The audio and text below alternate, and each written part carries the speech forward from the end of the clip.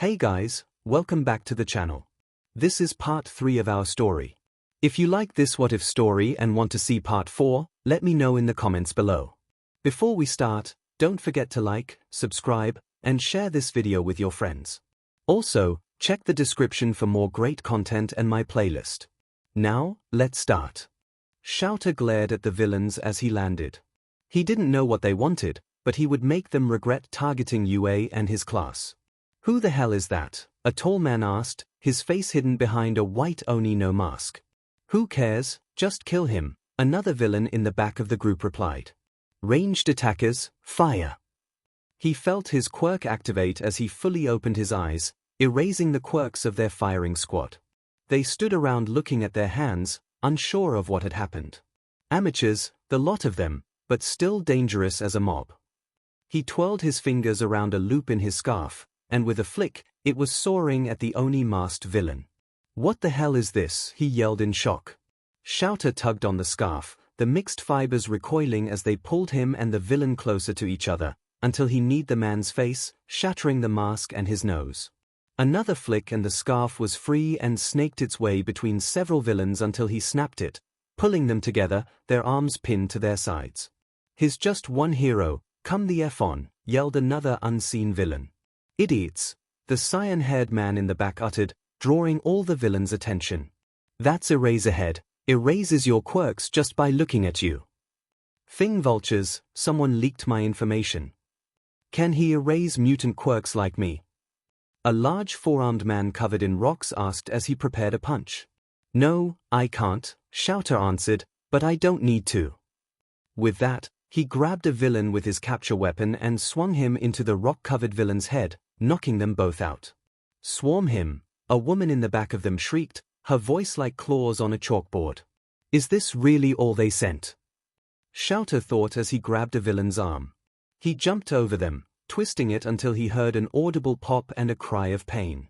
He ducked under a kick and swept the attacker's leg, applying an axe kick as the villain landed. The warper, the one covered in hands, and that brute are just standing there. Is this all they brought? At that moment, some sweat trickled into 𝐿𝐴's eyes, causing him to blink. Immediately, the warper vanished. F13, keep my kid safe. Izuku watched as Aizawa fought the villains. He knew the man was better at ambush fighting, but apparently, he had meant it when he told Izuku that he wasn't a one-trick hero one day in training. Midoriya, this is no time to be analyzing quirks, Ida intoned, grabbing his shoulder and pulling him back from the railing. Sorry, he uttered, heading for the rest of the class as they made their way for the door. However, they were stopped as a purple cloud appeared before them, a tall gaseous man in a nice suit arising from it. His body was a mixture of purple and black smog with ethereal yellow eyes that wisped away as they reached the edges of his form. Greetings. I am Kurogiri of the League of Villains, the villain said with a bow, introducing himself to them. I would like to take this time to thank you for playing your role in today's show.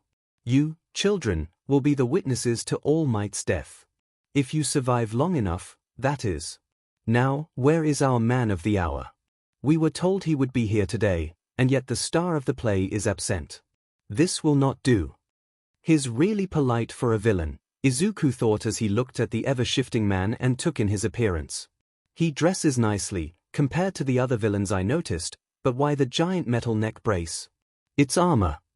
I don't know who you think you are, 13 began, stepping in front of the class, but you and your fellow villains will be stopped here.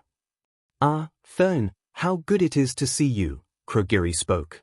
Unfortunately for you, you will not be enough to handle me. An explosion sounded from the right of Izuku, smoke enveloping them as Bakugo soared forward, flanked by Kirishima. That's why we're here, SHTF. Such unruly children, the villain disdainfully uttered, waving a hand before him, leaving a trail of purple smoke that quickly enveloped the two boys as they passed through it. Bakugo!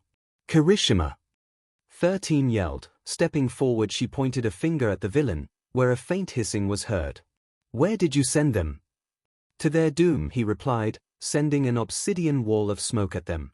Before it could reach them, it dissipated as 13 unleashed her quirk, absorbing the dark clouds, followed by parts of the villain's own smoky body. Always the rescue hero, 13. the villain snidely remarked as their form wavered in the onslaught of her black hole. Never the hero who attacks. With that, a portal appeared between them, and a second one appeared behind 13. Before she could halt her quirk, the black hole started tearing at the back of her costume, large chunks of white material ripping free, followed by a black misty substance. 13 howled in pain as she seemingly realized that she was tearing her own body apart with her quirk. 13. 𝐒𝐭𝐚𝐲 cried out in fear as the back hole subsided and the hero teetered to the side. "ch children, run away," she uttered. "Zero!" Izuku called out, startling the tape-dispensing boy. "Aim for his neck, those metal plates must be hiding something." 𝐒𝐭𝐴𝐽. "On it," she replied, face stern as Zero's tape flew forward and grabbed the neck guard, surprising the man.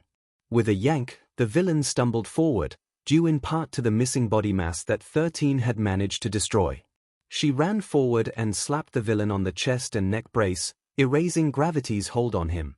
"Impudent brat," the villain hollered as 𝐂2 grabbed the tape strands and began a hammer toss with the villain, sending him away from them. "Ida, with me!" Izuku shouted, sparking up as he dashed for the door. He felt one for all transfer from his legs to his arm as he prepared a 10% punch, ping his arm back. "Get ready to run, Ida."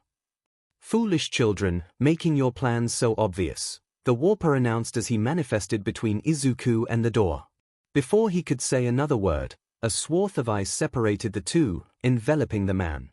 Izuku looked back to see Todoroki connected to the ice, exhaling misty breath as ice formed on his body. Izuku dodged around the frozen villain, and with a charged punch, caved the door in as it buckled under his strength, creating a gap between the door and the frame. Ida darted forward and pried himself through the opening, looking back at him as he escaped the USJ. "Ida, run as fast as you can, and don't stop until you reach UA." Izuku yelled at the boy. "We'll keep him busy." Izuku was cut off as he felt the floor beneath him suddenly disappear and he fell, seeing the ground rise up and past him as he passed through the floor. A black and purple line separated his vision as his body shivered at the touch of the cool mist of the portal. At the top he saw Ida's quickly diminishing form, and at the bottom what looked like a landslide with various people standing around staring up at him. There was more than one set of villains. "Izuku," his girlfriends cried out as he finally passed through the portal. Izuku was gone. He had gotten Ida through the door, yelled after him, and then seemingly fell through the floor. "Midoriya," 13 gasped out from the floor. "How shameful, I've allowed a student to escape," the villain tutted, staring at the open door before turning back to face them once more. "Still, I shan't leave you here to escape as well," he remarked, swiping an arm at them as several portals opened beneath them. "Now scatter and die." Acting quickly, Zero shot tape to the railing from one elbow, while the other shot tape into the middle of the class. "Grab on." Himiko reached for the tape, but it was too late. It missed her fingers by several centimeters. 𝐒𝐭𝐴𝐽 reached out to her, but their fingers merely grazed each other's before Himiko fell into the void, screaming alongside her classmates. She was shocked as water began pelting her. She looked around and saw that she was inside the monsoon simulation. She glanced back up and watched as another portal opened, spewing Tokoyami from it. Dark shadow erupted from the avian-headed boy's chest uncalled for and snatched her out of the air, squeezing her tightly. "Dark shadow!" Tokoyami bellowed at his quirk, straining his voice to stay calm. "Fine," barked the living shadow as its hold loosened, before it reached out for a building's ledge with its other arm and stopped their freefall. "Brace!" Tokoyami ordered, as the quirk enveloped them as they burst through a window. "I'm sorry," the boy called out, "I lost control over him." "Did I hurt you?" "I'm fine," she gasped out. "I heard something break over here," yelled a gruff voice. "SHT, more villains," the blonde reasoned. "We need to get out of here." "Leaving so soon, girl?" a raspy voice asked from the edge of the room. "No, it can't be." She looked up and saw a gangly man with a long ponytail of black hair wearing red body armor across his body. The chest plate held several knives, and his face was obscured by a mask composed of a red and black rhombuses. "Stain. It's been a while, girl, long time no stab," he muttered, a chuckle evident in his voice as he spread his arms wide. "Chizome." she exclaimed, darting forward and hugging him as he wrapped his arms around her. Toga? Tokoyami asked, looking at her hugging what looked to be a villain. Have no fear, little bird, I'm not here for you, 𝐂𝐸𝐽 said. I found out about the plan to invade UA when I happened across a hero and one of this group's recruiters, meeting up to discuss plans, he explained. I heard some nasty rumors about them, found them to be true. Who art thou? Tokoyami asked, apprehensive of the man. The one who guided Himiko to become a hero and not a villain, he cryptically replied. Speaking of heroes, he started looking at her costume. He limply picked up the scarf. Isn't this a little too ostentatious for a hero to wear so openly? The staff at UA know about our connection. Nezu had footage of our first meeting that he kept hidden, she meekly explained. Nezu, he growled out, no doubt playing one of his games. He got me free from my parents, he makes sure I have enough BLD to drink, and so has All Might. She rebuked. I meant no slight. While Nezu may not be your regular hero, he does right by children, he stated, placing a hand on her shoulder. Thank you, she whispered, knowing the moment won't last. I promised you, didn't I? That I would look after you, he reminded her, cupping her cheek. She sniffed at that, feeling a tear well up. Why couldn't you have been my dad? I know, but I said we couldn't remain friendly, with how I'm walking a different path, she muttered. I remember, but your safety is more important, he replied. While I won't help you or hinder your work as a hero, I also won't let you or him be killed. I said it before, you two will be true heroes, and I will see that vision to fruition. Below them the sound of a door being kicked open was heard. There's a broken window up there. Check inside, a nasally voice yelled. Wait here, after a few minutes, you should be able to leave this building and head for the exit, 𝐒𝐸𝐽 commanded, drawing his sword. But, no, Himiko. I will not allow you to stain your hands in BLD, they mean to kill you children, and I will not let you die. With that, he was out the door. The sounds of yelling were heard as he took on the villains who had entered the building. Their cries were loud and sharp, but quickly died out, leaving only the sound of the pelting rain against the intact window. Toga, Tokoyami began. Not now, Tokomi, she muttered, wiping her eyes. Who the F was that? Dark Shadow questioned, bursting forth. Diminu, fiend, Tokoyami grunted, as he tried to wrangle his quirk under his control again. One of the first people to tell me that I wasn't a monster, and that I could walk in the light and be a hero, she answered. It's funny, isn't it? A villain telling someone to be a hero, thy path hast led thou here. Pray tell, will thou continue on this path, or fall to the dark void that threatens to consume us? He asked in his funny way of speaking. I want to walk in the light with Izuku, but also work in the dark so I can save those like us who are falling, she answered. Then let us escape this abysmal torrent of rain. Sure, she agreed, heading for the door. I meant using the fire escape, he muttered, dropping his speech pattern. Plus, he began motioning to the door, gesturing with his hand. Ah yeah, probably not something we should see, she noted. Also, if anyone asks, that was a vigilante that saved us. He called himself a villain though, yes, but he used to be one, and that was his outfit, she explained. Do you think our comrades have been as lucky as we have? She shook her head solemnly. Momo felt the floor disappear beneath her as Izuku plummeted out of sight, his name on her lips as she screamed after him. Zero's tape flew by her, but she was too stunned to grab it. As she entered a free fall, she saw a mass of blue rising up, broken up what looked to be a small yacht. Screamed a voice from beside her. She looked and was horrified to see Kaminari flailing as he fell beside her on her right. She remembered his words from the bus. None of his family could swim, afraid their electricity quirks would misfire in the water and injure or kill themselves or others. Ribbit, she looked to her left and saw Zu, looking at them. Life preserver, the green-haired girl called out, gesturing at the boy as they neared the water. Momo's mind raced as a white and red life buoy erupted from her thigh, connected to her by a rope. Kaminari managed to grab it as they hit the water. Cold. It was cold in the water. She opened her eyes and saw her classmate hugging her creation as if his life depended on it. A dark figure moved beneath them. Zu, she thought, thinking her classmate had simply dived when they hit the water and was coming back up to grab them. The figure came into focus. It was not 𝐒, and it was not a classmate. A large man with a shark quirk was rapidly approaching, grinning as he revealed rows of serrated teeth. "Nothing personal, kids, time to die," he yelled, his voice reaching them as he spoke underwater. His mouth opened fully, revealing more teeth than she had ever seen before.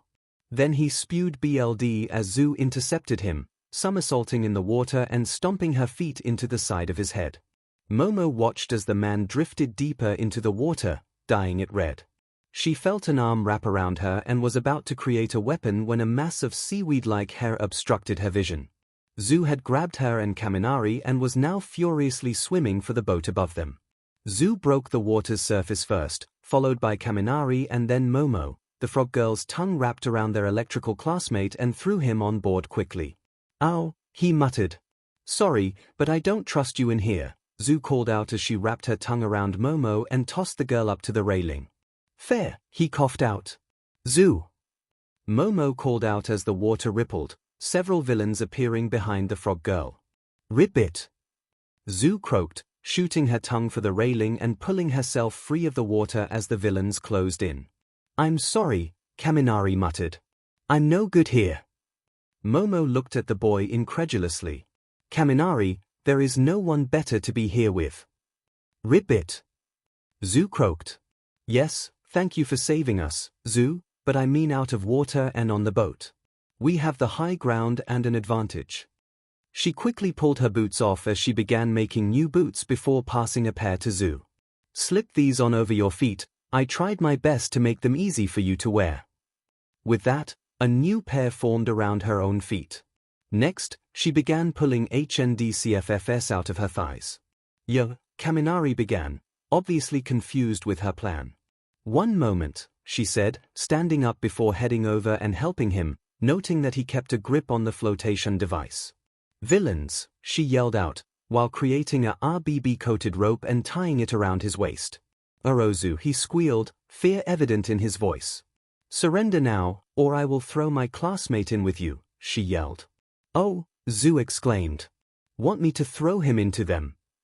"There is no throwing me into that. I can't swim." The villains laughed at him. "What's that baby can't swim?" a seaweed-looking villain called out. "Why is this so hard to understand?" he yelled, holding a hand up, sparking it with electricity. "It was too risky to teach me." The villains' laughter stopped as they realized the blonde boy could fry them. He hugged his life preserver closer to his chest. "Are you really gonna throw me in there?" he meekly asked. "Not unless they attack us," she whispered in his ear. "𝐒, back right leg," she muttered as she began forming a modified harpoon gun, but instead of a harpoon, it was loaded with a steel mesh net. "Is that a harpoon?" the girl asked, slowly grabbing the weapon. "Net gun, but the cable and net are steel. If they move to attack us, fire it, and Kaminari, you grab the cable and feed your quirk into it," Momo quickly explained. I won't kill them, will I?" Kaminari asked, sounding apprehensive about the plan. "The water should diffuse it enough to be non-fatal, but as President MIC told us the other day, accidents happen," she answered. "We're first-year hero students in our first week. If anyone tries to blame us for this, I'll see to it that my family lawyers destroy them." "Enough waiting," an octopus-looking villain yelled from the back of the group. "They can't stop all of us if we go at once." The villains looked from the octopus man to the students on the boat, a glint in their eyes. "Ribbit," 𝐒 uttered. The net gun was free of Momo's body now, and the frog girl was ready to fire it. At once, the villains began swimming forward in a group. "𝐒!" Momo yelled. "On it," she called back, pulling the gun up and aiming it towards the villains. There was a hiss as she pulled the trigger, launching the net into the air, where it unwound in a spiral, growing larger. Kaminari quickly grabbed the steel cable connected to the rope, and an audible thrumming was heard as he electrified the net. As their net touched down over the villains, several ducked under the water, but it was too late. The water hissed and popped as the net made contact, shocking the villains at the surface, who kicked and thrashed, hitting the ones beneath them. "Kaminari, stop!" Momo yelled as she watched several villains convulse before going limp, while several of them floated up from below. You are getting those swimming lessons when we get out of here, 𝐂 commented, watching the villain's still bodies, even if I have to teach you myself. Yeah, sure, he agreed. We need to get off this boat and onto dry land, Momo stated, looking the boat over. There might be a raft we can use, if not I can make one, but it will take a while, she mused. Is this a boat? Kaminari asked, holding a RBB cube up. Momo stared at him blankly. What? Yes, 𝐂 answered, intervening.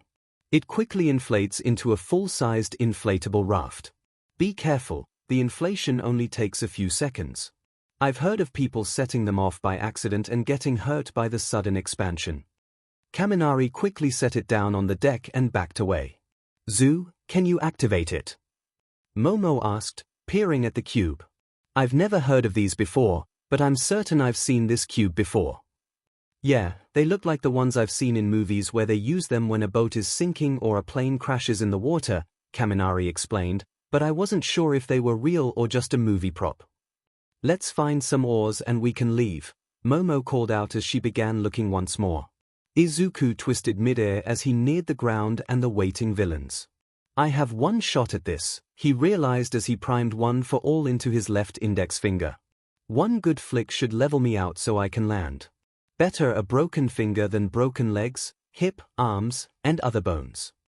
Get him, a spike-covered man bellowed, pointing his hand at him, the spikes moving to aim at him.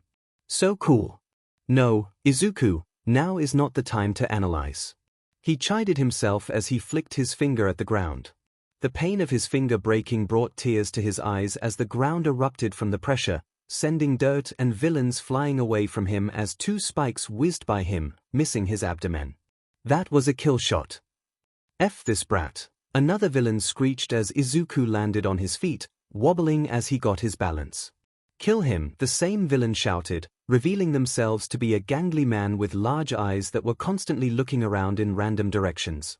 Sorry, my girlfriend says I'm not allowed to die, Izuku quipped as he felt one for all charge his arms and punched a charging villain who had a wide set of ox horns growing out of his temples.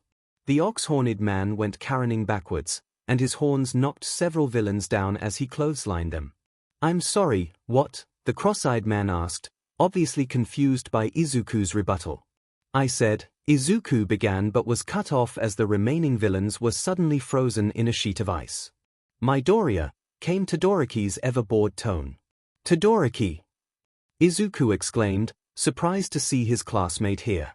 Is it just you? He asked, looking around. I didn't see anyone else fall with me, he replied, as he headed to the cross-eyed villain. All right, I wanted to make sure you didn't freeze one of our classmates, like Toru or 𝐂, Izuku supplied. Why those two? Well, Toru is. Well, she's naked for her costume aside from the gloves and boots, and 𝐂 can enter torpor if she gets too cold, Izuku sheepishly explained. Oh, the dual hair-colored uttered. What are you doing? Izuku questioned as he watched the boy place a hand on the frozen man's body. You'll see, he replied as steam started to form. The villain gasped as he was able to take a full breath of air, his chest now free of the ice while his arms remained frozen. Your warper made a comment about how apparently you villains are here to kill All Might. I fail to see how people so easily caught could attain such a feat, the boy stated. What is your plan? I'm not telling you brats anything, the villain spat. You know, if I leave you like this, hypothermia will start to set in, and you could lose your fingers and even skin to frostbite, he coldly replied, reapplying the ice. Holy 𝐿, that's Endeavor's kid, another villain uttered, drawing the attention of the other frozen villains. And you were supposed to kill us as well, Todoroki stated, sounding annoyed due to the mention of his father's name. It's that black thing, the spiked villain announced. Idiot, what are you doing? The cross-eyed man yelled, trying to look behind himself.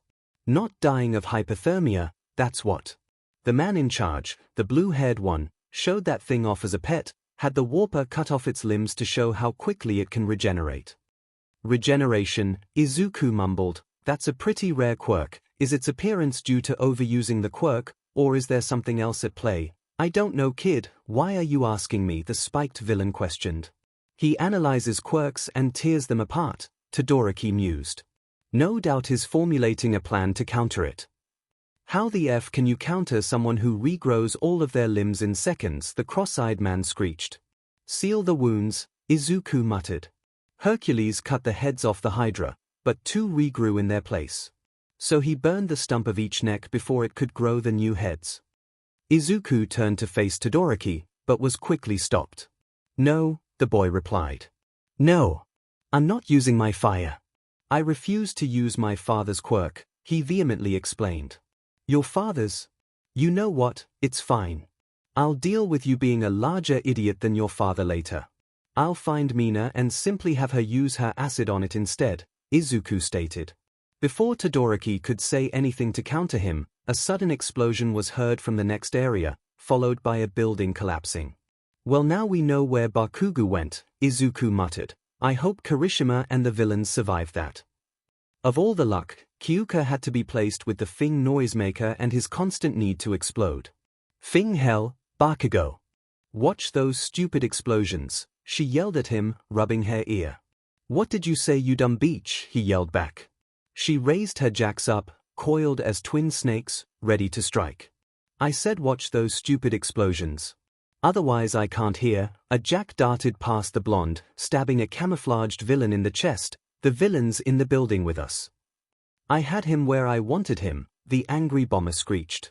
Can we not fight amongst ourselves? Kirishima asked from his place on the ground, grappling a villain who had burst through the floor. Fine, she answered, stabbing the struggling villain in the chest, sending her heartbeat through him. Thanks, the redhead uttered, climbing up off the floor. Enough of this, Bakugo stated. I'm gonna find that Diamond Warper and blow him the F up. Dude, why? We need to regroup with our classmates, her other classmate pointed out. Because here's how they got in here, and how they plan to get out, the blonde replied, smacking his fist into his hand. Get rid of that DMN warp quirk, and they can't escape. Okay, that makes sense, the boy mumbled. I guess let's head out of here before it collapses anymore. Yeah, I can hear the building groaning each time he explodes, she stated, heading for the door. Bakugo huffed as he followed after her, standing in the street beside her as he exited the building. She sent an ear jack down to her boots, plugging it in as she sent her other jack into the cracked concrete. She pulsed her heartbeat through her shoe's speaker, searching for any signs of movement, and was startled to hear several thugs in the building across from them.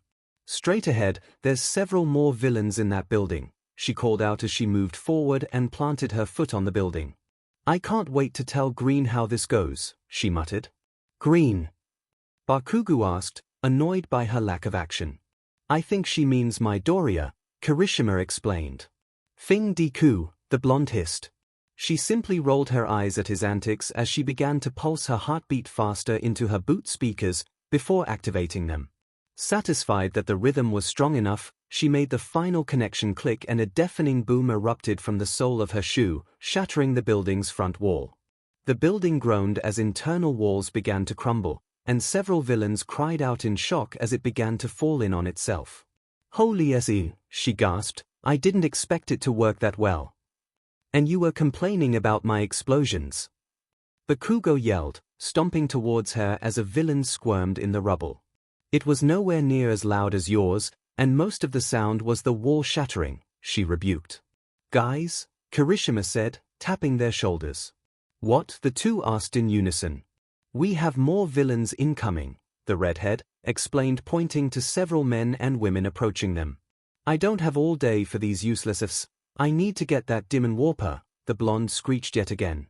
Is he rabid or something? One of the men in the back asked. Kyuka snorted at that. Probably, she muttered. F.U. weird ears. Shouter sent that last of the thugs sprawling, wincing as he heard his joint start to crack at the strain of the elbow jab he delivered to the woman's sternum. Or maybe it was her sternum breaking, he wasn't too sure now. Eraserhead, the cyan-haired man said, his voice full of mirth, but his facial expression was hard to read with the hand covering it. An excellent job dealing with the weak mobs I brought along. I had hoped a Zerg rush would have been enough, but it appears they were just cannon fodder before you. Was that a video game reference? He sighed as the man began to slowly clap, the hands gripping his arms unmoving. I assume this means I just need to get rid of you now. Oh no, the younger man replied, now standing there alone. I'm not the final boss for this level. He is. Aizawa's eyes widened as he realized that the hulking monstrosity was absent. Elbred breathing sounded from behind him, the breath hot and foul-smelling as it enveloped him. Numu, have some fun with him, but don't kill him just yet, the hand-covered man ordered. Then 𝐿𝐴 was airborne, hissing in pain as his back ached from the sudden blow. He twisted in midair, locking his gaze upon the brute called Numu. He could handle this. Don't leave your guard down like that, Eraserhead, the villain tutted, standing behind him now. 𝐿𝐴 spun on his left foot, elbow primed for a strike. 17, the man mumbled, grabbing his elbow mid-strike. It's been 17 seconds since your hair last fell and your eyes quit glowing. The span between that is ever shrinking. You can't handle this much fighting, can you? He caught on. He realized as his hair fell down upon his face, blocking his vision of the man, only allowing him to see tattered lips spread in a wide grin, blood welling up in the cracks. Then searing pain erupted from where the man had caught him. He looked at his elbow and saw his sleeve was cracking and flaking away, showing his arm undergoing the same process as the skin dissolved, showing his flesh and bones at the joint. His mind was filled with the image of the gate at UA that had been simply eroded away.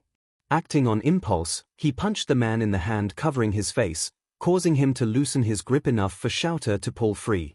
Father, the man cried out as the hand fell from his face. He scrambled after the hand and gingerly picked it up, holding a finger up on each of his hands as he caressed the hand. I have you, father. Father! 𝐿𝐴 thought with a sick feeling growing in his stomach as he watched the villain reattach the hand to his face, hiding his scarred visage.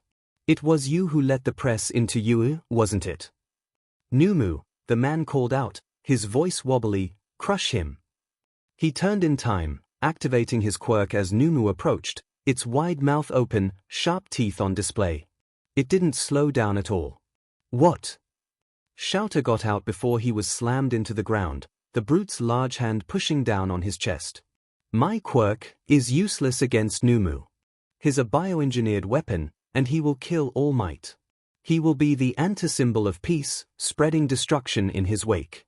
The man, no, he looked barely older than the third years at UA, he had to only be a few years older than his students. The youth grinned through the hand on his face as he finished his boasting.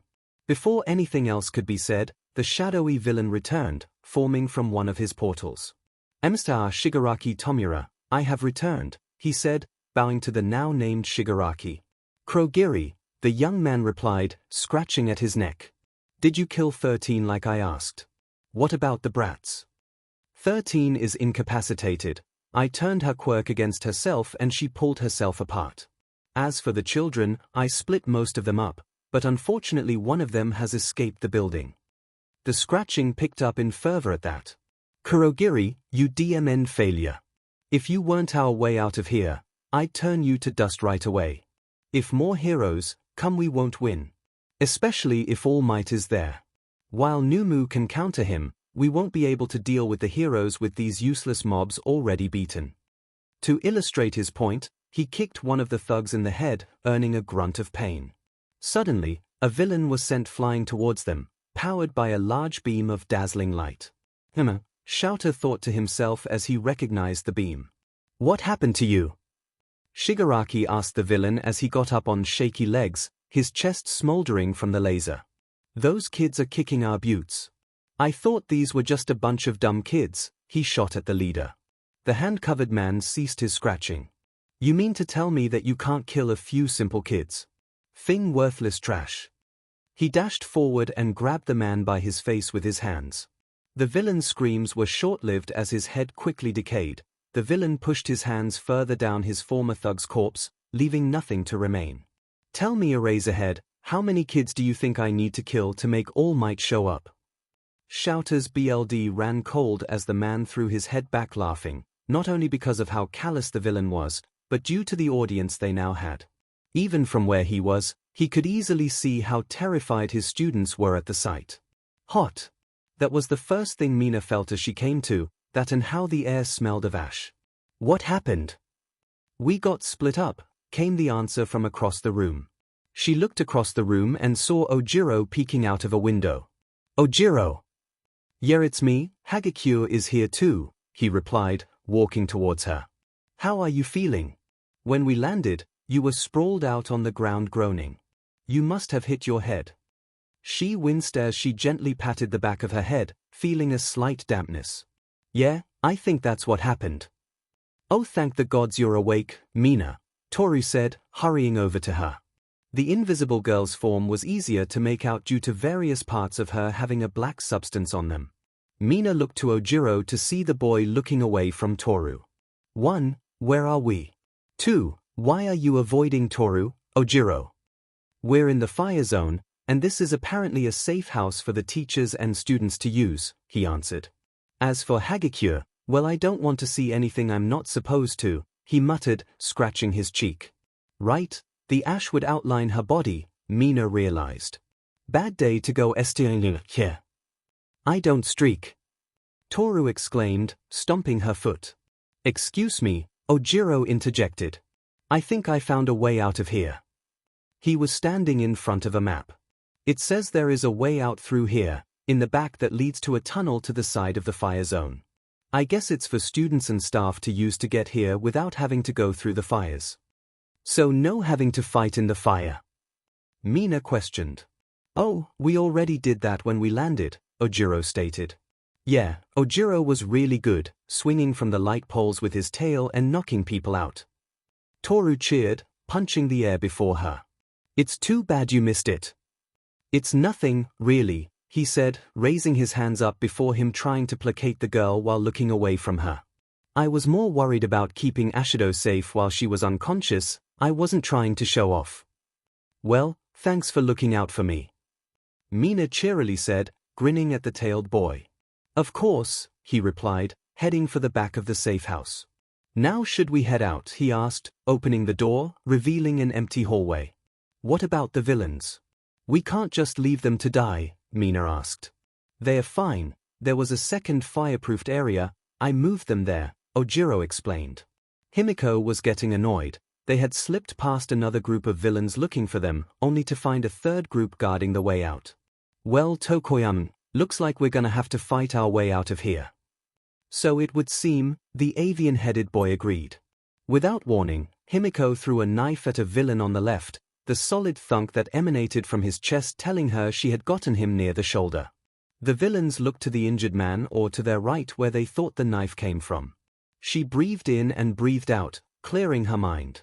Out of the corner of her eye, she saw Tokoyami looking around trying to find her. Good, her presence was gone. She sprang from their hiding spot, tackling a villain to the ground as she sank her clawed fingers into his shoulders.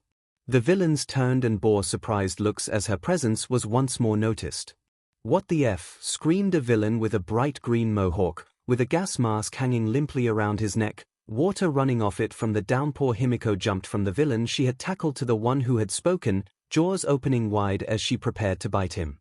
His strangled screams made it out as her jaws began crushing his throat. Such nasty bleeding, she thought as she bit down harder, feeling his throat about to rupture before she suddenly released him and let him fall to the ground, hands rushing to the gushing neck wounds. He wouldn't die from a superficial bite like that, but they didn't know. This beach is crazy, another villain called out. Beach? She asked, liking the BLD from her lips. I'll show you crazy. Before she could act, a black mass swarmed over the villains in the back. Don't ignore me. Let me free. Let me rampage. Dark Shadow raged as he threw one of the villains against a wall, an audible crack sounding as the man's arm bent the wrong way, the bone ripping free of the skin. The villain cried out in agony as he landed on the injured arm. My arm. My fing arm. BLD pulled out beneath him as he tried to grab his arm. Halt, demon. Tokoyami bellowed at his quirk. Cease your rampage, lest I cease it for you.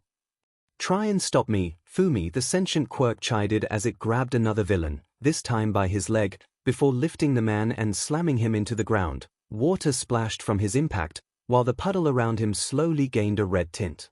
We'll kill you Fing kids, and tear your bodies to shreds, a villain yelled, but he was silenced as a thunk emanated from him. Himiko looked at the man to see a knife protruding from his forehead. The man's eyes quivered before his body fell forward, splashing her with water. I had hoped to keep your hands free of BLD today, but it appears it was not meant to be, a figure stated as they emerged from the rain. 𝐒𝐻𝐽, she whispered to herself. He suddenly looked at her classmate struggling to control his quirk. No, she shouted, worried he would take the lack of control as reason to kill him. Boy! 𝐒𝐻𝐽 called out. Tokoyami and Dark Shadow both turned to face the man as she felt his killing intent suddenly envelop them. It was thick, she could almost taste the hatred in it. Tokoyami stumbled to the ground, breathing, as Dark Shadow quickly retreated, while the villains took several steps backwards, some even falling down in fear. Get your quirk under control, or next time we meet, you won't be so lucky, 𝐒𝐻𝐽 chastised. Tithatama, a villain with a slug mutation quirk said, interrupting them, I thought I recognized it. I thought you were finally dead. Who is this punk? I thought he was with us. Another villain questioned. 𝐶𝐻𝐿, the slug villain replied. Never heard of him, but it won't matter when he's dead. You don't understand, he's a vigilante that kills villains, the slug cried out, turning around and trying to run away. Himiko, 𝐒𝐻𝐽 called out, stop him. Himiko paused. While she considered herself still a disciple of Stain, she couldn't condone his methods. What would Izuku think? What would Toshi think? She would trust him. She darted between the villains between her and the fleeing slug villain, knives flashing as she aimed for his legs. She threw them. The villain stumbled and fell, crying out in pain. Desperate to get away, he began crawling, but was stopped as 𝐒𝐻𝐽 landed on top of him. I can't have word getting out, I'm still around, he muttered before driving his sword through the villain's back. He pulled the blade free of the body and turned to face them. Himiko, would you be so kind as to help me get rid of them? I won't kill them, she shouted at him. I told you I wouldn't walk the same path as you.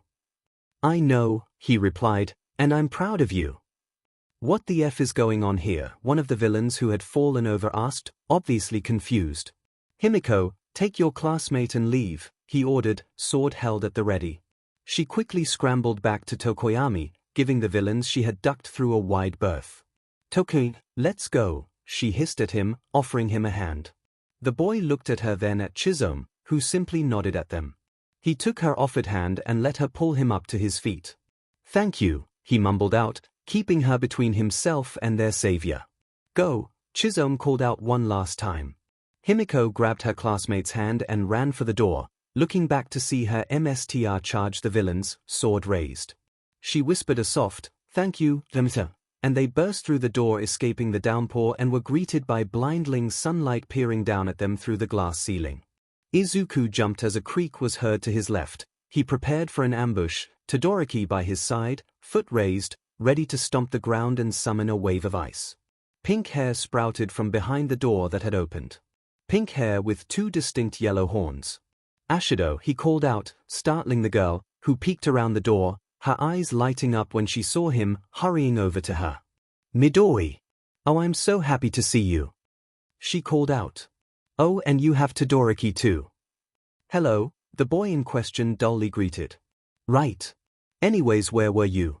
We saw you get Ida out, then you fell through the ground, and you were gone. Then we got split up, and everything was on fire. The pink girl hurriedly said. Ashido called a voice from the tunnel way she had emerged. I found Midori and Todoroki, she called back, before turning back to face him. I was with Ojiro and Toru in the fireplace, she explained, pointing at the fire-themed dome behind her. Are you guys all right? He hurriedly asked, worried something had happened. I bumped my head when I landed, but they seemed fine when I came to, Mina answered, waving offhandedly. We're fine, Midori, 𝐔𝐻𝐽 offered as she walked out of the tunnel. Izuku felt his cheeks heat up and quickly looked away. You too, the invisible girl asked aloud. It would be rude, Izuku offered. See, my Doria gets it, Ojiro responded, walking over to where Izuku was looking, doing his best to avoid looking at 𝐔𝐻𝐽 when he turned to face him. I don't get the big deal, 𝐔𝐻𝐽 huffed. It's just like seeing the outline of Mina's curves in her outfit. Izuku strangled a noise that threatened to creep out of his mouth. Oh my god, 𝐔𝐻𝐽 muttered. I'd feel like, well, like that Mineta creep if I looked, Izuku pleaded. Man, Himiko really wasn't lying when she said he respected women. Ashido said to 𝐔𝐸𝐽 while chuckling at his antics. It's not like you can see anything inappropriate, Todoroki stated. Izuku snapped his head to look at the dual-colored boy who was looking at the two girls. It's true, just some soot on her arms, legs, and stomach area, the boy announced. Wow, I can't believe you looked to see if you could see anything or not, Mina said, smirking at him. Is now the time to be making jokes, he bluntly asked. I was hoping to ease the tension. Before she could finish her sentence, a set of doors burst open to the monsoon simulation and a drenched and blooded Himiko ran out, Tokoyami in hand. His quirk came out quickly and slammed the doors shut behind them. A faint sound of metal bending was heard, followed by dulled screams of agony and pain. Himiko! Izuku yelled, bolting to his girlfriend's side. Aizu, baby! Himiko called out, still dragging a rather shocked-looking Tokoyami behind her. What happened? Are you hurt? He frantically asked as he reached her, pulling her into a hug. Tokoyami relented into giving Izuku a side hug fronty back as Himiko had yet to release him. It isn't her BLD, Tokoyami solemnly answered. Oh, thank the gods, Izuku said, his body relaxing as he felt his body distress. Was that screaming I heard? Ojiro asked as the rest of the students approached them. We should go, Tokoyami said as he began attempting to get free of Himiko's grip. What happened to you two? Ashido questioned, her voice wobbling as she spoke. Himiko leaned into Izuku's ear, her voice barely audible. Stain saved us. He's here. Izuku choked out. She nodded, releasing her hold on Tokoyami as she used her now free hand to begin playing with her red scarf. He's in his old vigilante gear, a black and red getup, with his face hidden behind these two red and black rhombuses. A villain recognized him, Himiko began.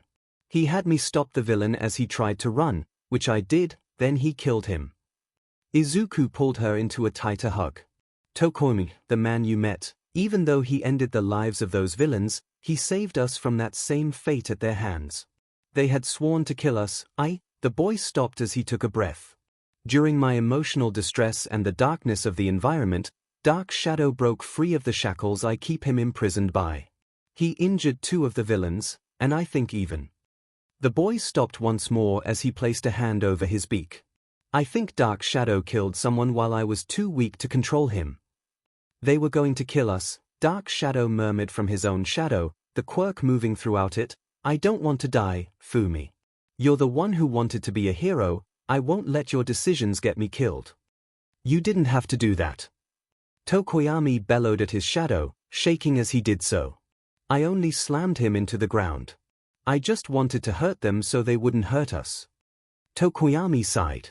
Dark Shadow, Himiko began, getting the boy and his quirk to look at her. Thank you for protecting us, even when you were rampaging. I'm sure Tokoyami appreciates it, but he can be punished for your actions. She paused as she gingerly stroked her scarf once more. In a way, he is trying to protect you as well. That man who saved us, society may call him a villain, a monster, or a murderer, but to me, he will always be my hero. They were silent as they took in her words. Izuku knew who she meant, and he also knew how tough it was for her to admit what she had said. While she still claimed to be a disciple of Stain, she had stated that she would work for his goals by more legal means, to show that his ideals were credible. Now though, Stain had butchered villains meant to kill her and their classmate. He sighed deeply as his thoughts raced. If I didn't know about Stain, his ideals, his aspirations, his influence on Himiko to be a hero, I would just call him a villain and be done with it. Yet the man looks up to All Might and loves heroes, but is maddened by the ones he calls fakes. It was a lot easier when I thought heroes and villains were white and black, not all these shades of grey. Not to break up this probably touching moment, Ojiro said, but is that a boat coming to shore? He pointed to the large shipwreck zone, where a small dinghy was slowly reaching the water's edge. Izuku looked at the area they were heading towards to check if any villains were there and was surprised to see many people lying around on the ground, as well as the figure of Aizawa fighting several villains while the villain with the hands across his body and the large muscular one watched. Mr. Aizawa's kicking their butts, Mina observed. For now, Izuku commented. What do you mean? Ojiro asked. That large villain has a regeneration quirk and they plan to use him to kill All Might, Todoroki explained. They can't kill All Might, right? Hagekyo asked them, her voice wobbling. Of course not. Mina exclaimed. Izuku and Himiko shared a look. They both knew that someone had come close to doing it in the past. Momo let out a sigh of relief as their small boat bumped the edge of the shipwreck zone. They had constantly been checking for underwater villains that had either recovered from the shock or hadn't been caught in it and were out for revenge. We made it, Kaminari began, but he was quickly silenced by Zu, placing a hand over his mouth. Ribbit, Mr. Aizawa is still fighting those villains, we don't need to attract them to us, Zu whispered to them, removing her hand from the blonde's mouth. He quickly nodded. I don't think Mr. Aizawa has seen us yet, Momo stated in a low tone. It might be best to sneak around the central plaza area instead of going straight for the stairs. How do we get by? Kaminari whispered to them. This boat was noisy to get into, I expect it to be loud when we get out. Get us to that light fixture and I can lift us out with my tongue, Zu said in a hushed tone, pointing at the nearby lights. Momo nodded before very slowly returning her oar to the water, gently pushing their boat away from the villains similar to the gondolas in Venice. Hey, is that Izuku? Zu pointed out as several students appeared from behind a building, heading towards them, at the front of the group. Were Izuku and blooded Himiko. Oh no, Himiko, Momo gasped out, worried her new girlfriend had been injured. As they came closer to the water, it was more obvious then that the BLD wasn't hers after all. That was only mildly comforting to her. Wait, didn't I essentially just tell Kaminari it was okay if we killed the villains? I need to work on my priorities. I think those license to kill bodyguards my family uses may have warped my perception a little when in life and death situations. Momo, are you guys okay? Izuku asked as he grabbed a handle on the boat, pulling it against the water's edge so they could disembark. We're fine for the most part, she replied. I was able to make Kaminari a life preserver in time thanks to Zu. Ribbit, yeah, and we shocked the villains with a metal net and Kaminari running his quirk through it. Zu chimed in with a small croak. Holy SHT, Himiko muttered. I kept the voltage low, the blonde replied, still hugging his life preserver. So what is our plan for getting out of here? Ojiro asked, looking around them in case a villain tried to sneak up on them. I got Ida out, so he should be reaching UA soon, Izuku stated, holding his chin as he began to think. That large villain next to the one in the hands is called Numu. Apparently it has a strong regeneration quirk. The villains in the landslide zone said they had the warper cut off its limbs to show it off. That sounds really tough, Mina said. We're not fighting him right. I mean, this is our first week of UA, not all of us have the training to fight a villain the same size as All Might. I don't want to fight him either, Izuku reassured them, but I would prefer to have a plan in case we get attacked. Now they referred to Numu as a pet of sorts to the leader. Mina, if we get attacked, I would want you to use your acid against it. I know we haven't talked much on changing its properties like I had wanted to do, but whatever you can throw at it will be fine. It had been several minutes since Izuku and her classmates had been swallowed up by the black and purple clouds, and Okiko was worried. They hadn't seen where they had gone, or heard anything from anyone. Shortly after the villain had taken most of her class from her, Zero had tried to catch their class with his tape, but only herself, Seitu, and Shuji had managed to catch the tape and remain at the entrance to the USJ. The villain seemed content with how many classmates he had taken away before looking at the damaged door and retreating for the time being. Shuji had transformed his extra hands into eyes and ears as he began scanning the USJ for the classmates. He had alerted them to who he had heard and where it came from, but also informed them that the villains in the plaza weren't the only ones there. It seemed as if each zone had a group of villains in it. She knew Momo was in the zone with the large boat, and the large dust-up from the zone that looked as if a mountain had fallen apart apparently held Izuku, but Himiko must be in one of the contained zones in those domes. Yururaka, 13 called out, you and the others should get out of here. We can't just leave them, what if they get away from where they were sent? Okiko asked, squatting down to better hear the injured hero. If they get out and see that we left, they may think we abandoned them. You wouldn't, the pro began, but coughed, abandoning them, I would be here to let them know. "We can't leave you 13, 𝐂𝐿 said as he applied more tape to her damaged costume, attempting to seal it shut. "That wouldn't be very heroic of us." 13 chuckled at that. "I appreciate your sentiments, but you're just students, leave this to the pros." "Hey, a door just burst open," 𝐔𝐬𝐽 called out, gaining their attention. "I found Toga and Tokoyami, they were in that blue dome, apparently." "Oh, thank the gods," 𝐒𝐿𝐽𝐿 muttered, her boyfriends and girlfriends were safe. The irony of it all was not lost on her. She confesses and gains a boyfriend and 2 girlfriends, and then villains try to kill them, all on the same day. What else can you tell us? Mr. Aizawa just got done with the villains except for the one we encountered, the hand-covered one, and that large black hulking one, 𝐒𝐽𝐽 announced. "Oh, so it sounds like Mr. Aizawa is almost done," 𝐂𝐿 summarized. "That's good." "Right. That's not good," 𝐒𝐽𝐽 cryptically replied. "Hey, what?" 𝐒𝐿𝐽𝐿 began. "That thing is fast, and Kurogiri is back with the hand guy," 𝐒𝐽𝐽 supplied. "SHT. They got Mr. Aizawa, he can't handle them both when they attack from the front and behind." "Hey, what's that shining over there on the mountain?" 𝐂𝐿 asked. "It must be 𝐒𝐬𝐽𝐫 and 𝐒𝐬𝐫 fighting their villains," 𝐒𝐽𝐽 offered, an eye stalk looking where the yellow-clad boy was pointing to. Before anyone could say anything, a laser tore through the mountain area, a villain on the receiving end, before it flickered out of existence. "If we stay low and quiet, we should be able to sneak by," Izuku stated, going over a rough outline of their plan. "If, and only if, we get spotted will we engage the villains. Ida should be reaching UA soon and alerting the school. All Aizawa needs to do is hold out for reinforcements." "Weird time to say it, but this is similar to my battle trial," 𝐔𝐬𝐽 pointed out, "but without 𝐒𝐽𝐽 driving a bus into the villains or me fake crawling through vents." "True," Himiko agreed, "but let's hope we get out this better than Kirishima did." Izuku sighed. "Why did you have to say that?" "Sorry," his blonde girlfriend replied. "What happened?" Todoroki inquired. "Bad luck," Izuku replied. The emotionally constipated boy scoffed. "Bad luck? I don't need your sass, Todoroki. I'm trying to ensure we get out of here unharmed, and the universe hates me and my plans when people say stuff like that." Izuku snarked at him, causing the bicolored boy top open his eyes wide in surprise. Like being too loud at home," he muttered. Izuku decided he did not like the tone of those words. "Issues for later, Izuku, issues for later." Before anyone could say anything else, a bright light erupted from the mountain zone behind them, brightening the area around them.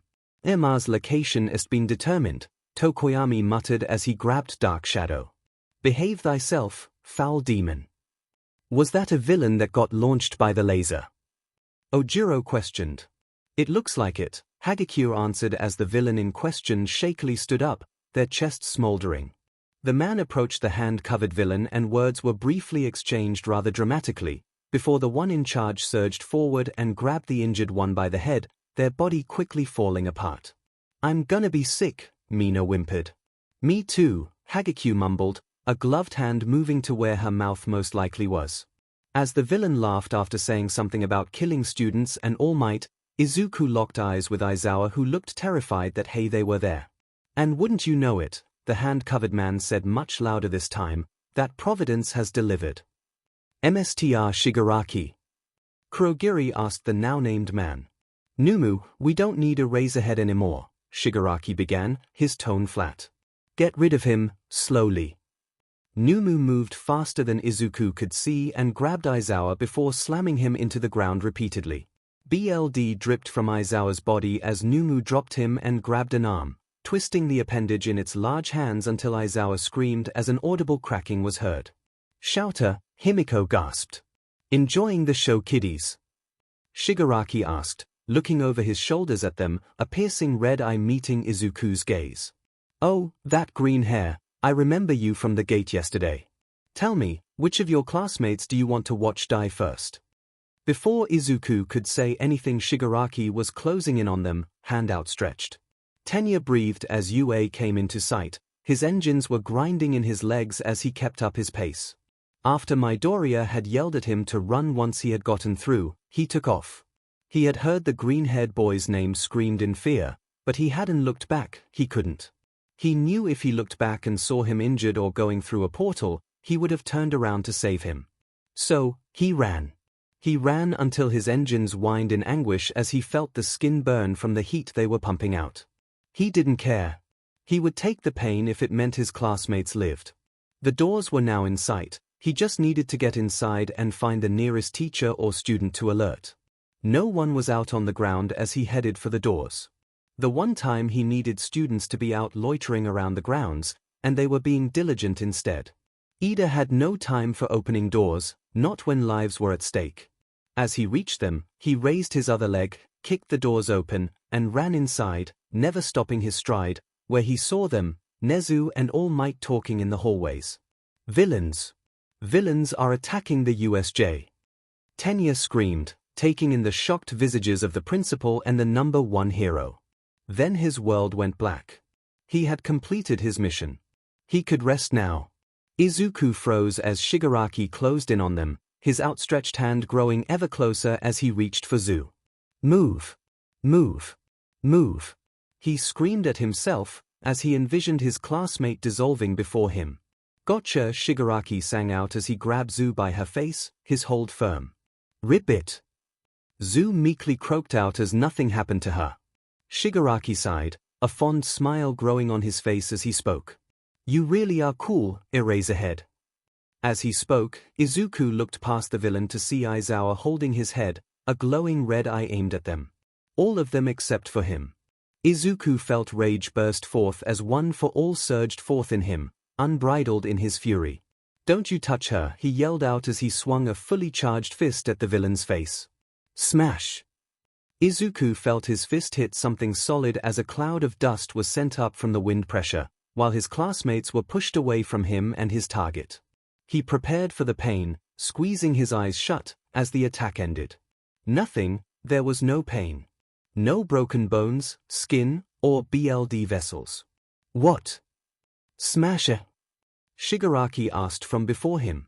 I guess you're an All Might fanboy then.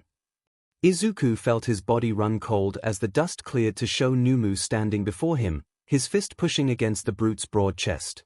Its body was littered in red scars where the skin had torn from the bulging mass of muscles it barely contained. The largest issue, however, was that the creature had not budged aside from blocking the attack. This can't be good, Izuku thought as the large black villain blankly stared down at him, his unblinking eyes, nestled in his exposed brain, zeroed in on him. Shigaraki simply pushed Zu away as he turned to properly face him. So instead of watching your friends die, you would offer yourself up. How heroic of you, the villain leader chuckled. Still, I wanted All Might, not an All Might fanboy. You see the issue here, yes. Izuku made to retreat, but Shigaraki was quicker, grabbing him by his arm, a pinky held out, a mockery of how Okako held items to keep them from floating away. Not so fast, little hero. Shigaraki paused mid-sentence as he looked closer at Izuku. You're scared, but not of my quirk. Why is that? Izuku gulped, not ready for this kind of quirk analysis. Your pinky finger isn't touching me. You probably need all 5 fingers on one hand to activate your quirk. I know of someone who does the same due to their quirk. Shigaraki smiled at him, his lips cracking as they stretched over his teeth. My, how observant of you. Tell me, what do you think my Numu's quirk is? He asked, sounding rather smug. WL, a villain mentioned you showed off his regenerative abilities, Izuku meekly offered, unsure where this conversation was going. Oh, we had a traitor in our midst then, the villain asked. I'll be sure to deal with him, would you be so kind as to tell me who it was? I see can't. The grip tightened. Why not? You'll kill them, Izuku explained. They are a villain, just like me, the man. Countered. They are a human being, just like us. Izuku spat back, freezing as he realized what he had done. Sorry, Shigaraki muttered, chuckling at him, but you've failed the persuasion check. Numu, if you would. He gestured to Izuku as he released his hold on him. Was that a dungeons? Izuku asked, but was caught off guard as the hulking villain's fist slammed into his ribcage, forcing the air out of his lungs, followed by his breakfast, and then BLD Izuku flew backwards until he hit the water fountain in the center of the plaza, where he coughed up more BLD as he slumped onto the ground, propped up the fountain. He didn't die right away, Shigaraki whined. Oh, well, he won't live for long with those injuries, I think. Izuku coughed, spitting out BLD as he tried to breathe, feeling a sharp pain in his chest. My chest, he crushed my chest with a punch. How? His quirk was a regenerative one. Is he just that strong, or? No, he called it a bioweapon. Could it have multiple quirks inside of it? Izuku's mind raced as he tried to take in all of the information he was presented with. How? He gasped out, skiing in air as he talked, the pain burning his lungs. How is it so strong? Oh, you are a curious one, aren't you? Shigaraki asked as he walked towards Izuku. Well, I know Sensei says that the old villain's tropes served a purpose even if I don't see them, so I'll humor you as a dying wish. Numu has 4 quirks, little hero. 4 quirks. Izuku coughed out. I've heard of people having 2 quirks, Izuku said between breaths. But 4 just seems impossible, his eyes widened. All for one. Izuku felt tears begin to form in the creases of his eyes. Shigaraki smiled down at him. Crying here? Don't worry, the pain will be over soon, little hero, Shigaraki chuckled as he reached for Izuku.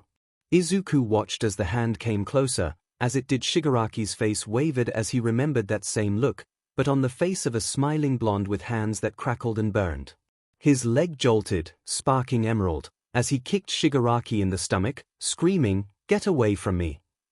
The last he saw of the villain was his look of surprise as it turned to anger. Then the pain of his leg breaking caught up to him, a scream tearing through him as he saw his breathed leg of his uniform slowly gain red blemishes. Katsuki was seething, the villains just kept coming. Didn't they know he had a warper to beat up? Fing Dai, you useless, as he yelled as he slammed an explosive slap against a villain with a lizard theme about him. Hurry up you two, or I'm leaving you behind, he yelled over his shoulders at shitty hair and earlobes. What? A villain asked, but was quickly dealt with by an explosion knocking them back into a wall, where they slid down, unconscious. That's not very heroic to say, Baku, shitty hair called out to him. What? You can't deal with these weaklings. He yelled back. Oh, so that was you saying you think we can handle the villains by ourselves. Like a backwards compliment. The redhead commented. What? I said no such thing. What a Fing Tsunder, earlobes commented. I'm not a Fing Tsunder. He screeched at her as she stabbed a villain in the legs, causing her to stumble and fall face first into her waiting boot. As they continued fighting through the villains, the encroaching horde became thinner. Finally, almost out of here, Katsuki called out, but he was interrupted by the sound of a small explosion from the plaza. What the F was that? He asked, looking back at earlobes whose face was starting to pale. Green, she muttered. Deku. What did that Fing loser do this time? He asked her, not caring if he was actually answered. He yelled, "Get away from me," she replied. He sounded so scared as he yelled it, then the explosion came, followed by screaming. Did he break his bones again? Shitty hair asked, for some reason worried. Fing Deku breaking himself, the blonde thought with a scoff. We should go check on him, the redhead suggested. He groaned at the boy's idea. Maybe the warper will be there, she suggested. Fine, we head there, laugh at Deku for breaking himself, and grab the warper, he huffed out. As he continued forward, the villains backpedaling away from him, he thought he heard the 2 extras whispering. Are we really gonna laugh at him? No, we are not laughing at Green, and if Bakugo does it, he's getting a jack to the ear. Touch my ears with your shitty jacks and I'll kill you alongside that warp effer. Don't you touch her. Aizu yelled, followed up by him screaming, smash, as he threw a punch at the villain covered in hands who was holding Zu by her face. The following explosion of air pressure had sent everyone flying back from the point of impact, or so Himiko had thought. She watched as her boyfriend's attack had been nullified by the Numu villain, and the hand villain who destroyed stuff was talking to him. One wrong move and her boyfriend would be killed. She couldn't afford to make mistakes. Then he was punched by the villain and flew back until he hit the fountain, where he crumpled, the BLD visible from where she and the others had landed. 𝐼𝐻𝐼, she gasped, grabbing her knives. As she tried to clear her mind, she needed to get close and deal with the villains.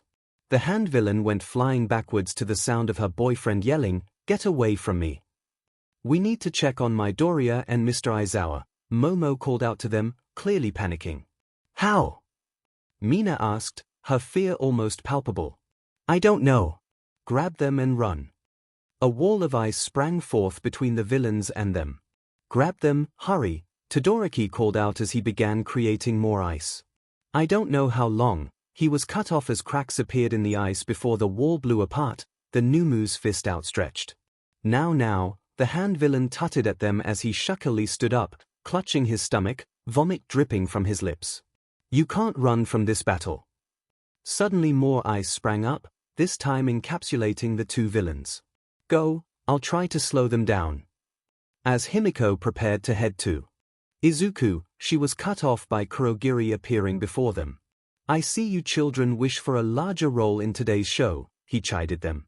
"I will deal with you myself," he announced as his body swelled in size, towering over them as his body began to spread around their group. Before anyone could do anything, Kurogiri's head exploded as Bakugo soared out of nowhere, tackling the villain to the ground, his palms crackling with small explosions. "Stay down, 𝐻TF. You've made a mistake, boy." Kurogiri growled back at him. Bakugo replied by unleashing an explosion in the villain's face. "Want some more? I know you have something under that metal brace, and unless you don't want it blown the F up, you will keep your butt on the ground beneath my heel where it belongs." Kurogiri's yellow eyes narrowed as he looked back at the blonde, but he did not resist him any further. "Now where is that Deku at?" Bakugo yelled at Himiko. Ajax claims she heard him break himself again. "𝐒𝐻𝐽, 𝐼𝐻𝐼 called out from the fountain, coughing up more BLD. Himiko looked at him, finally able to see him, and felt her stomach drop. His right leg was bent and twisted, a bone jutted out from his calf, while BLD dripped from the corner of his mouth. "𝐼𝐻𝐼 baby," she screamed as she ran to him. "Deku," Bakugo meekly said, as she ran by, apparently transfixed by the sight of the boy. She dropped into a slide as she reached him, hands ghosting over the blooded chest, where an obvious fist-shaped indent was seen. "The no Numu, it has quirks, Himiko. A regeneration one, strength it seems." He coughed, spitting up more BLD as he tried to tell her what he had learned about the large villain. "I don't know what else though." "𝐼𝐻𝐼, save your strength, you're gonna be fine. We're gonna be saved by Toshi and Chisholm, they promised each of us they would protect us," she cried. "Then we'll have a big bowl of katsudon with Inko and introduce our new girlfriends, right?" Izuku raised his hand up, placing it on her cheek. "I love you, Himiko." "I love you too, baby," she replied. He slipped a blooded finger into her mouth, as he meekly whispered, "Will you take my quirk? Will you be the 10th? "No, young Midoriya," came an ethereal voice, a voice he knew. Looking past Himiko, whose face was one of grief as she cried at his question, he saw him. Toshi, but he looked off. "She is not the one, Izuku. You will find your successor in time, but not this day. The spark that started your fire grows nearer, my disciple. Rest now, and forget. Dream of soaring to new heights, dream of bringing your enemies and loved ones closer with but a WHP of your hands. Sleep and live, my disciple, my son." Izuku's eyes grew heavy as his hand slid down from his girlfriend's mouth, one for all churning inside of him. Himiko watched as Izuku's eyes closed, and his breathing steadied out, as if he was sleeping. "𝐼𝐻𝐼," she meekly called out. No response, except a rattling breath. "Izuku!" Momo's panicked cry rang out as she collapsed on his other side. "I'm so sorry, I froze up, I couldn't move. Please, Izuku." "You said you would protect us," Himiko muttered, not even aware of her girlfriend's presence. "Hi, Himiko," Momo softly asked. "You said we would be great heroes, that I wouldn't stain my hands in BLD today," she muttered, looking at Izuku's BLD on her hands. "Where were you?" Hot tears fell onto her blooded hands as she squeezed her eyes shut. "Himiko," Momo asked again. "I trusted you," she creamed out. "I believed you, And you abandoned me, just like my parents. What's this?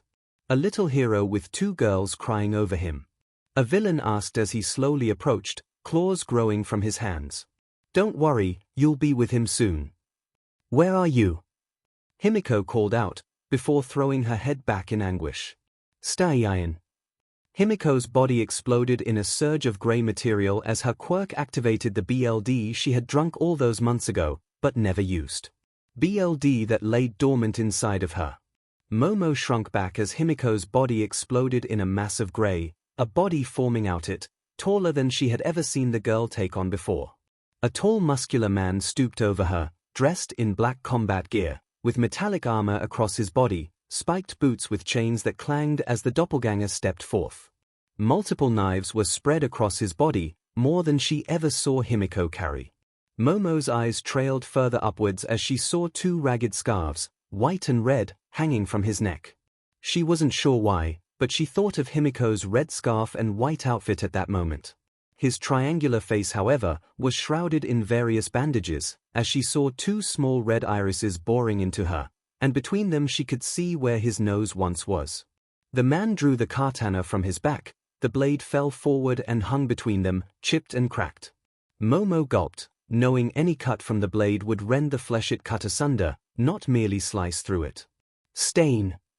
One of the villains asked. The hero killer, another replied. Momo had no idea what they were talking about. Hero killer. Stain. Himiko, what do they mean? Himiko was no longer in front of her, instead she was on top of the two villains, the wicked blade slicing one across the chest, while the other was sprawled out chest down on the ground, BLD seeping out from beneath him. Momo had not heard her move from where she originally stood. What the F? Yelled a villain with a pig mutation, but he was silenced by a knife that sprouted from his chest. Himiko roared in the man's raspy voice, her words unintelligible as she ran towards a pack of villains that emerged from the red dome, 𝐿 their heads while others walked with limps. That girl turned into Stain, 𝐒𝐭𝐻𝐲 muttered, how interesting. Who the F is Stain? Bakugo screeched. Why, the hero killer, of course, the warper answered. I guess the news hasn't been talking about the serial killer going around killing heroes. I guess it does make you heroes look weak after all then, if a single man has been going around killing heroes. Such a shame we couldn't find the real one though. I'm sure he would have loved to butcher you children. Momo felt her inside turn cold at how easily the villain had uttered those words. But how would Himiko be able to turn into him? Ah, so that was Toga Himiko, the runaway with a BLD quirk. We had hoped to recruit her while she was living on the streets, but alas, it seems someone else got to her first. Why are you so talkative now? Bakugo asked, palms crackling.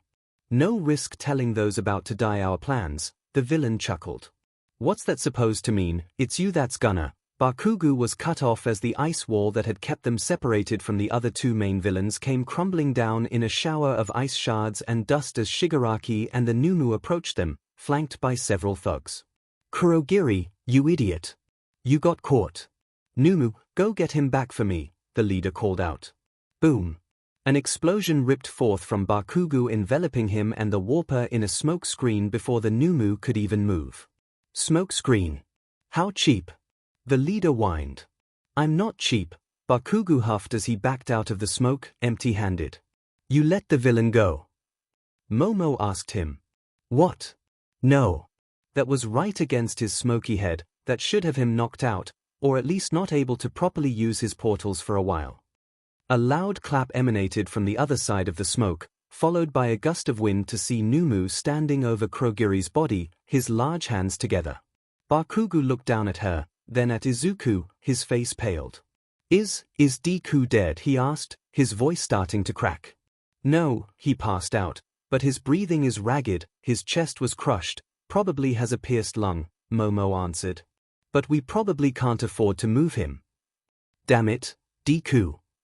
Kurogiri, get up, the hand-clad leader commanded. The villain in question did nothing. You, he yelled, pointing at Bakugo. What did you do? I knocked his butt out. 𝐵𝐵, break him next, the man commanded, pointing at Bakugo. Momo watched as Bakugo faltered, before he took on a feral grin. "Let's see what you got, big boy," he screamed as twin explosions rocketed him forward. "Let's see how many explosions it takes for you to get knocked out." Bakugo shot his arms forwards as he reached the large villain, small pops building up as he placed his hands together. "Eat this." Another explosion tore through the area, sending up a cloud of dust that enveloped them. As the dust cleared, Momo could see that Numu looked unaffected, but more worrying was that it was holding Bakugo limply in the air, its wide jaws open. A flashy quirk like that when one of Numu's quirks is shock absorption, Shigaraki jeered as he laughed at Bakugo. "Man, that green-haired kid put up more of a fight than the little bomber here did, how pathetic. Numu, we don't need him, toss that trash aside." Momo flinched as Bakugo's body was thrown at her and Izuku, colliding with the fountain, where he slumped down next to them. Momo swallowed as she looked at the villains gathering around her. "Why are you doing this?" I was wondering when someone would ask that question." The leader smiled, his lips cracking further. "To kill All Might and append this society that worships heroes as gods. With that brute out of the way, the rest of hero society will easily crumble in my hands." Izuku groaned slightly, then unintelligible noises fell from his lips. "Oh, he's still alive," a villain snarked. "Looks painful, maybe I can be his hero and end the pie." A resounding thud echoed throughout the building from the main entrance. Everyone's necks snapped to look to see what had broken the tense moment. There, standing at the entrance to the USJ, was their heroics teacher, All Might, clad in a simple yellow suit with black pinstripes, but the most noticeable feature was that his trademark smile was absent. In its place stood a furious scowl. The man took a step forward, the ground shuddering from the forceful impact. "Imagine my shock when one of my students collapsed before me, after informing me that you villains had the gall to attack my students. Your choices have clearly led you here, as have mine. I will give you a new choice." All Might faltered as his gaze landed upon her cradling Izuku's broken body, his BLD pooling out around him, the villain that had threatened to finish Izuku off almost upon them. Momo was knocked backwards as All Might appeared in a gust of wind, his face distraught as he looked down upon Izuku. "Izuku, my boy. What have they done to you?" the man asked as he collapsed before her boyfriend. "Why, we killed him, of course," the villain jeered as he swung at All Might, startling Momo. "You killed my student." All Might roared as he turned and grabbed the villain by his head faster than could be seen, squeezing it. The villain's agonized screams cut off as All Might's fist clenched. A spray of BLD and gray matter shot out from between his fingers. Momo's stomach turned to ice as she watched their teacher fling the dead villain at the closet villain before surging towards the rest. "Numu!" Shigaraki yelled, stumbling backwards, tripping over his own feet. All Might's assault was halted as the hulking creature intervened, the two locked in a tackle. "How do you like my Numu, All Might?" Shigaraki asked as he got up. "He was made just to kill you, but he killed that kid first. I was surprised though, I thought his fist would have gone straight through the boy's chest. I guess he was tougher than I gave him credit for." At that, All Might slammed a fist into the villain's head, several teeth breaking as the jaw snapped. "You will regret ever coming here today." A villain's screams were cut short as the jagged blade slashed their neck open, a river of BLD throwing forth. "You shitty villains, you took my Aizu." Himiko screamed in Stain's raspy voice. "I didn't take anyone," called out a villain on the ground, his arm torn to shreds from blocking her strikes. She swung the sword at him, not acknowledging his words. Her strike was stopped as another sword blocked it. "Himiko," spoke 𝐶𝐻𝐿, her MSTR. "What has happened to you?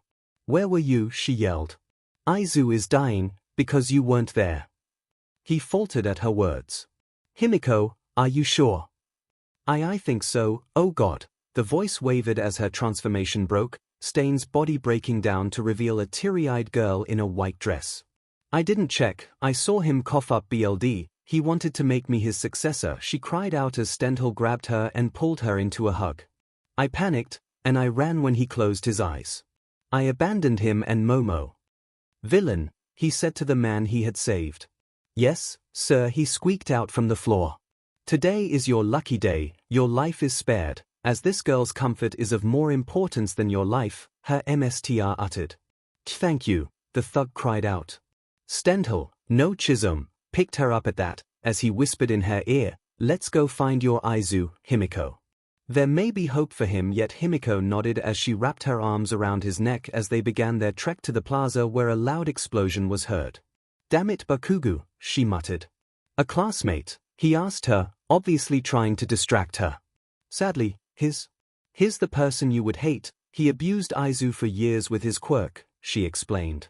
I see, maybe not all of your class makes it out, then, he offered. No, Aizu wants him to be a hero. They used to be friends before that but got his quirk. He wants to see if his friend is buried deep inside the bully he became. He wants to see if he can save his friend from himself. 𝐒𝐻𝐿 hummed at that, nodding as he spoke. A noble goal, to redeem one who has lost their way. If All Might's successor wishes to redeem a fake, then I will stay my blade, no matter how much it pains me. Thank you, MSTR. I am your disciple, just as Izuku is Toshi's. I want the same goal as you, but I want to try to reach it differently than you have. I respect that. The media says I kill as I please, but this is not true. I know killing is wrong, and every hero I've killed has been found to be a fake. And the ones you've crippled, they were starting to fall, thus did not require death, or I had to leave before I could finish them off. Himiko nodded. Shouldn't the heroes have arrived by now? The man asked. Well, Aizu got 𝐸𝐸, Ingenium's little brother, out before Kurogiri warped us away. He was to run to UA and get help, so they should be here soon. Himiko's words were cut short as the front door to the USJ was kicked open. All Might was marching through the entrance. All Might, 𝐒𝐿 whispered reverently. He's here, she cheered. His cest.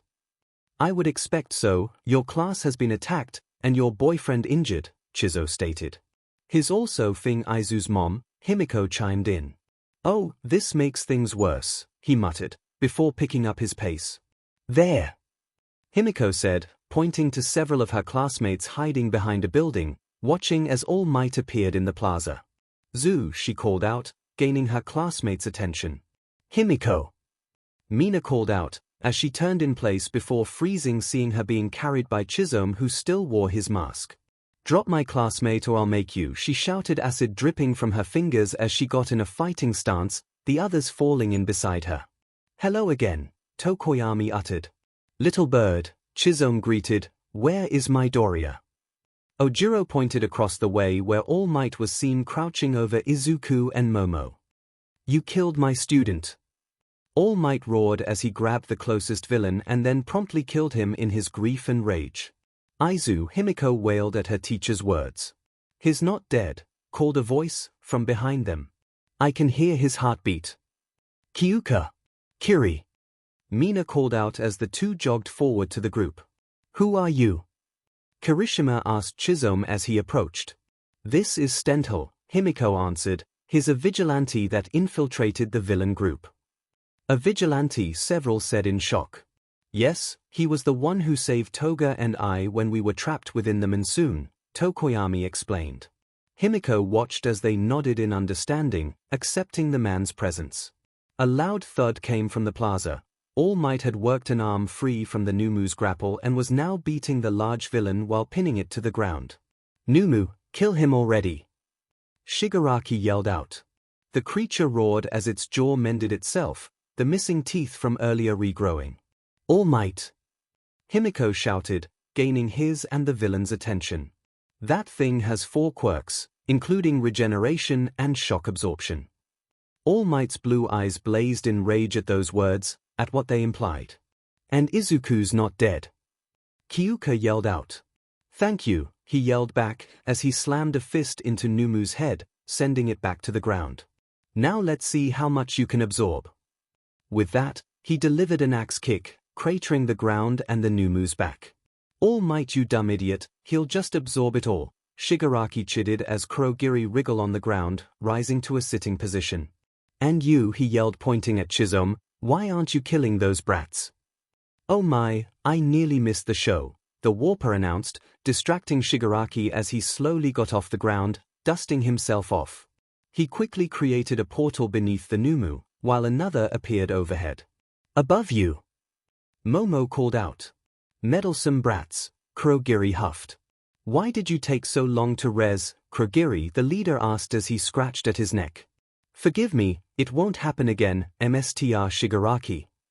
All Might quickly looked up as Numu fell from above, the creature shrieking at him. Detroit smash! He roared as he swung his fist into the falling villain's face. He grinned as it flew back up into the air. Take this, villain. Nebraska smash! He roared as he jumped after the villain, delivering an uppercut to its abdomen, sending it hurtling against the ceiling of the ceiling where it buckled around him. All Might kicked downwards, a gust of air shooting down as he launched himself mid-air at the villain. Not enough for you yet. Try this then, he yelled as he ped his fist back as he reached the Numu, who was trying to pull itself free from the crumpled ceiling, plus Ultra Washington smash. His fist shot forward, a sonic boom spreading out in its wake, shattering the glass ceiling as the hit landed. The Numu roared in agony as its body was forced through the ceiling, sailing into the clouds. Nu! Shigaraki bellowed as the glass fell into a portal raised over him by 𝐭𝐻𝐲. You were to die here, All Might. You were supposed to be weaker. You cheated, just like all of these brats. All Might landed in front of Izuku, cratering the ground beneath him. Surrender, villains. No, I will not lose here, the villain wailed as he began clawing at his neck, his fingertips slowly growing red. I'll kill you without Numu. You will do no such thing, All Might replied, scowling at him. Holy F, that was intense, Kirishima whispered. It's over, right? Their large villain just got sent airborne. I'm not leaving here empty-handed. 𝐭𝐻𝐲, kill as many as you can with your portals, Shigaraki screeched out, but was cut off as several gunshots echoed forth, before his arms and legs were riddled with holes. 𝐵𝐻𝐻 Shigaraki! 𝐭𝐻𝐲 yelled as a portal swirled into existence beneath him. No! All Might yelled as he dashed forward, but the portal closed before he could grab the hand-clad villain. Students, came a voice from above. Himiko looked upwards and saw Nezu standing on Vlad King's shoulders, with their other teachers spread around him, snipes guns smoking. We are here now, he began, but trailed off as he saw the bloodied bodies of Izuku and Bakugo next to each other. Who attacked my students? He yelled as he turned to the other pro-heroes. Capture them all, don't let them escape. As one the heroes leapt into battle, numerous ectoplasm clones swarmed the plaza, while Midnight and Hisashi ran to where Aizawa still lay. It's over, Himiko muttered, as she looked at Chizome, right? It is now, he replied. Good, now I want to see my Aizu, she started, but trailed off as her exhaustion from the earlier transformation caught up with her. Izuku groaned as his eyes fluttered open, a rather familiar white ceiling above him. He realized he was in Recovery Girl's clinic as several doctors and nurses bustled around him. He opened his mouth to speak, but the words were blocked by the tubes running out of his mouth. He panicked. A machine next to him began beeping frantically as the doctors and nurses rushed to him. He's awake, Nurse Watari, go retrieve Recovery Girl, a blue-haired doctor called out as he leaned over him. Midoriya, Izuku, can you hear me? We need you to relax your jaw, you're safe, we have several heroes in the hallway. The villains are gone. Izuku collapsed back onto the bed, unaware he had even lifted himself up in his panic. Then, he cried as it dawned on him that he was safe and alive. Where is he? Where's Midoriya? Yelled Shizenji as she burst through the door. Midoriya! He did his best to let a squeak of terror out around the tube. Oh Midoriya, I'm so glad you're alive, the heroine said as she reached his side. I was so worried when you were brought in. He motioned to the tube, confused but also relieved that his shins were being spared. I'm sorry dear, but it needs to stay in, she answered, looking downcast. Your lungs were damaged in the attack, and organs take longer for my quirk to heal, another hour and we will remove it. He nodded, understanding that he would have to deal with the uncomfortableness of the tube for a while longer. He held up his arm and mimed writing in the air. Pen and paper, please, she called out. A nurse hurried over, handing him a pen and small notebook. He did his best to thank her, but she merely smiled before returning to her work. He clicked the pen and started writing. Who else was injured? She sighed.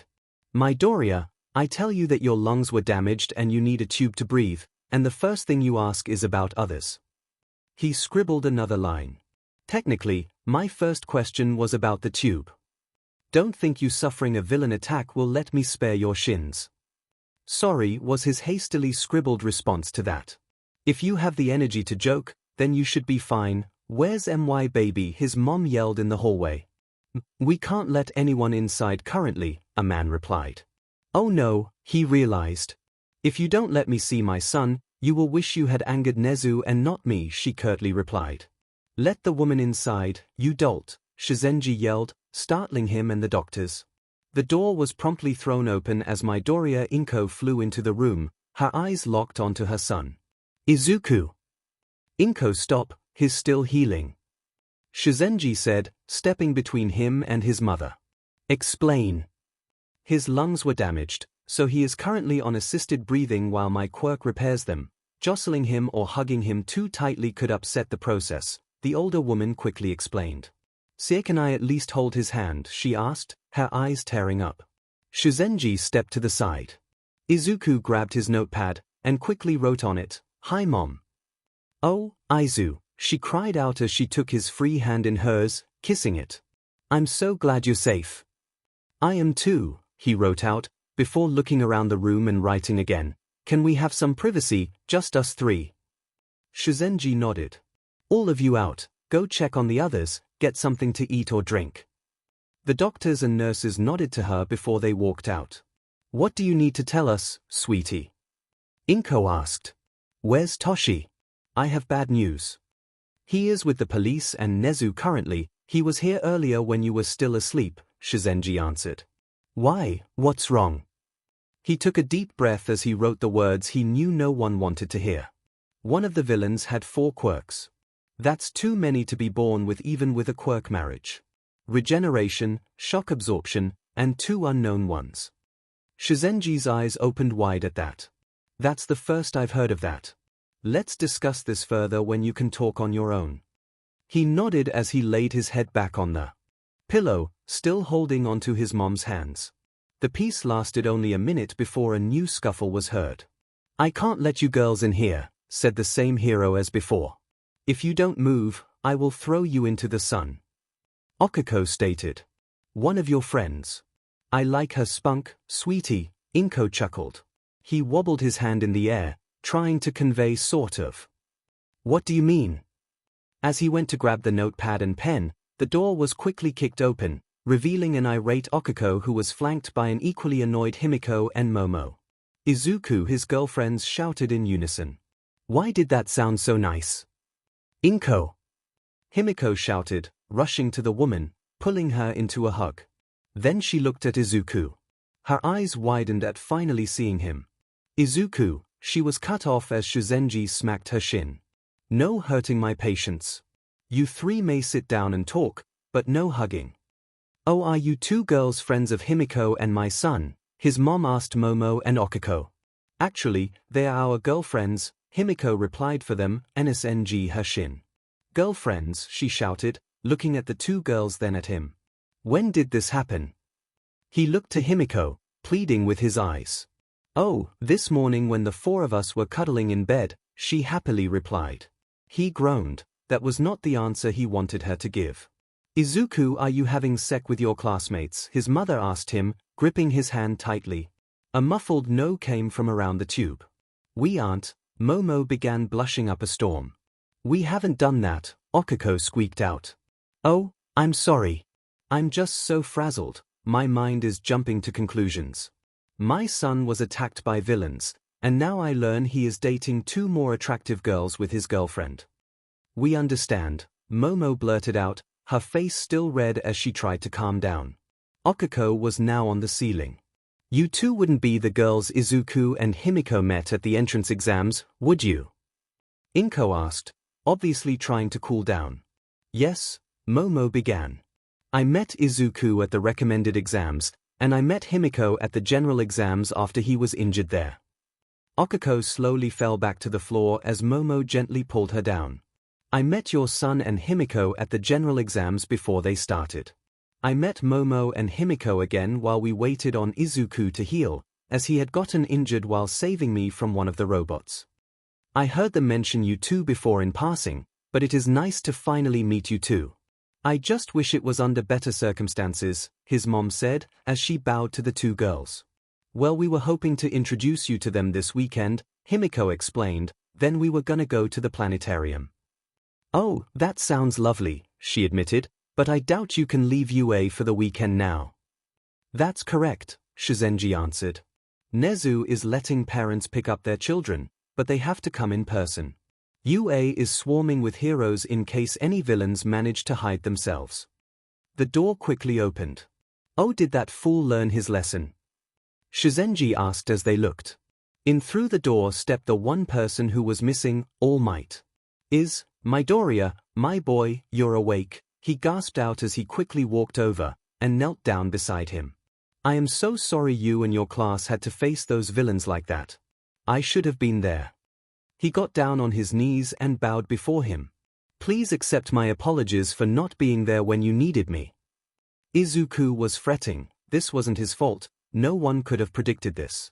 He grabbed his notepad and got to writing. All Might looked up at him as he wrote, the scratching of the pen the only noise aside from the machines. His girlfriends, well, his two new ones, were shocked to see All Might asking for his forgiveness. He held the notepad out to All Might so he could read what he had written. I don't blame you, I could never blame you for this. The villains did this to me, not you. What matters is you came to save us. Of course, why you weren't there to begin with is an issue we will have to solve. He noticed All Might's gaze flicker to his mom, then back to him. Izuku grabbed the tube in his mouth, pulling it out faster than they could act. I almost died fighting that thing because you were FMYing, he roared at All Might, his voice raspy from the tube being pulled out roughly. All Might and his mom both shrunk away from him at that.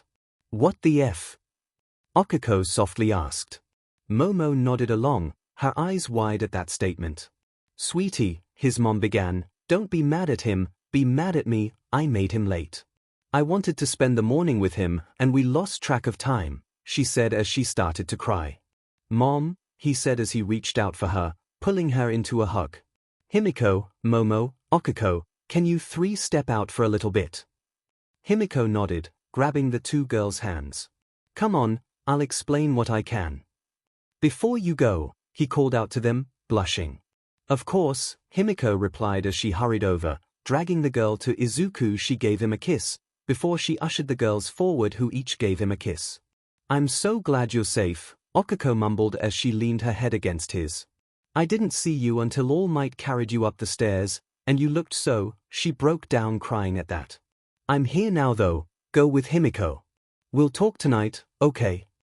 As Okiko was pulled into a hug by Himiko, Momo leaned in and gave him a kiss. I'm so glad you're alive. When you got punched, I was scared I had lost you, the Ravenette said, sniffing as she spoke.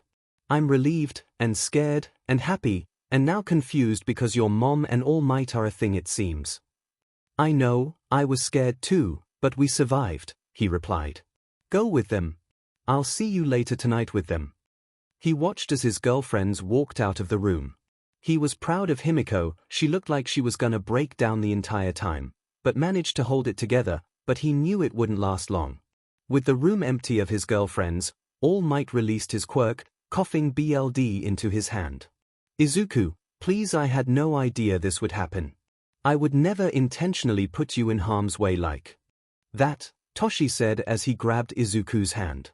I know, all the emotions are just coming back, and Shigaraki, their leader, Izuku began, speaking fast. He said that Numu had 4 quirks. That shouldn't be possible unless All for One was still alive, Toshi finished. But that is my problem to solve. You are still a student, still a child. A 200-year-old supervillain isn't your problem to fix. If I had known he was still alive, I would not have given you One for All so early. I would have worked more with you to prepare you better for One for All, so the recoil wouldn't be as detrimental. Oh! Izuku half shouted. I tried to punch Shigaraki when he attempted to hurt Zu. Numu took it instead, but I didn't hold back like I normally do. I powered up and threw a punch at him. But you didn't have a broken arm, 𝐒𝐸𝐽 muttered. You used your quirk without thinking, but didn't get hurt, his teacher said. But he broke his leg. 𝐒𝐸𝐽 muttered. I kicked Shigaraki when he went to touch me with his quirk, Izuku replied, and that broke my leg. Normally the sports festival would be held in 2 weeks, Toshi mused, with the week after being your first internship week. I was going to let you choose your internship yourself, but I think it would be best if you spent the week with Gran Torino, no matter who offers you an internship. Are you sure? Izuku wearily asked. The last time he had trained with the man, he had spent 2 days scrubbing a boot print off of his face. Yes, I will call him later today and ask if he would be willing. He has the most experience with one for all despite never having it himself, Toshi stated. Plus, he is better at teaching than I am. Well, Izuku muttered, maybe he will teach me his flying kick. Toshi proceeded to spit BLD at that suggestion. Let's not get too hasty here.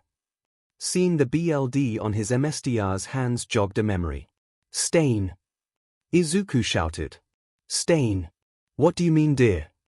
Inko asked, handing Toshi a cloth to clean up with.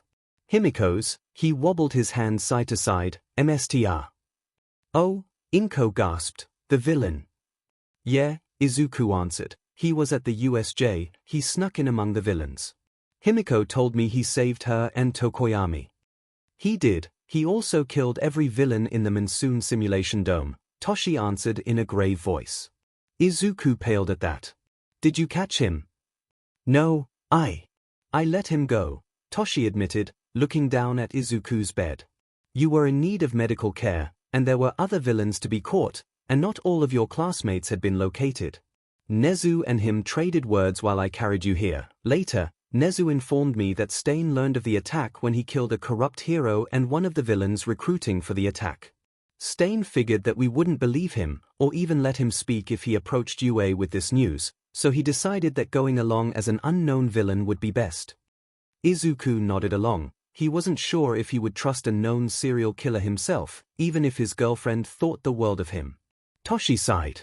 Whether he attacks and kills more heroes is on us for letting him go, but he also saved your classmates' lives. That is correct, Yagi. Nezu cut in over the PA system. I agreed to let Stain walk free, as his actions saved my students' lives. While his murders are reprehensible and I do not condone them, some of the heroes he has killed have been found to be tainted. Taking bribes, racketeering, and other crimes were conducted by some of the heroes he has killed. You students are more important to me than those crooked heroes ever were. Izuku began, but stopped, unsure of what to say to that. Take your time, Izuku, replied Nezu. Inko, Toshinori, when you two are done speaking with Izuku, I would like a word with the both of you in my office, I'll be waiting. The PA system clicked off, leaving them in silence. So, Izuku started, how long do I need to stay here for? Let me do a checkup on you, but more than likely you can return to your dorm tonight, however no extreme activities, young man, Shizenji chided, causing Izuku to blush. He can't come home with me, his mother asked, sounding upset. If something happens I will be close by to handle the situation, the older heroine replied. Tomorrow you can take Izuku and Himiko home for the night, I believe. I'll try to call you tonight, Mom, and if not, I'll see you tomorrow when you come to pick us up, and you can properly meet Momo and Okako. I'd like that, sweetie, she replied. In the meantime, I guess we should go see Nezu. Toshi nodded, even though he appeared to be dreading the coming conversation. Wait, what about Aizawa and 13? Izuku suddenly asked, suddenly remembering they were at the USJ as well. They are both in the hospital, Shizenji answered. They needed more specialized care than I could offer here. They will live, don't worry. Izuku slowly opened the door to the dorms. Himiko had told one of the heroes on guard to let him know that she would take the girls back to the dorm for the time being and would be in his room. Midoriya, came a shout from inside the dorm as he stepped in. Yes. You're alive, Zero said, as he got off the couch. Wait, should you even be here? Or walking for that matter? I'm fine. Recovery girl said I could stay in the dorms, just nothing strenuous, he offered. The tape-slinging student nodded at that. Toga, Uraraka, and Yorozu came in earlier, all looking rather distraught. I think they headed up to your room. Thanks, but where is everyone? The boy rubbed the back of his head at that. Well, a few got picked up by their parents for the night and maybe the next, the rest are in their rooms. Coping, I guess. And you? Well, aside from the warp villain, and seeing All Might carry you out of the USJ, those of us that stayed with 13 weren't bothered by any villains. Sure, hearing All Might scream about you being killed, he thought I was dead. Izuku interrupted. He began, but paused, looking to be in thought. I think nearly all of us thought you and Bakugo were dead, with how you two looked. What happened to Bakugo? He asked suddenly, getting in his classmate's face. Zero jolted back at that. I heard he tried to fight that big villain after you were nearly killed by it. He got beaten pretty badly and was laying next to you, but I don't think his injuries were as visible as yours. Mine? Zero cringed. Yeah, your leg was shattered, pretty sure I saw some bone, he began, but stopped to take a deep breath before continuing, but your chest, it was caved in. I don't know how you survived that, but I'm glad you did. I heard you had a plan and everything to get us out of there. I see why you got class rep now. Izuku dumbly nodded. No one had told him all of the injuries he had received until now. Are you okay, Zero? He shrugged at that. I'm not sure, my parents are on their way to get me, so I decided to wait down here. Sitting in my room alone felt kind of weird. Well, if you need to talk to someone, I'm available. Or if you want someone more professional, there's always Hound Dog, he's helped me with some issues, Izuku explained. Zero nodded. Yeah, I think, I just need to get it all straight in my head first, it's all a blur. Did you know we were there for like 20 minutes? All of that was less than half an hour. It's just crazy that so much happened in such a short amount of time. Yeah, Izuku agreed. I need to improve my control faster. What if next time villains attack, Toshi isn't there to save us?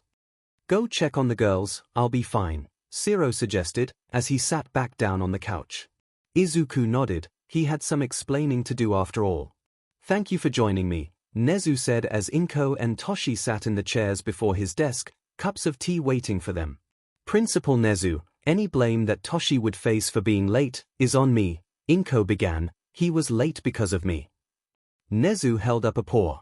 What's done is done, all we can do now is keep this from happening again. What would you have us do? Toshi asked, gently taking one of the waiting teacups.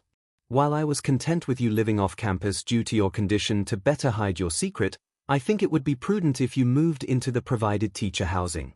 You would be free to visit your own home. Of course, I wouldn't force you to get rid of your home, Nezu explained. And his visits to my home? Inko asked, curious as to where this was going. Nezu answered by pulling out a key card and passing it to her. You would instead come here. The staff know of All Might and Izuku's connection, so his mother visiting wouldn't be an issue. I would suggest that you at least try to keep your relationship private, however. Inko nodded, amazed by Nezu's solution. Izuku said something troubling while we were with him. Toshi cut her off. We have reason to believe I failed those 5 almost 6 years ago, that All for One still lives. The villain they planned to use to kill me, the one called Numu, had 4 quirks. Nezu's fur bristled at that. A supervillain thought dead returns and attacks my school through his pawns. This is troubling.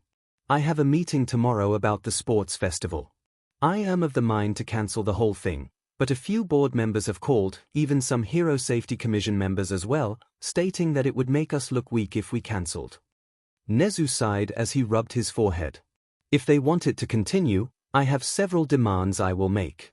If a villain tries something, I plan to have the entirety of the top 10 of Japan there to mete out justice, as well as have 4 times the heroes patrolling the surrounding areas and police lines. Does UA have that kind of budget? Inko asked, eyes wide at the thought of so many heroes in one area. We do, but I won't pay a single yen for it, Nezu answered. Sir? Toshi asked. I will make those who want this event to go on pay for the extras, or there will be no sports festival, Nezu explained, sipping his tea. Well, I hope it works out in your favor, Toshi said. There is something I'd like to talk to you about, and I've mentioned to Inko and Izuku already. Oh? Nezu asked, obviously curious about his idea. For Izuku's internship, I'd like for it to be with Gran Torino. Now, I know he can be rough at times, however, Due to recent revelations, I feel that a week with my old teacher would vastly improve Izuku's mastery of One for All. Nezu steepled his paws as he looked at his desk in thought, idly tapping them. I see the merits of it, and what of your former sidekick, Sir Night Eye? Toshi frowned. I haven't reached out to him, to be honest. He wanted me to retire after I defeated All for One and was injured, but I stubbornly refused, and that ruined our relationship. Nezu hummed. Consider this. After the sports festival has happened and Izuku has left for his week with Torino, you and Night Eye will talk. Tell him that you have chosen a successor and why it was Izuku. He contacted me with a possible one, but it seems your quirk had a different idea. Toshi blinked at that. He chose a successor for me. That he did, Tagata Mirio, a third year here. All of his work studies have been done with Sir Night Eye since his first year here. It seems Mirai and I have a lot to discuss then, Toshi mused. Izuku gently knocked on his door before he pushed it open. There on his bed were his 3 girlfriends, cuddling one another. He smiled at the sight as he stepped forward. Girls, he asked, gently shaking them. Who's there? Himiko groaned. Izuku, he replied.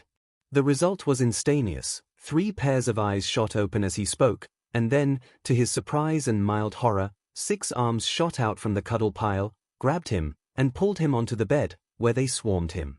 Aizu! Himiko cried out. Izuku! Okiko said, wrapping her arms around his chest. Momo sniffed as she spoke. Are you better? You looked so bad at the... He cut her off with a kiss. Recovery girl said that I was fine, but to let her know if something felt off, as well as nothing strenuous. So more bed rest for me, he tried to joke out. Izuku, Momo chided, I know we're all safe now, but... Please don't joke. I was so scared, and you were saying stuff to Himiko that made no sense, you had to be delusional, she ended, her voice frantic. What? He began, but paused briefly. What did I say? Let's not talk about it, Momo, pleaded Himiko, looking distraught. Did I say something about One for All or All for One? Izuku thought to himself as he hugged Momo to his chest. It was probably just me being out of it. I don't remember anything after I got punched and kicked Shigaraki away from me. So whatever I said, don't let it get to you. With that he kissed her forehead. She nodded, resting her head on his shoulder. Okiko hummed as she settled between him and Himiko. So I guess no planetarium trip this weekend. Probably not, Himiko answered. The plan was to tell you we liked you both, then let you decide if you wanted to join the relationship.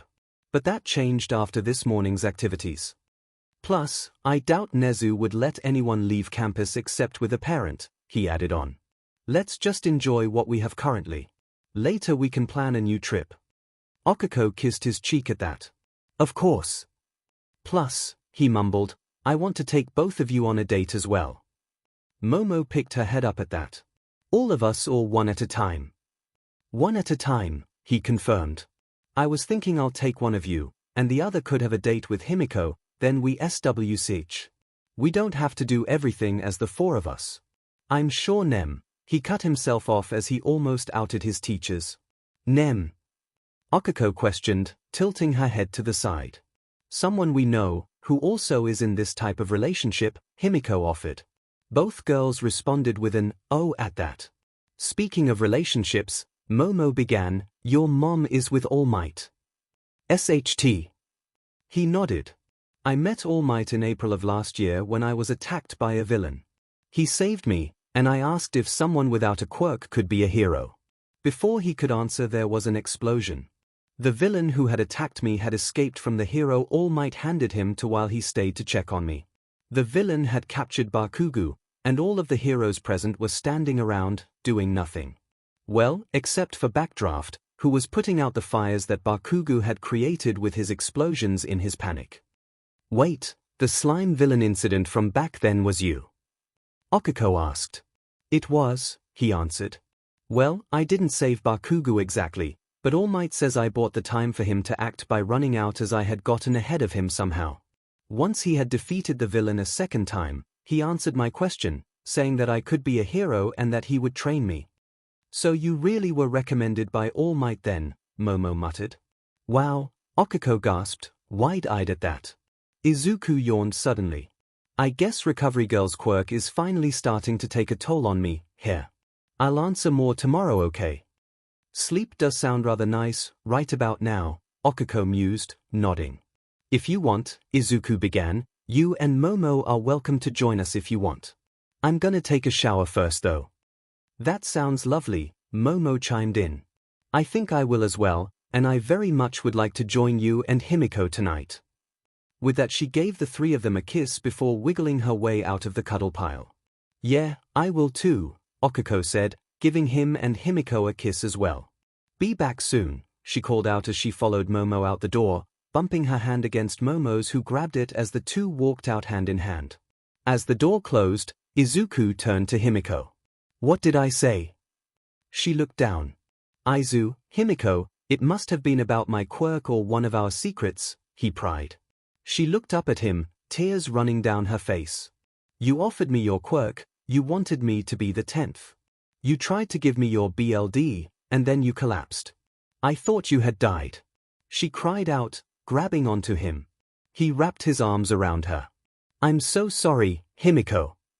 I know being heroes is dangerous, but I didn't expect something like this our first week, she said between sobs. He began rubbing her back as he kissed the crown of her head. I wasn't either, Himiko, I wasn't either. A pale hand reached out to her, she couldn't move, she couldn't get away from it. She felt the fingertips dig into her skin as each one landed on her face. As the 5th finger fell, a searing pain shot forth, a scream tearing through her throat. Zu shot up in bed, screaming as she grabbed her face. It was smooth, it wasn't decaying. She closed her eyes and saw Midoriya, no, Izuku, get punched by that large villain, his chest caving in. She watched as Himiko and Momo cry over his corpse as she lays there in shock. She released a croak of anguish at the thought of her classmate dying trying to save her. She had seen Momo and Okiko in the dorm earlier, their eyes red and puffy as they walked out of the boys' side. They had welcomed Izuku back, who was getting ready to sleep due to Recovery Girl's healing quirk and its side effects. They had obviously broken down and cried again after leaving him to get ready for bed. They planned to join him and Himiko after they showered, and told her to let the other girls know where they would be if an issue arose. There was now an issue, she couldn't sleep. She kept seeing that hand-covered villain attacking her, and Izuku nearly dying to save her. She needed to see him. She slipped out of bed, her feet finding her green frog slippers. She left her room and began walking the dark hallways, heading to Izuku's room. Just make sure he came back, and then I'll go back to bed, she told herself. She looked up and saw she was at his door now. She knocked. Silence. Maybe they're deep asleep, she mumbled to herself, letting a small croak out. She heard shuffling from the other side, followed by the door opening. Asui? Izuku asked, standing there in a pair of green shorts and nothing else. Her eyes trailed up his chest, she could see the skin was smooth, as if it had been burned. If he had been healed by Recovery Girl, shouldn't he not have scars? Unless they're really old ones. Sorry, Zu. Can I help you? He asked, his voice louder than before. She must have dazed off, while staring at his chest. Sorry, she began, but stopped, not sure what to say. Can't sleep, he gently asked her. She nodded as she looked down at her slippers, the frogs sticking their tongues out. She let out a small ribbit. Do you want to join us for the night? Ribbit?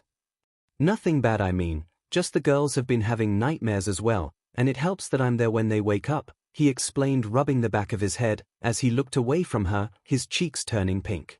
Cute, she thought, before shaking her head.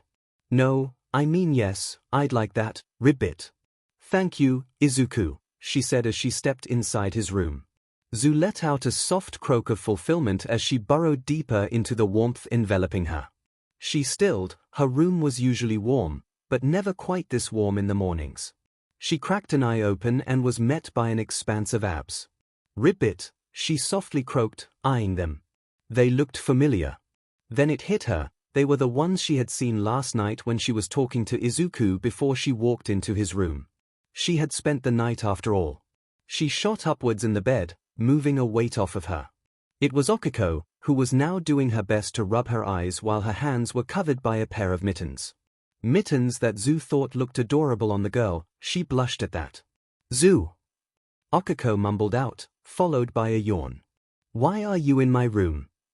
Ribbit, this is Izuku's room, the frog girl replied. Oh yeah, I spent the night here again. So why are you here? Must you girls be so loud? It's like the two of you are in my room, a voice hissed. Kyuka? 𝐒 asked, placing a finger to her chin. You're here too. Kyuka, 𝐒𝐿𝐼 whispered, we're in Izuku's room. Oh my. 𝐒 hadn't yet looked for the purple-haired girl as the voice had come from behind her. Turning, she saw the girl in question in the same predicament she must have been in. Nestled between Izuku and Momo, the punk girl was staring up at the ceiling while her head was between Izuku's side and Momo's rather large breasts. Ribbit. You look rather cozy between my boyfriend and girlfriend, 𝐒𝐿𝐼 observed, with a dull tone. I'm sorry, the girl announced, her ear jacks tapping each other while she looked way embarrassed. Hey, I was just teasing, the brunette whispered. But why are you two girls here? Actually, why are you all here? At that, 𝐒 looked around the bed and saw that Mina and Toru were on the bed as well. Mina was sprawled out over his waist, her limbs haphazardly flung about. Toru, from what she could tell from a large shirt, was by Himiko, who was on the other side of Momo. Well, I kept dreaming that Midoriya hadn't saved me from the villain, or that he hadn't survived, 𝐒 admitted. Oh, 𝐒, 𝐒𝐿𝐼 mumbled before pulling the girl into a hug. I guess you came here last night then. Yeah, the green-haired girl replied. He said I could spend the night with you guys since I was having trouble sleeping. It was the same for me, Kyuka offered, from her spot on the bed. Can we wake Momo up? I'm about to be smothered. What a way to go, 𝐒𝐿𝐼 mused. No corny, Chako, Himiko muttered out as she wrapped an arm around Momo's waist. 𝐒 giggled as the gravity girl blushed and started to rise off of the bed. And 𝐒𝐿𝐼 is gone, Kyuka softly announced. At that, Himiko's head popped up over Momo's side. Girls, did we have a slumber party?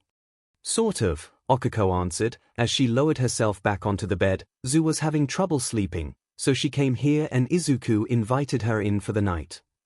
She then reached across Izuku and Kyuka as she poked Momo's cheek. Wake up, you're smothering Kyuka. Momo let out a groan not befitting the young heiress. She then rolled over, her breasts enveloping Kyuka's face. A muffled scream was heard, but it wasn't clear if from agony or joy. Suddenly Momo bolted upright, caressing her chest. Who did that? Me, Kyuka muttered, from beneath the girl. Kyuka? Momo asked, looking down at the girl, still rubbing what 𝐒 realized must have been her nipples from what she could see through the shirt. Sorry, you rolled over on top of me so I jabbed you, she explained. 1. Why are you here? 2. Did you have to stab my nipples? That really hurt, the raven-haired girl whined, still rubbing. Kyuka's face turned a rather cute shade of red at the admission. So that's why Momo is playing with herself, Himiko mused from her spot on the bed. Himiko, she chastised, finally stopping her ministrations. The blonde smirked at her.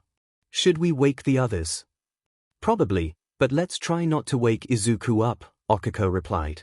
He'd probably freak if he saw all 8 of us on his bed. 𝐒𝐿𝐼 looked around. Did his bed grow? I didn't think it was this big before. Nezu. Himiko replied. The principal? Kyuka asked as Momo climbed off of her. Himiko nodded. You get used to it, I think. 𝐒𝐿𝐼 cleared her throat. It's still so weird that you and Izuku seem to have the run of the place, even though this is your first year here. Himiko looked away at that. Himiko, the gravity-defying girl asked. Not all my stuff to say, she replied. 𝐒 hummed. Maybe, when you and Izuku are comfortable you can tell us. I have been curious myself. It's almost as if this is your second year here. Because it is, Momo stated. How do you know? Himiko began, but stopped. That's right, you met Aizu at the recommended exams.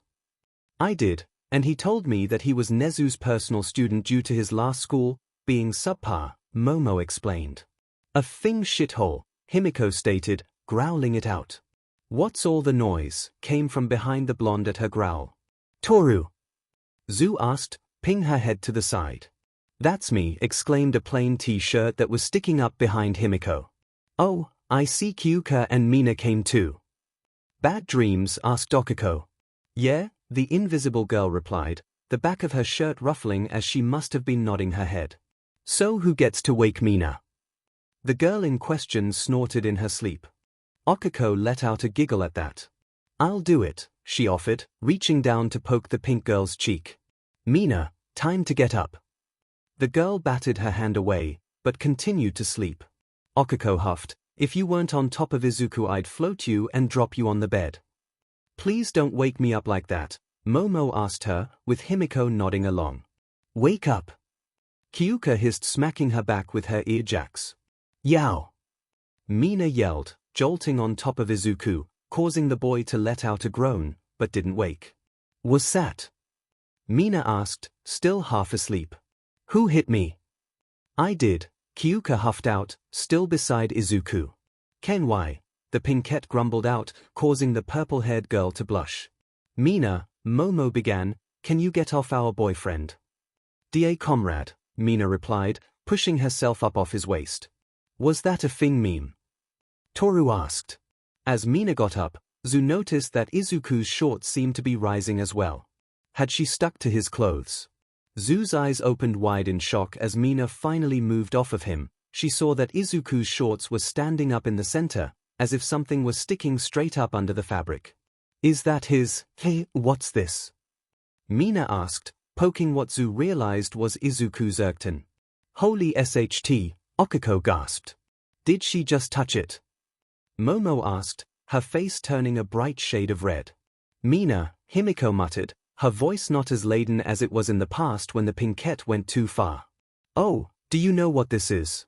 It's really warm, like hot almost, the pinkette mused, her fingers wrapping around the top of it. Kyuka clamped her hands over her face, but Zhu noticed she was peeking between her fingers. Mina! Toru hissed at the girl as she continued to poke and prod his 𝐒𝐽. Let go of that. Why? What is it? The girl asked clearly, still half asleep. She ran her thumb over the top of it, causing Izuku to let out a More. Momo, he ummed out. Momo's face turned a bright red, while Mina's eyes flew wide open, followed by her face turning a bright violet, her hand still grabbing him. Oh my god, the pinkette whispered. Mina, Himiko growled out, let go of my boyfriend's pee-pee. She nodded, and slowly released her hold. A thin strand connected her thumb to his covered member where a wet spot had started to form.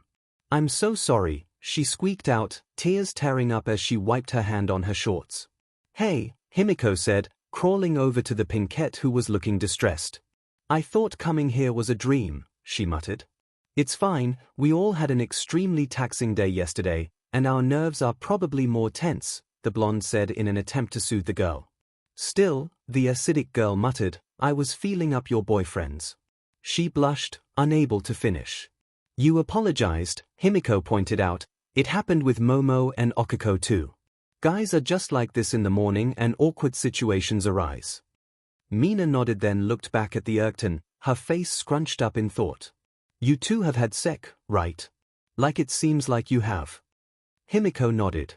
We have, but we haven't done anything like that with Momo or Okiko. How? Mina asked. How what? I think, Kyuka said, getting up from her spot, she wants to know how you fit that thing inside of you. She pointed at the offending thing in question, right as it wobbled. It moved, she hissed, her face going full red, matching Momo's, who was still fanning herself from Izuku's 𝐒𝐽. Ribbit, Zhu croaked out, she was curious too. Lots of patience, Himiko replied. Kyuka let out a small yelp, getting the girl's attention. Looking at her, Zhu saw that Izuku's arm had found her and wrapped around her. Is he a cuddler? The frog girl asked. Himiko nodded. Help me. Kyuka hissed. Himiko grinned. I don't like that grin, the trapped girl remarked. Oh Aizu baby, Himiko called out. Zhu began softly croaking in panic. The soul boy in the room let out another as he began to stretch. Kyuka, in a desperate attempt to escape, did what must come naturally to her. She attacked with her earjacks. I'm awake. Izuku called out as he flinched away from the stabbing Ajax, but didn't release his hold on the girl like she must have planned. Green. Kyuka hissed. Kyuka, he asked, looking down to where he had her pressed against himself. Oh, sorry, he muttered, releasing the girl from his hold. What are you girls looking at? He questioned as he followed the rest of their gazes to his waist. Zu blinked as it twitched once more. Gah, he yelled as he shot upright in bed, his hands covering himself as he hunched over. I'm sorry, he squeaked out. So Kyuka stabbing him woke him up, but not Mina playing with his pee-pee, the invisible girl asked the room. Toru, the normally pink girl, shot at her, face still violet. Playing with Izuku began, but stopped as his face soon joined Kyuka and Momo's in turning a shade of bright red. I should go, Mina exclaimed as she tried to get out of the bed, but in her panic her ankle twisted around a bed sheet. As she attempted to get off of the bed it snagged, causing her to fall over the edge of the bed, her butt up in the air. Ashido, are you okay? Izuku asked, clearly worried about the girl, his earlier embarrassment gone from his face. No, she replied. I feel you up by accident, and you ask if I hurt myself when I try to leave. Why are you so nice? He paused at that, looking to be in thought before he answered, because it's in my nature to worry about others. And you said you did, he blushed as he tried to say what they had watched her do, that by accident. So you didn't do anything intentionally bad. And you did apologize, Okiko chimed in.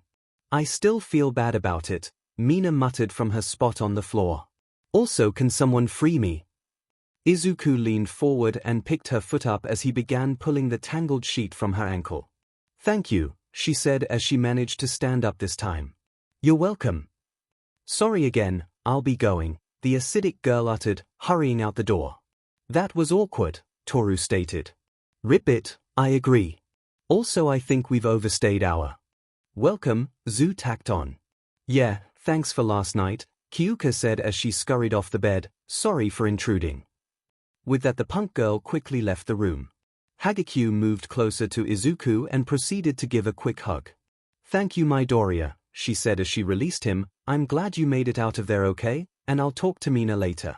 She likes to tease, but I've noticed if someone turns the tables on her she gets flustered. Izuku nodded at that. Thank you, 𝐔𝐸𝐽, I'm glad you made it out okay as well. She watched as the large shirt moved over the bed, and headed for the door before it left. Midoriya, Zu said now that it was him and his girlfriends, thank you again for saving me from that villain. It wasn't just me, Mr. Aizawa erased his quirk, that's why it didn't hurt you, he commented. She nodded. I know, and I'll thank him as well when I see him again. I just wanted to thank you again. He smiled at that. It's what heroes do, so I'll save you again if need be. She felt her cheeks start to heat up at that, as she watched the other girls shoot him a small smile. And if you have trouble sleeping again in the future, you're welcome to join us again, you don't have to suffer in silence, he offered. Her cheeks were heating up as she nodded, thanking him.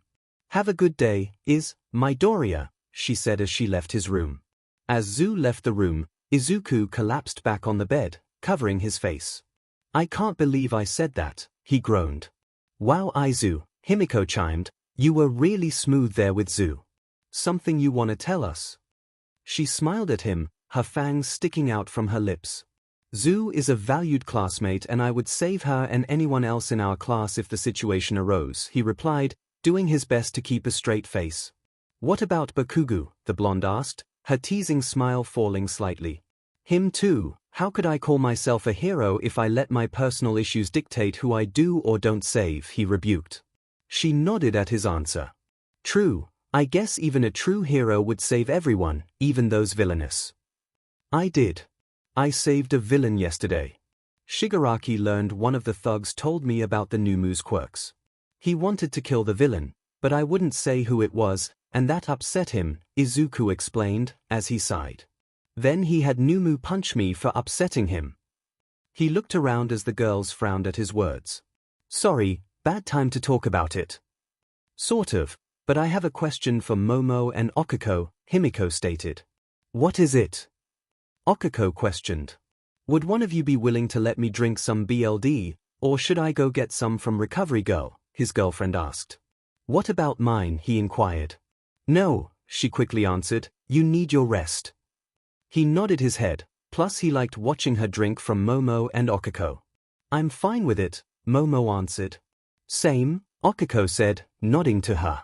Would you like to drink from both of us? Momo suggested. He smiled as he watched his girlfriend's eyes light up at that suggestion. Yes, she exclaimed, smiling at the three of them, but first she sang out, before crawling over to him. Good morning, 𝐼𝐳, she said, before kissing him passionately. He returned the kiss, his arms wrapping around her as she straddled him.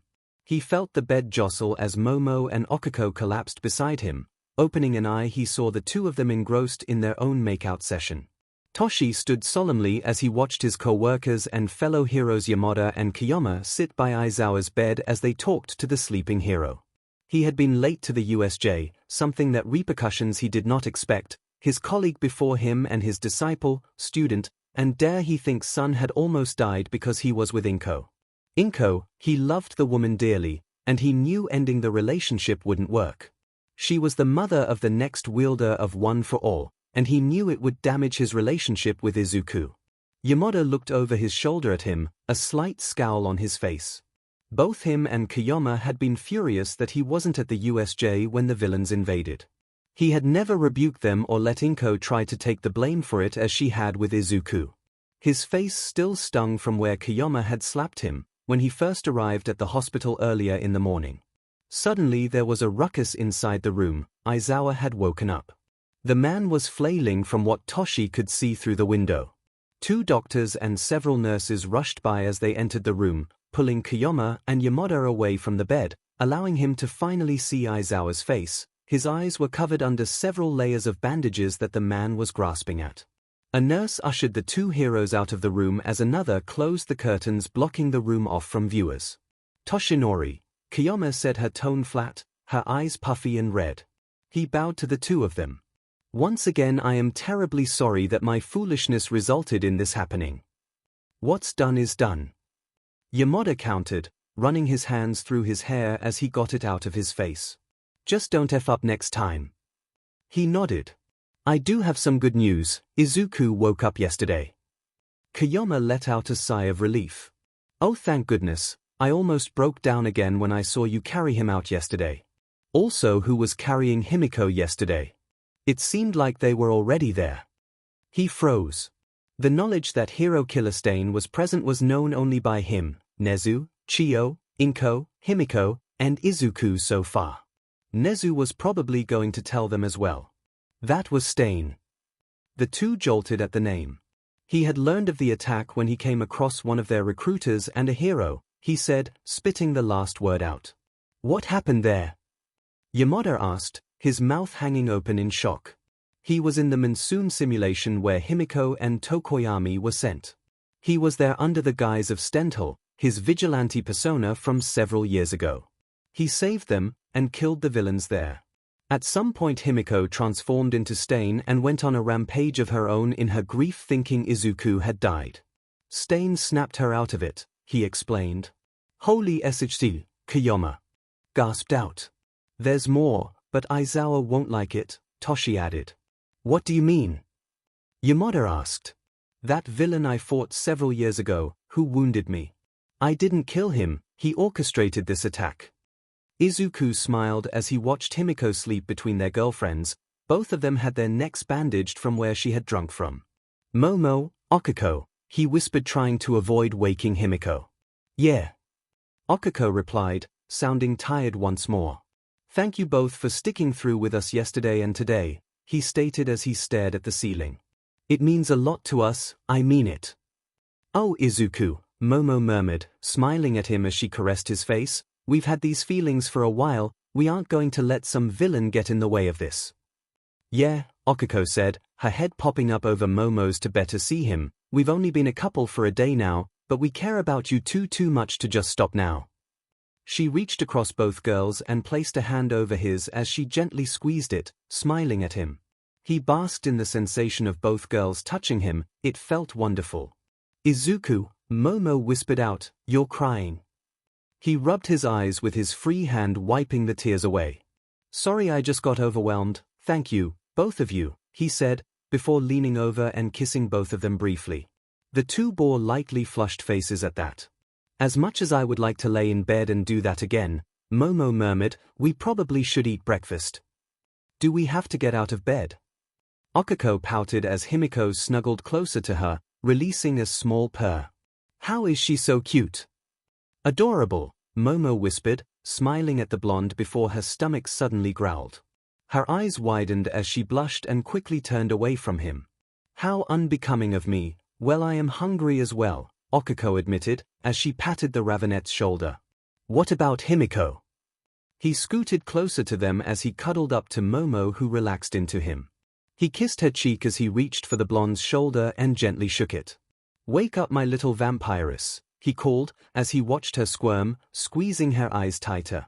What do you want? She mumbled out. Breakfast, he replied. She ummed out. Got some nice juicy PP with your name on it, and we haven't had sec in a while either. So I'd love to get some of that yummy cum of yours. Two things happened once she finished speaking. His 𝐿𝐴 from earlier returned with a vengeance, and Momo squeaked as he felt it slide between her thighs. Oh my god, it's bigger than before, she gasped out as her thighs rubbed along it. Himiko's eyes flew open as she heard Momo gasp. Oh. Oh. Oh. She called out, her own face turning red. So bold, 𝐒𝐿𝐴 muttered, watching the three of them. Wait, did you say bigger? As the girl nodded, Izuku scared in a breath as he felt it rub against her again. Wow, Himiko remarked, watching the two with wide eyes. It's one thing after another today. I'm so sorry, he squeaked out as he tried to pull away from her, but stopped when he felt a hand gently touch it. Momo, he asked, bewildered that she would do that. I was just thinking it was weird that Minato touched it before 𝐒𝐴 and I did, she stuttered out as she continued to palm it. He scared in a breath as her fingers caressed the underside of the tip through his shorts. I'm not hurting you, am I? She cautiously asked, stopping her movement. Is this a little fast? Himiko mumbled out, watching the scene play out, 𝐒𝐴 nodding behind her. The Rave Knight sputtered at that. I just was curious, and have been since Midnight's class as well. Reading about it is one thing, but actually seeing and touching it is something else. Plus I know in some of the books I've read, sometimes when a person joins the relationship they would be welcomed with, she trailed off, her ears turning bright red. Welcome with what, Momo, he asked, curious about where she was going with this, and when he could have his PP back.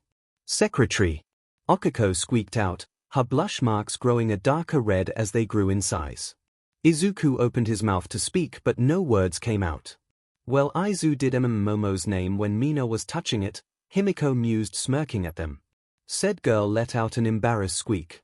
As Izuku went to apologize for that, he wasn't sure why, but he felt he should. A loud voice was heard in the hallway screaming his name. Izuku! He balked at how familiar it sounded. Stop screaming, you demon hag. What do you want with Deku anyways? A voice that clearly was Bakugo screamed out. Oh no, he muttered, feeling himself go limp finally. He ignored the huff from Momo. Is that? Himiko started, but was cut off as a banging was heard on his door. Midoriya, Izuku, are you in there? Open this door or I'm coming in. Bakugo Mitsuki yelled from the other side. I'm getting dressed, he shot back in a panic. So, I bathed you and Katsuki when you were little, it's nothing I haven't seen before, came her snarky reply as the banging grew louder. I don't wanna see Deku naked, you demon hag, her son screeched. We're busy. Himiko suddenly yelled, bouncing on the bed, causing it to squeak. He looked at her in disbelief. Then at 𝐒𝐴, who was floating along the ceiling, whose face was consumed by her blush marks. Oh, I'll be downstairs with Katsuki then, take your time, she called through the door as her footsteps grew faint. Izuku rolled on this back as he watched 𝐒𝐴 drift along the ceiling. F me, he muttered. Well, if you insist, Himiko sang out as she crawled on top of him. You're not actually going to? Momo hesitantly asked them. Yes. No. He looked up at Himiko, who was staring down at him. I almost lost you yesterday. I'm going to show you how much I love you, she stated. He slowly nodded. How about we do it tonight, that way we don't have to rush, and it's less awkward for Momo and 𝐒𝐴, he suggested. Momo was furiously nodding to that idea. Her long tongue crept out of her mouth as she liked her lips, her fangs somehow glinting in the light while her face was turned away from the light. Good. Now let's go see what Mitsuki wants. Maybe I'll get another kimono, she mused as she climbed off of him as if nothing had happened.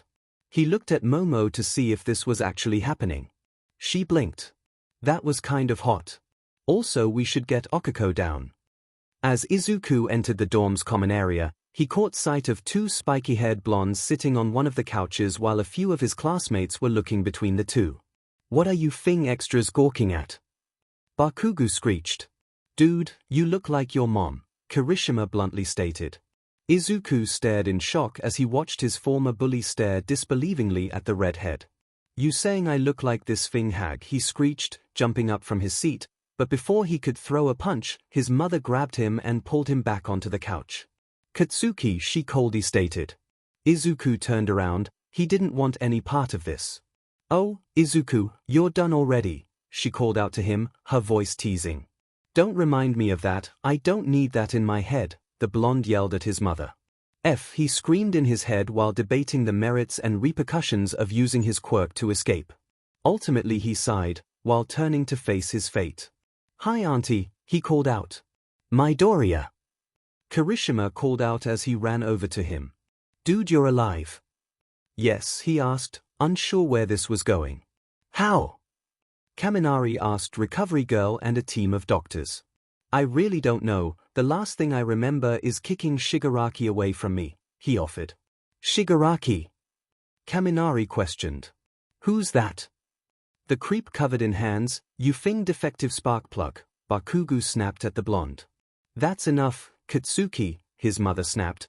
I didn't come here to listen to you bicker like a child. Now Izuku, how are you? I'm doing fine, I don't remember much, and Recovery Girl and the doctors and nurses healed me while I was still unconscious. I'm a little shaken up by it, but I never saw anyone get hurt, he answered. You spoke to me, Bakugo announced. Izuku blinked. What did I say? Bakugo scoffed. It wasn't anything important. Oh, okay, he mumbled, not sure why that bothered him. It wasn't anything weird, was it? Momo said I was saying stuff that didn't make sense. He told me that you called him Kaken for the first time in a while, Auntie stated. Kaken?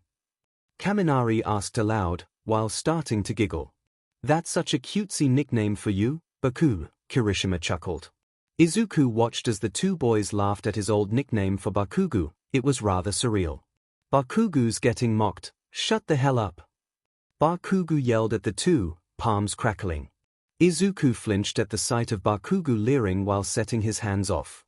The blonde's mother instantly smacked the side of his head. Behave, Katsuki. TCH, fine. And Deku doesn't fing call me that anymore, and you fucknuts won't either, the irate blonde stated with a huff, looking away from them, face set in a scowl. Dude, why did you give him such a cutesy nickname? Kirishima asked. Izuku looked down, his cheeks heating up. Well, I had trouble saying his name growing up, so I went with that instead. Still, I must have been out of it to call him that. Your fing chest was caved in and you were spitting up boo. Ooh, of course you were out of it, Bakugo commented. Izuku snapped his head up at that. My chest was what? He shouted at his former bully. Bakugo jolted his head back at his volume. Did no one fing tell you? Bakugo asked incredulously. Himiko and Momo haven't said much, I was only told you were injured by accident, but that it wasn't as bad as my injuries, Izuku replied. I remember Shigaraki trying to kill Zu, then trying to punch him only for that Numu villain to take the punch. Shigaraki decided to have a conversation with me, and then I got punched. After that, I know I kicked Shigaraki away when he tried to kill me, Izuku said, his voice cracking, his eyes were starting to sting. Izuku, it's okay, Auntie whispered in a soft tone as she slowly got off of the couch and pulled him into a hug. Shush, don't think about it. Here, I'll take you back to your room. Katsuki, stay here. Principal Nezu, thank you for joining us today, a board member said as he entered the room. Nezu knew his name, but he wasn't here to play nice today.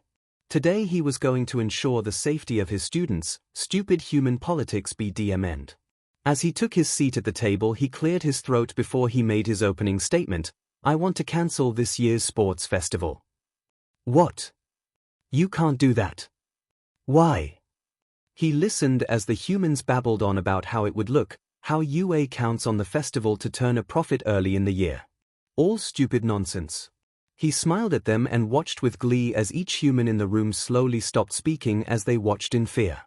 I see that concerns over money are more important than the lives of my students. I made a mistake in allowing the USJ field trip to occur instead of cancelling it as my vice principal suggested. Now he is in the hospital recovering from an attack launched by villains. You want me to hold a 3-day sports festival that is televised around the world 2 weeks after UA was invaded. Of course, I could have a simple sports festival where only students and family attend, no need to use the giant stadium, just refund the tickets.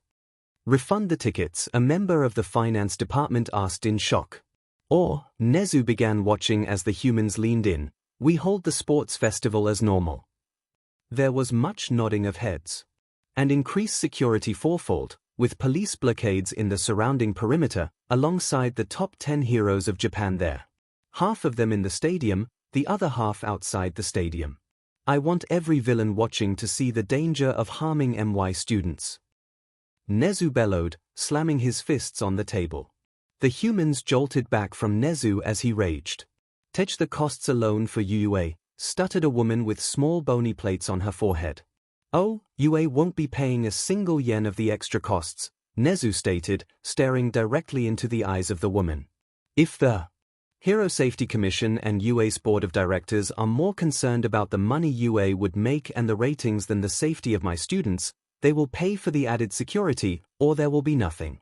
But you can't do this, another Hero Safety Commission member whined, his hands fumbling with the papers before him. And what will you do if villains attack during the sports festival? Nezu inquired. Simply state, well, Nezu wanted extra security for the students, but we wouldn't make any money then, sorry about your dead kids. The man closed his mouth. Nezu smiled at him. I see you've made a wise decision, and if it makes it easier for you idiots, All Might and Endeavor will already be there, so now you only have to get 8 of the top 10 to show up. Now, if there's nothing else you wish to waste my time on, I have a vice principal and a class of students to check in on. With that he rose from his seat and walked from the room, grinning to himself, knowing that if they tried anything he could simply release the recording he had made of the meeting. It wouldn't look good for them if it came out that they were opposing the safety of the students. Be more careful, Tomura yelled at Kurogiri as he wrapped a new set of bandages on his arms. I am doing my best, but you need to hold still. I don't want to hurt you, the warper stated as he continued to apply the wrappings. Next time, don't let me get shot, the young villain barked. As the two bickered back and forth, a television set in the room crackled to life. Kurogiri, how is Tomura doing? I'm fine, sensei, Tomura replied as he swatted Kurogiri away from his knees, the new bandages half applied, small BLD spots forming on the white material. I'm glad you feel that way, but I want to hear it from Kurogiri, sensei replied, a light chuckle in his voice. He won't say you're better than you actually are. Your safety is of my utmost concern, having you leave while still injured would hinder you. Tomura nodded, he knew sensei was right, but he hated looking weak in front of the man. What would you have me do, sensei? For now, rest. Our assault on the heroes may not have borne the result we desired, but it did send a message, we are here, and we can be anywhere we choose to be, nowhere is safe.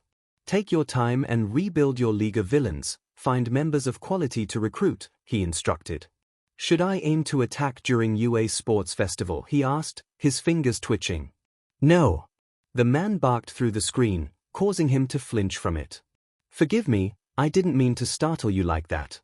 Merely I had hoped you wouldn't go for an obvious trap. No doubt the heroes will have increased security for the event. Tomura blinked before slapping his hand to his forehead. Gah! You're right, how stupid of me. These things take time, young MSTR, Kurogiri mused. You will learn in time, we are sure of it. Tomura glared at him. I'm not some child to be coddled. Tomura, Kurogiri is correct. You are bound to make blunders and fail from time to time, it is natural. But what matters is that you learn from them and improve yourself. I will help you as best as I can, But ultimately, all the decisions are yours to make. I will offer only guidance, step in only if I think you are in danger you can't handle yourself, the man concluded. Thank you, sensei, Tomura said, bowing to the television. You're welcome. Now let Kurogiri finish bandaging you, and I will bring you to me so we can have a proper lesson, sensei said, before the connection cut out. The cyan-haired man sighed before sitting down in the chair once more. Kurogiri, you can continue, just be more careful, he muttered. Of course, young Emester, the warper replied, crouching down to continue his job in silence. Izuku wasn't sure what had caused him to start crying like that, except he did. He had almost been killed again, but some part of him wanted to ignore it. Others had been hurt, but nowhere near as bad as him, yet he was more concerned about their well-being. Maybe I need to see Hound Dog, he muttered to himself.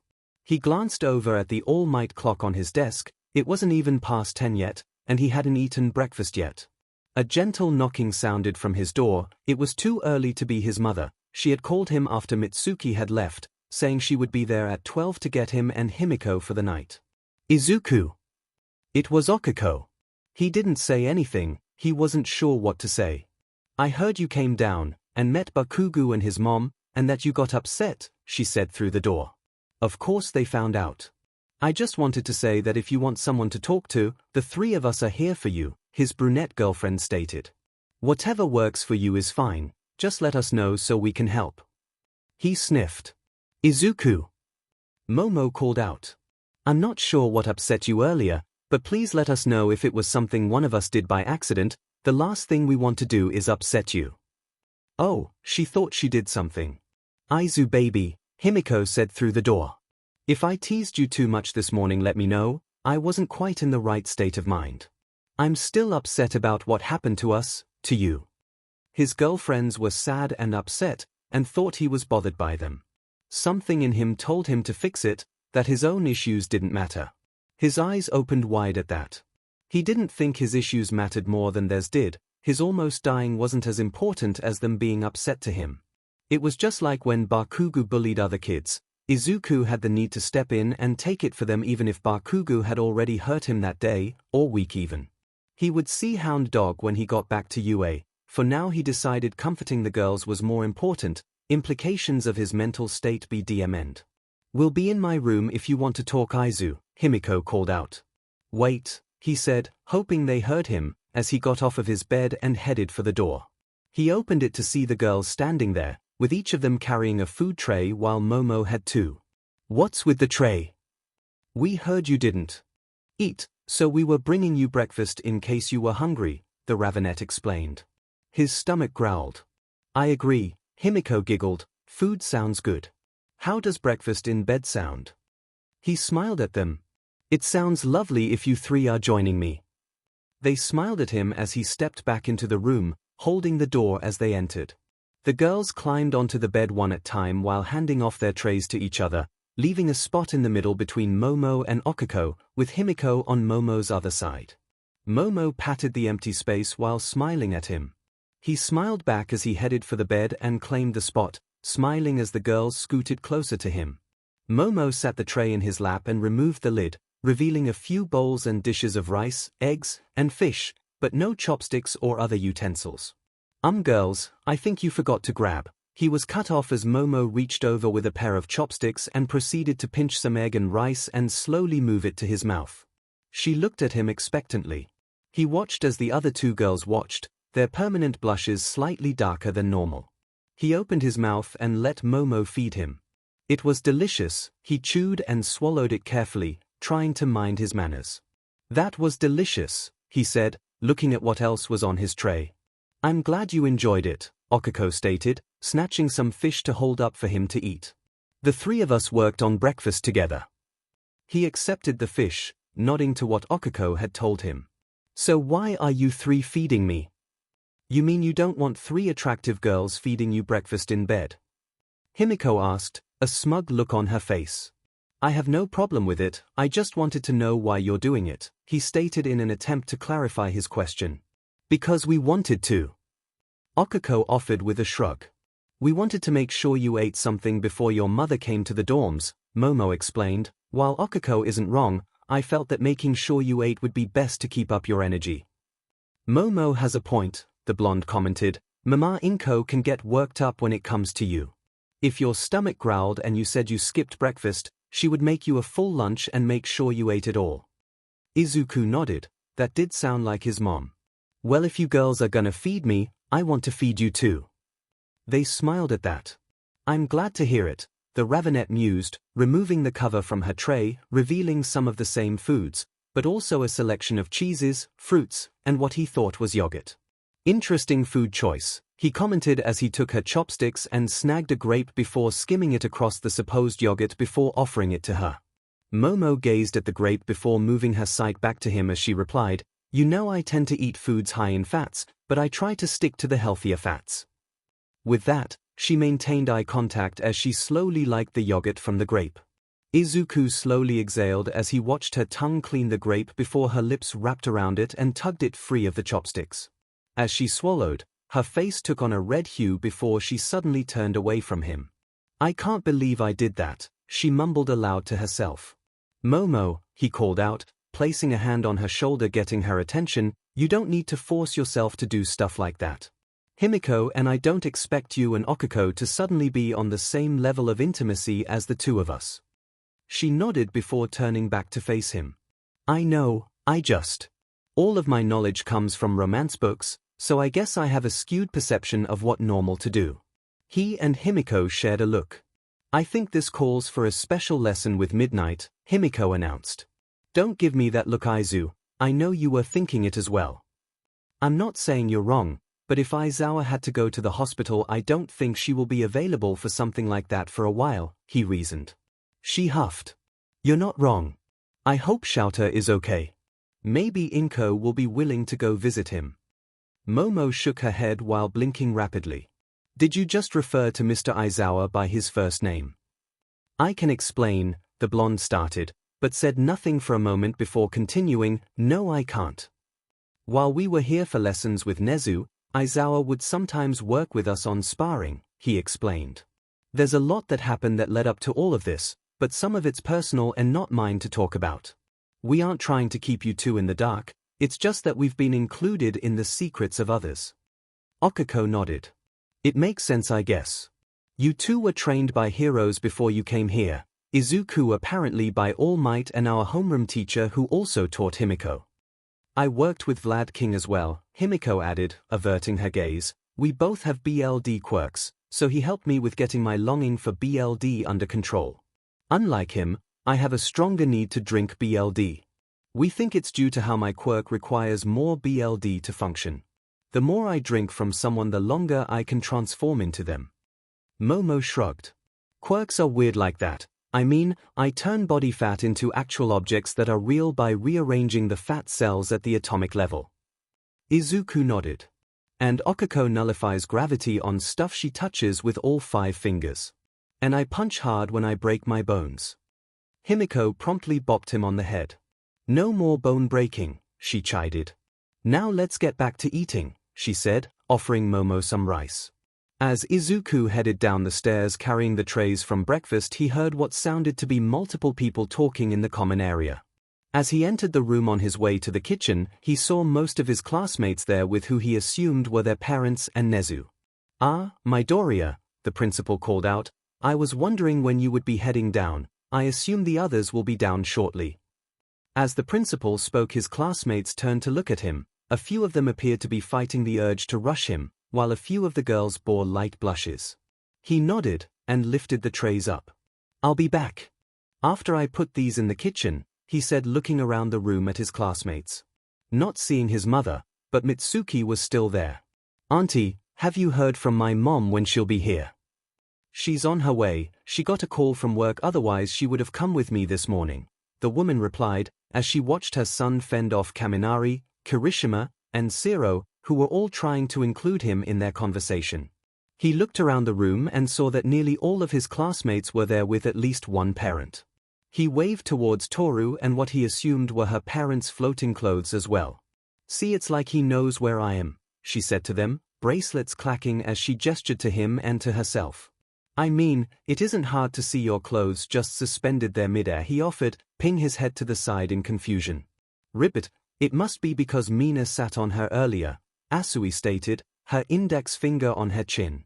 I said I was sorry. Ashido huffed, puffing her cheeks up in a pout he thought was exaggerated, then she looked at him and her face turned violet once more as she quickly looked away. A taller version of her with much longer pink hair, and a more endowed everything leaned down to check on her, which caused Ashido to squirm as the woman grinned. The man he took to be her father had a tall set of spiraling yellow horns that stood beside the woman gave him a look that caused Izuku to swallow, before chuckling at his reaction. That explained Ashido's teasing nature and appearance. Wait, did she have a tail? Would Ashido get a tail as well? He shook his head, more questions for later. As he turned to leave he saw that 𝐼𝐸 was sitting by himself, messing with his phone. Just then, the supposedly French boy looked up at him and smiled.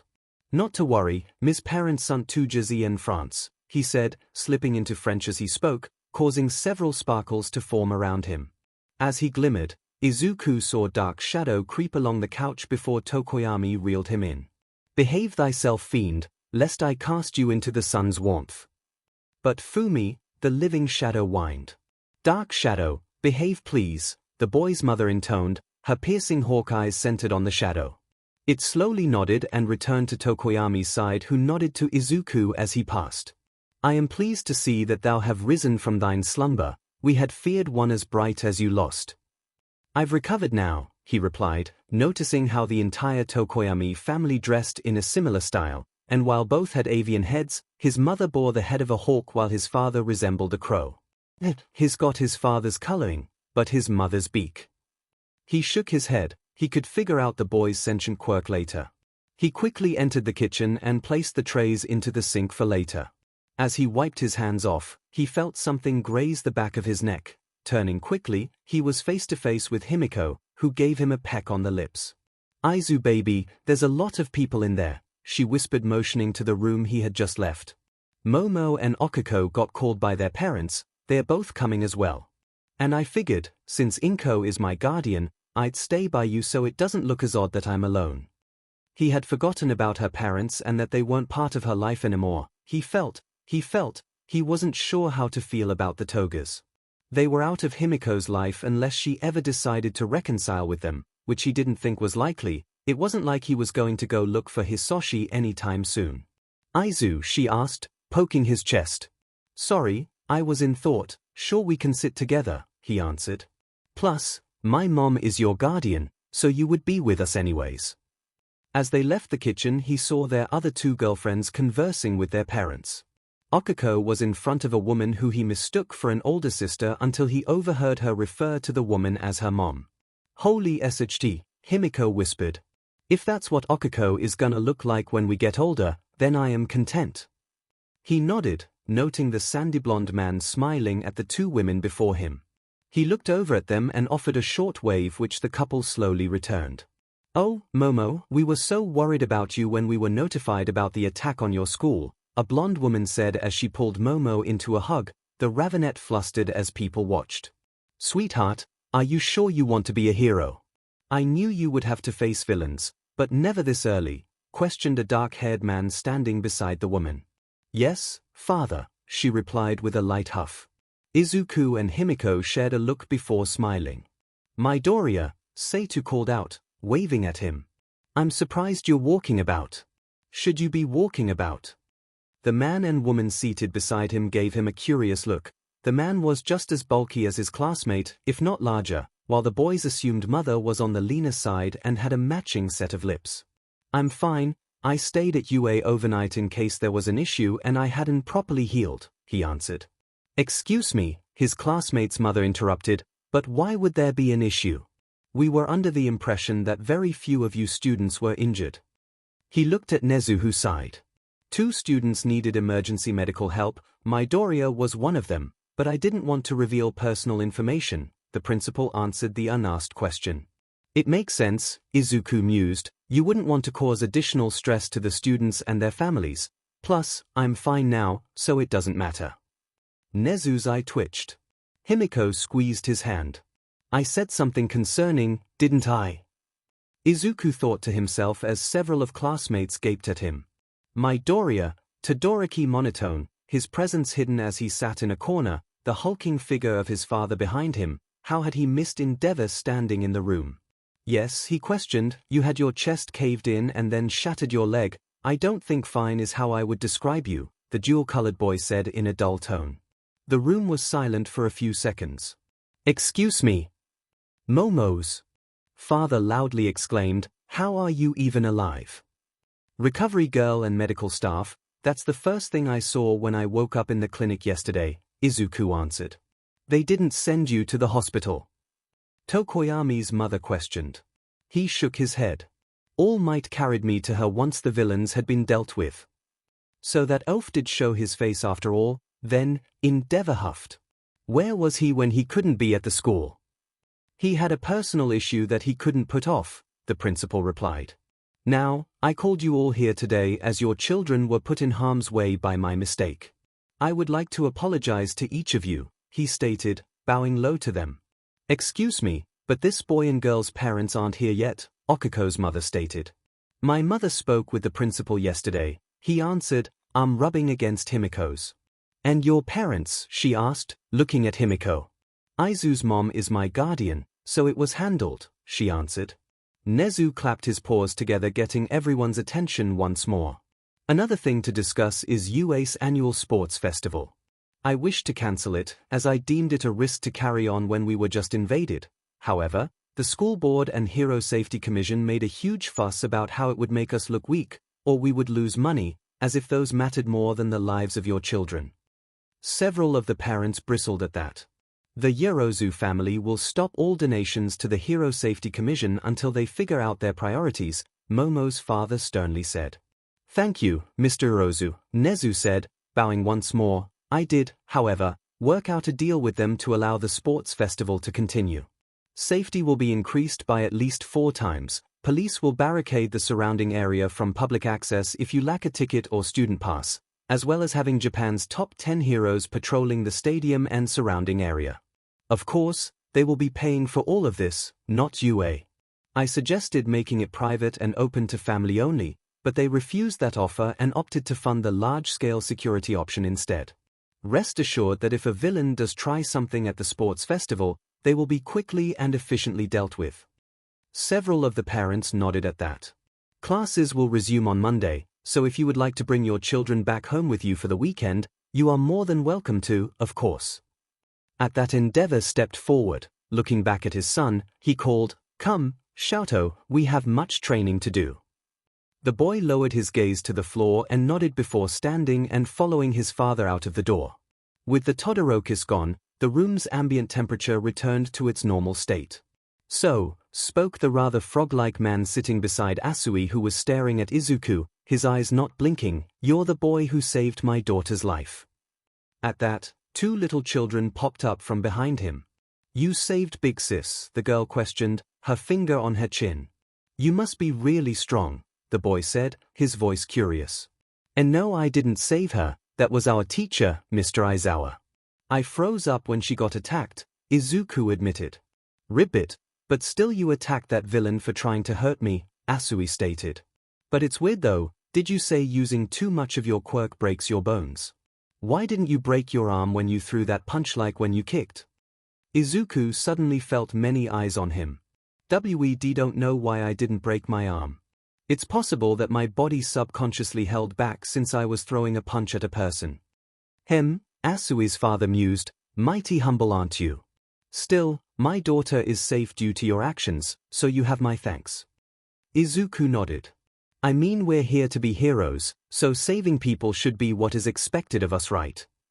Bakugo opened his mouth to say something, but was cut off as Inko burst through the door, followed by All Might. Izuku, Himiko, I'm so sorry I'm late, she said as she pulled the two into a hug. It's fine, Mama Inko, Himiko said, hugging the woman back. So where are the, Inko began, but saw the room was full of students and their parents, or families in Asui's case. Oh, how rude of me, we didn't interrupt anything important, did we? Of course not, Ms. Midoriya, Nezu stated. I was simply apologizing to the families of my students for allowing them to be placed in harm's way. I too would like to apologize, All Might said, bowing before them all. I would have been here earlier, but I was at the hospital checking on my co-workers. Izuku squinted at his MSTR and principal. Nezu, you had All Might come late because Endeavor was here, didn't you? Nezu smirked at him. I didn't want to deal with the man throwing a tantrum because he can't win a popularity contest. Izuku laughed at that. It's a shame, I would have loved to test my theory about how easy he is to defeat if he had. Nezu's eyes gleamed at that. Oh! Midoriya, what have we told you about running quirk experiments? All Might questioned, raising an eyebrow at him. Not to experiment on my classmates without teacher supervision, and that Nezu doesn't count. So Endeavor is fair game as a pro hero, and if he can't handle a hero core student, should he even be a pro hero? Nezu's grin grew in size. I'm sorry, but what the hell is going on here? Momo's mother softly asked. You get used to it, Momo replied, while Okiko nodded along, I think. I'm sorry, but did a child just threaten to defeat the number 2 hero?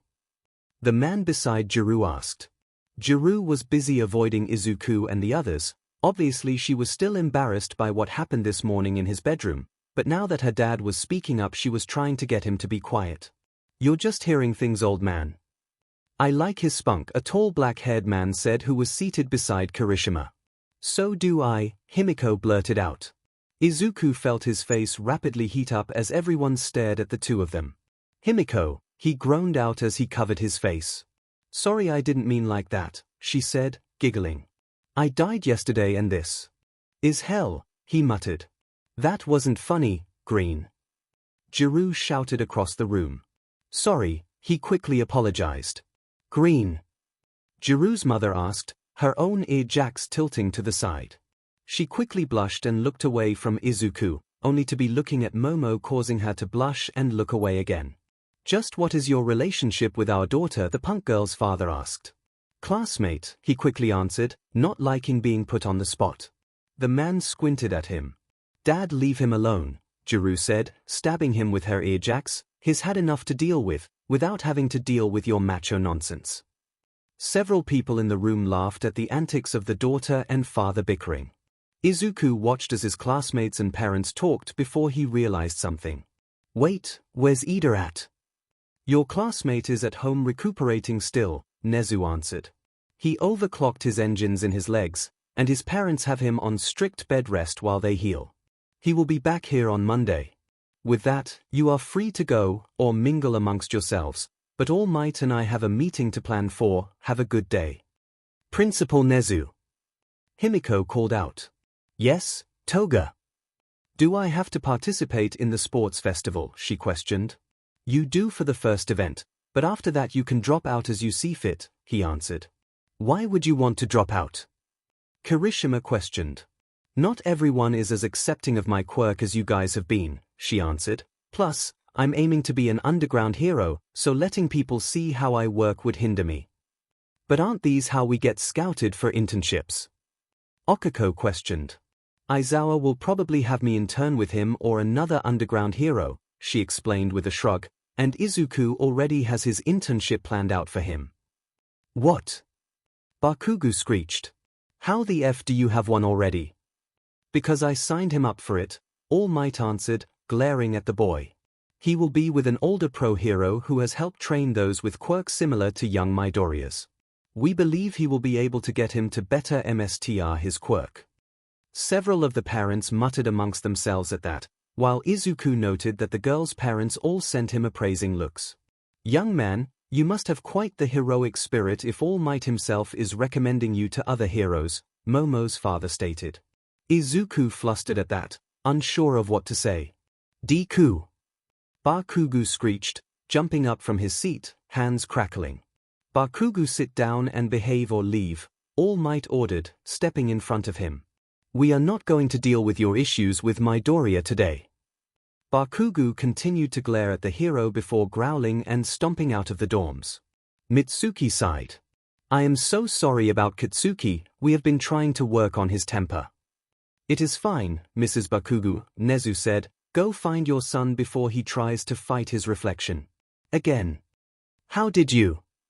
Izuku began, but stopped. It wasn't worth the smile he would get in response.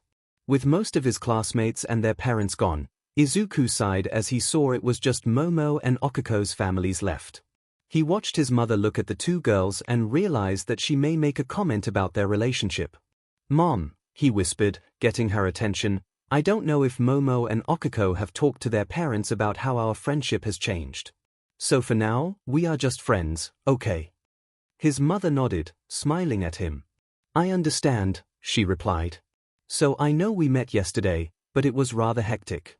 I'm glad to know my son and Himiko have you two as such great friends," she said to the two aforementioned girls. "Oh, these two are the friends you made at your entrance exam?" Mrs. Uraraka asked her daughter, who nodded, blush marks growing slightly darker.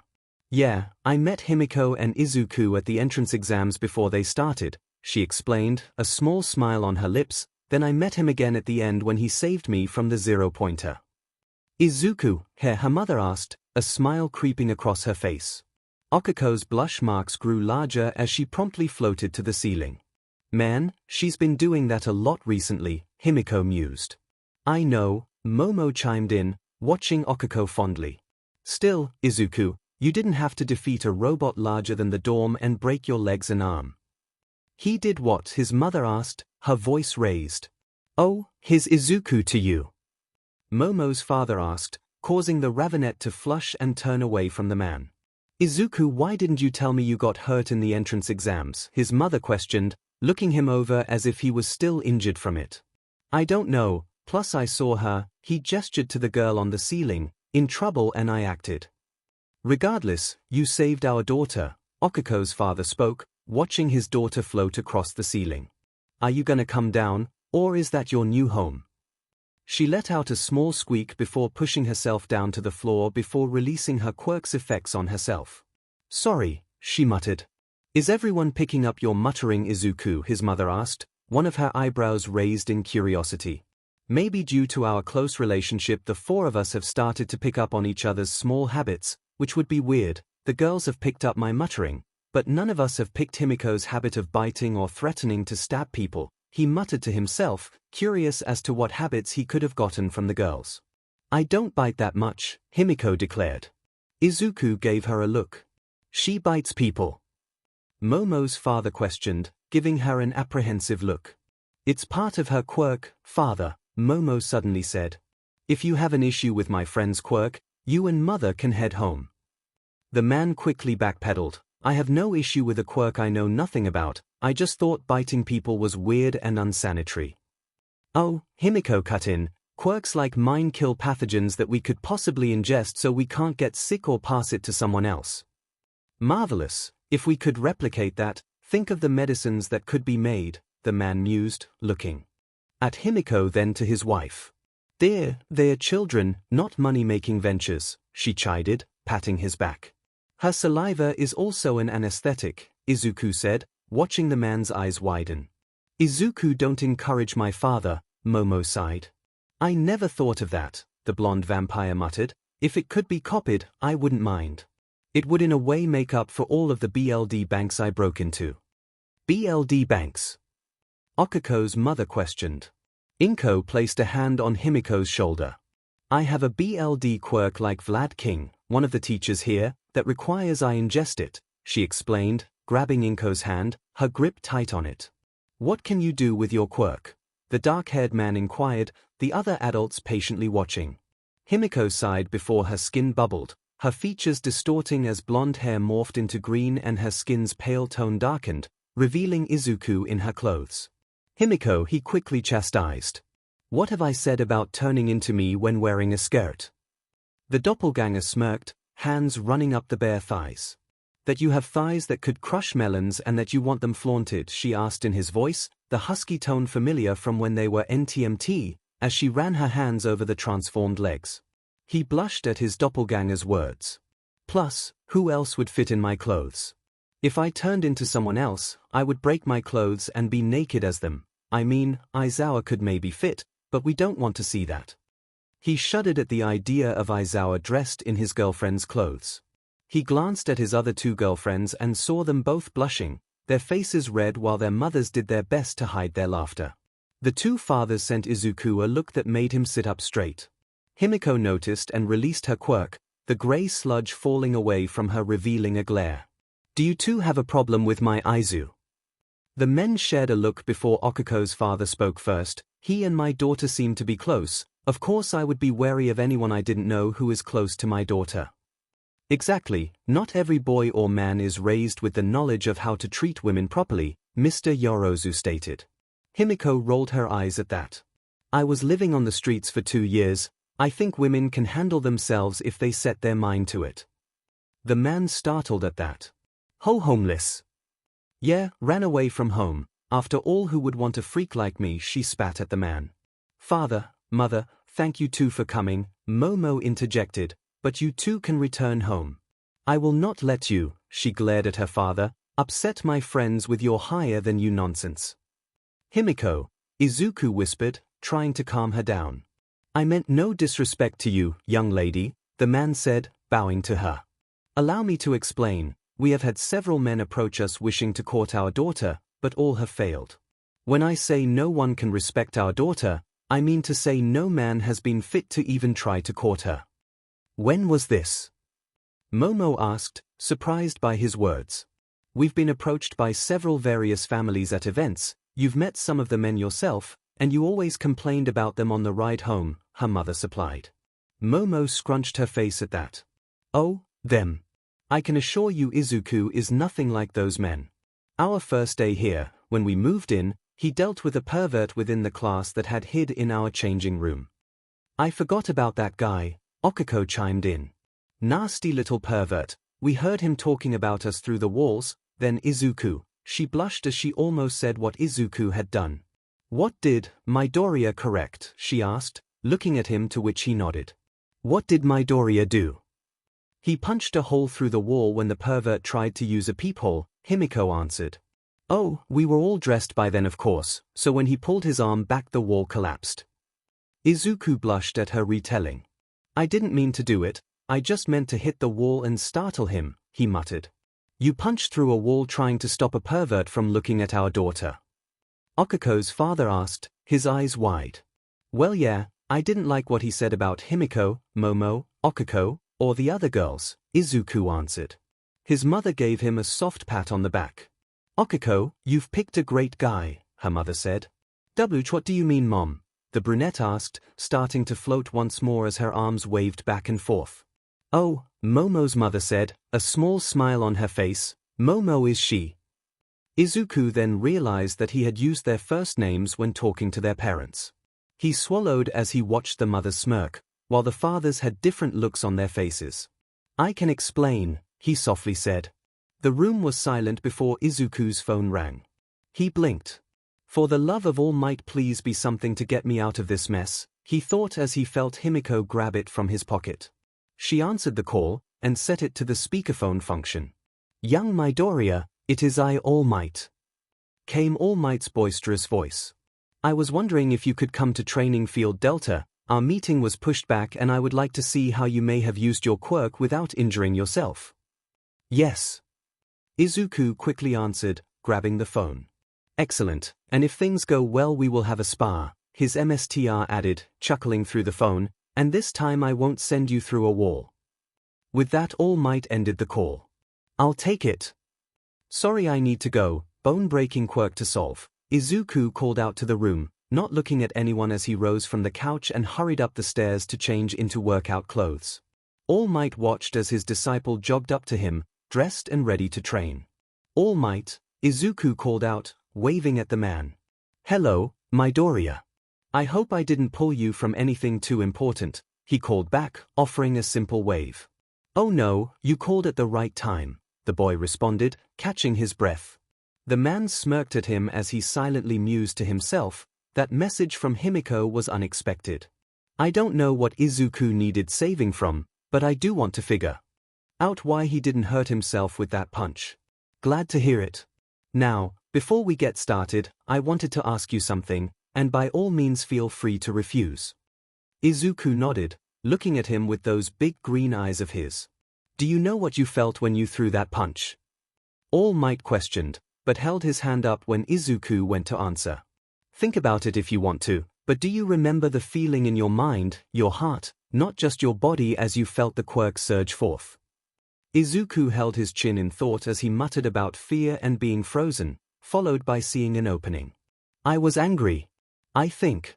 I'm not sure, I just saw Shigaraki trying to hurt Zu, and when I finally could move I attacked blindly.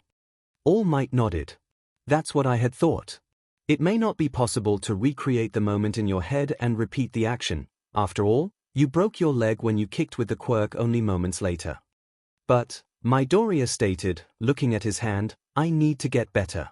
What if next time we aren't expecting help to arrive? What if you can't make it in time? I need to be better, I need to not be so weak. He cried out, tears forming at the corners of his eyes. Oh, Izuku, All Might uttered, crouching down to his knees. He pulled the boy into a hug. You are not weak, to me you are one of the strongest people I know. I wouldn't have passed one for all to you if I had thought you too weak to use it. Remember, you're still learning to be a hero, this will take time for you to MSTR. But, if All for One is truly alive out there, he will come for you again, Izuku reasoned, his face buried in the crook of All Might's neck. You barely won last time, and it nearly killed you. It did kill me, All Might thought to himself, frowning as he gently rubbed his disciple's back. If he shows up, he will be just as injured as I am, Izuku. But now, more people know of his existence, we can plan contingencies for him. What if your time limit is eaten up for the day, what if it has run out then? Izuku hurriedly asked. He frowned at those questions, could he play the waiting game? Was All for One simply waiting for him to run out of his quirk? That implied he knew of the time limit, but it could be reason that he had found a successor and as the quirk transferred he would continue to grow weaker. It is possible, yes, but think, Izuku, we now know he is out there in the shadows, so he won't catch us by surprise like he did yesterday.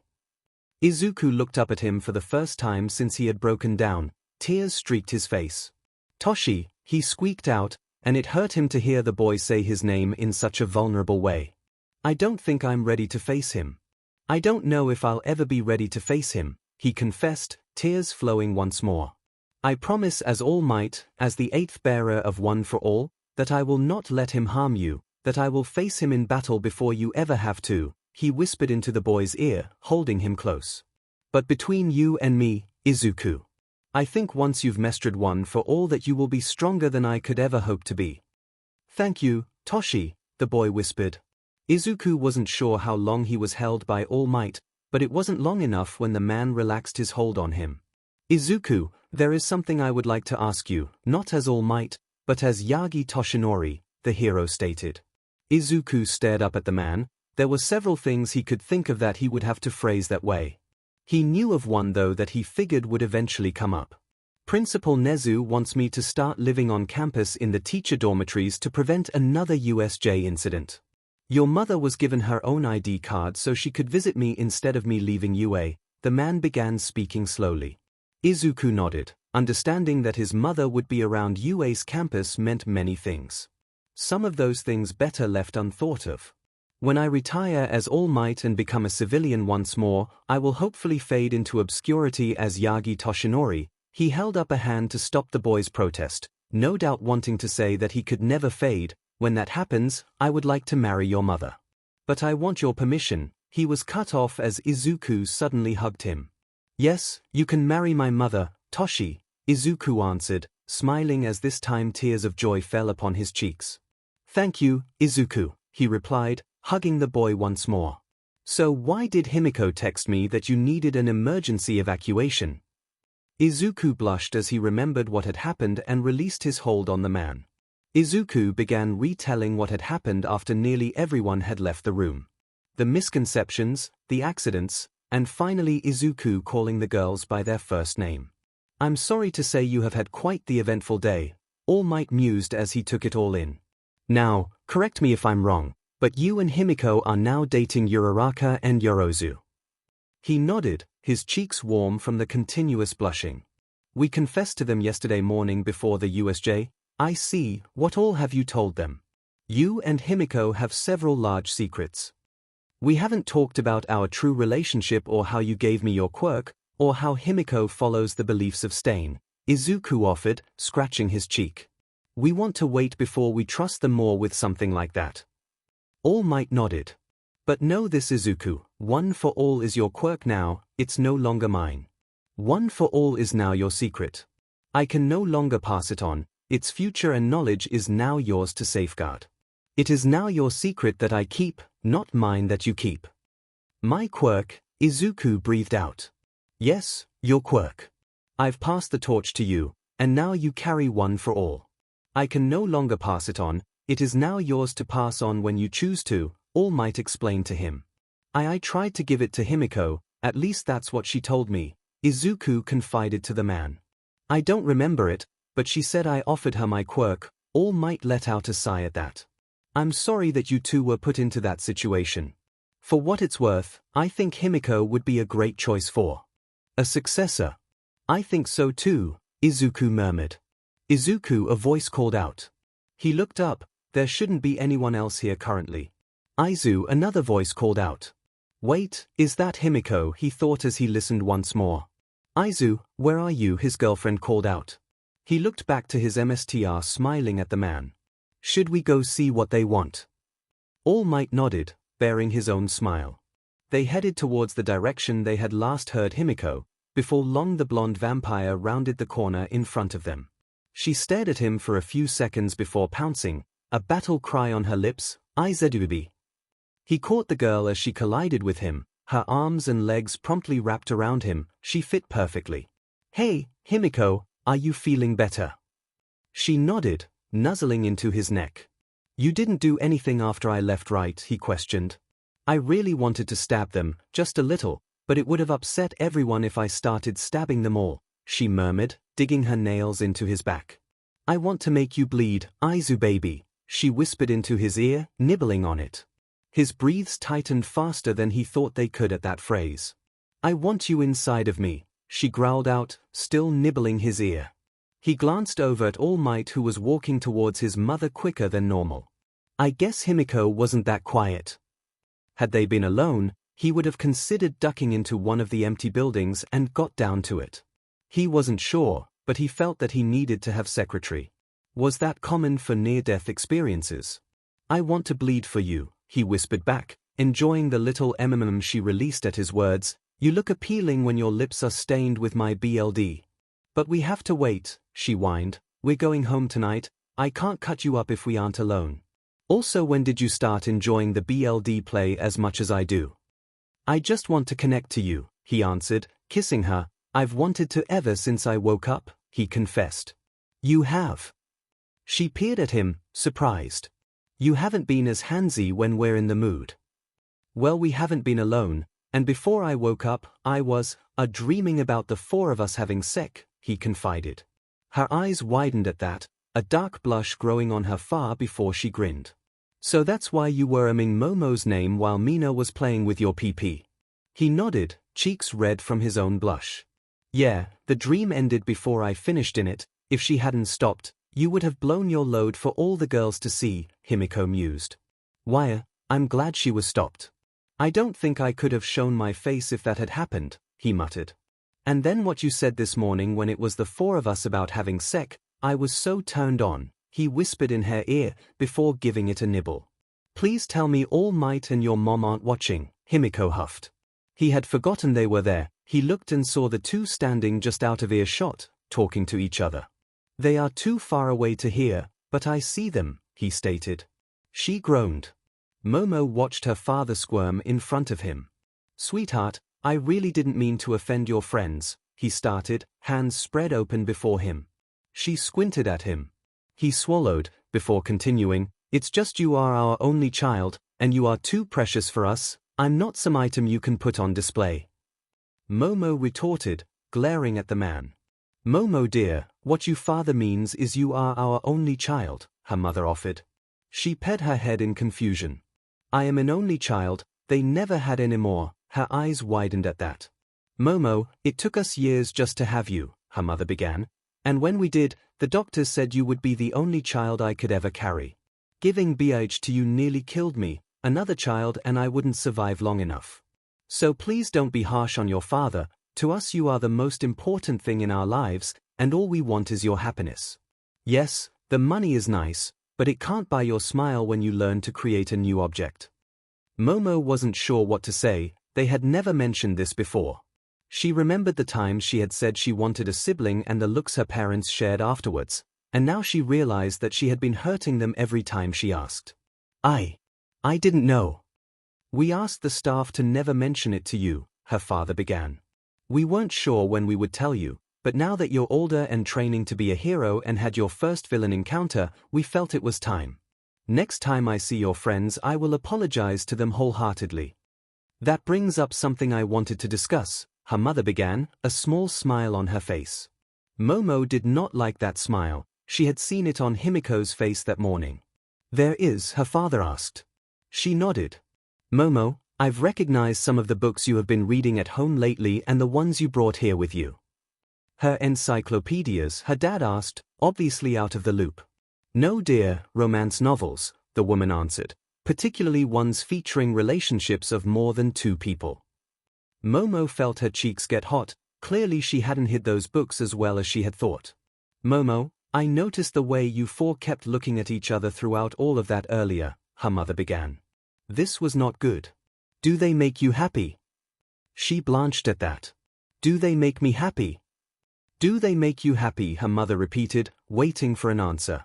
Well, they confessed yesterday, but they had meant to do it this weekend at the planetarium, Momo answered, looking away from her parents.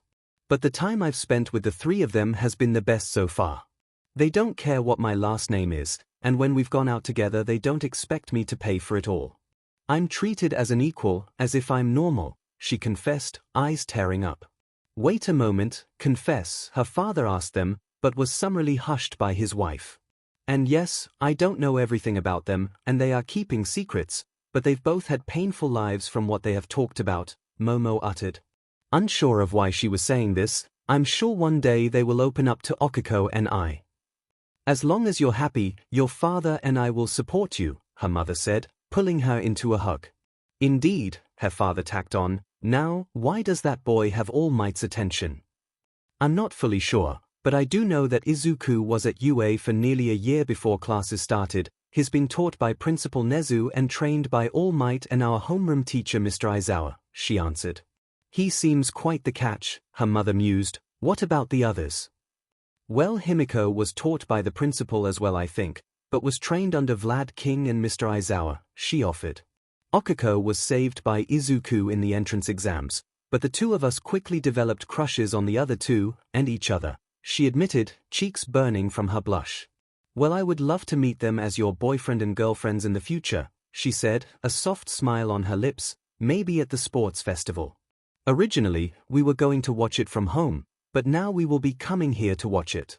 Maybe Izuku's mother and 𝐒𝐿𝐼's parents can join us. She nodded. This had not gone as badly as she had thought it would. Now she just needed to tell the others. I had expected you two to be against me dating three people, Momo confessed, looking down, ashamed she had doubted her parents. Sweetheart, her father began, your mother and I barely knew each other before we got married. We came from families in which arranged marriages were the norm. While we hated that our freedom on who to date was taken from us, we managed to fall for each other. However, friends of ours who had the same fate were not as lucky. We would not condemn you to a loveless marriage. If anything, it'll be your grandparents who will complain that you can't be married off to some man twice your age. She shuddered at the thought of that. Exactly, her mother chimed in. Besides, if this works out how you want, I get more grandbabies to spoil. Mother! Momo yelled, face turning red at the insinuation. Her father coughed into his hand. Yes, but wait till you're done with UA to have kids. Momo was jealous of 𝐒𝐿𝐼 in that she couldn't just float away from this conversation. She hoped the brunette's conversation with her parents was less embarrassing than this. 𝐒𝐿𝐼 looked from her father, then to her mother. Both were giving her expectant looks. Yes. You seemed rather close with those three, 𝐒𝐿𝐼, her mother stated, a small smile on her lips. They're the ones you met at your entrance exams, right? Her father questioned. She nodded, before answering, they were, and we're close friends. Is there something you want to tell us? Her mother questioned. 𝐒𝐿𝐼 silently panicked. Lying to her parents wasn't something she ever did if she could help it, granted they could tell when she did. Well, got a little crush, do we? Her father joked. Her face paled. Wait, you do? He asked. Apparently he hadn't picked up on it like she thought he had. Well, it's a bit more than a crush, she muttered, her index fingers tapping each other. She could feel her quirk threatening to activate and send her away. She was about ready to accept its generous offer. So you like the three of them? Her mother asked, placing a hand on her shoulder to keep her tethered. She then noticed her hair starting to lightly float. I confessed to Momo and I yesterday morning. They had meant to do it this weekend, but, well, things didn't go according to plan. Momo and I were working it out that they wanted to ask us out, and I made them confess early, she admitted, her blush marks getting warmer. Well, it's definitely not a normal relationship, her father mused, but not unheard of. As always, we want you to follow your dreams and goals, not focus on us, her mother said, patting her hair back down. If this is what you want, we will support you. Of course, we want to meet them properly next time, her father commented. That boy seems to be quite the hero in the making. I mean, if All Might is finding him a tutor, he must be great. Okiko fondly smiled as she thought about Izuku standing between her and the 0-pointer, him promising to save her. Yeah, he's pretty great. Izuku followed his mother into their home. He had only been gone less than a week, but for some reason, it felt weird walking back into the apartment. What did you want to do, 𝐒𝐭? Himiko questioned, closing the door behind her. I have you two until Sunday afternoon, so I figured tonight we will have katsudon for dinner and then make it a family night, just the three of us, she answered. I would invite Toshi over, but All Might is needed, she tacked on, tone slightly somber. Mom, I'm not mad at you for keeping him late, Izuku commented, pulling his mother into a hug. Sure, I was upset, but I can't ask you two to set your relationship aside so that it won't happen again. Thank you, Izuku, she whispered, hugging him close to her. Now, why don't you two go sit down and put on a movie for us to watch, and I'll grab us some snacks, okay? Sure thing, Himiko replied, gently grabbing Izuku's hand and leading him to the living room. What should we watch?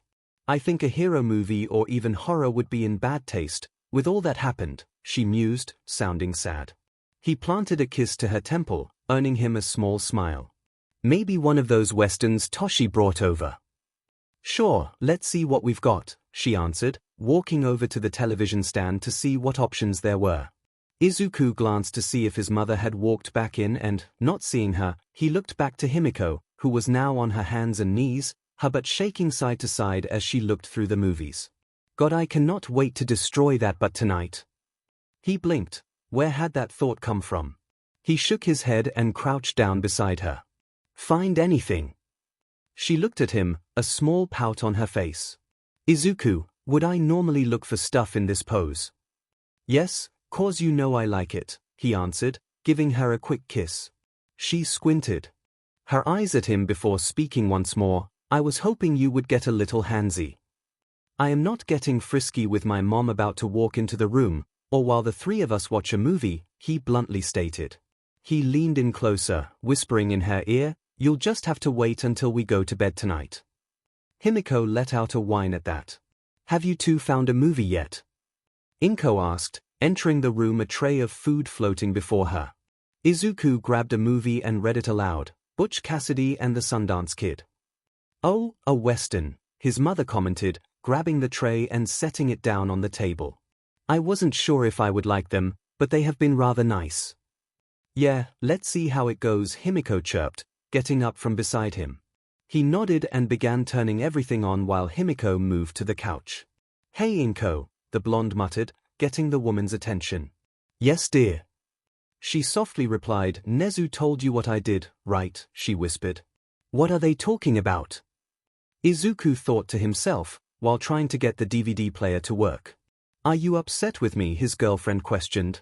Himiko, you're my daughter, I would never be upset with you.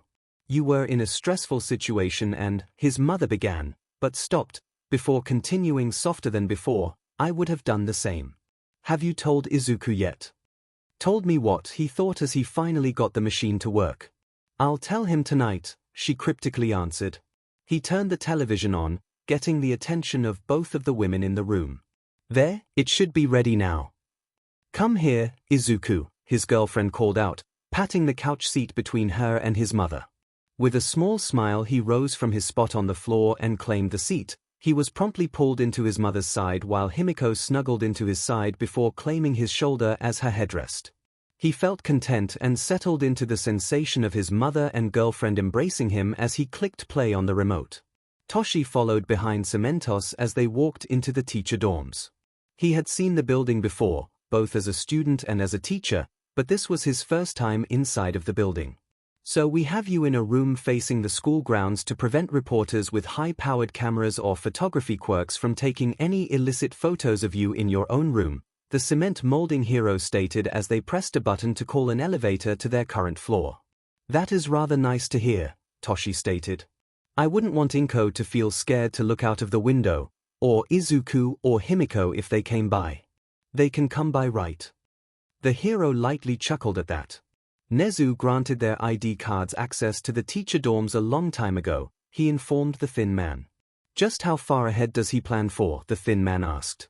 𝐸mentos looked around before leaning in close to whisper, you didn't hear this from me, but I think he's working on his own successor currently, this is just my opinion.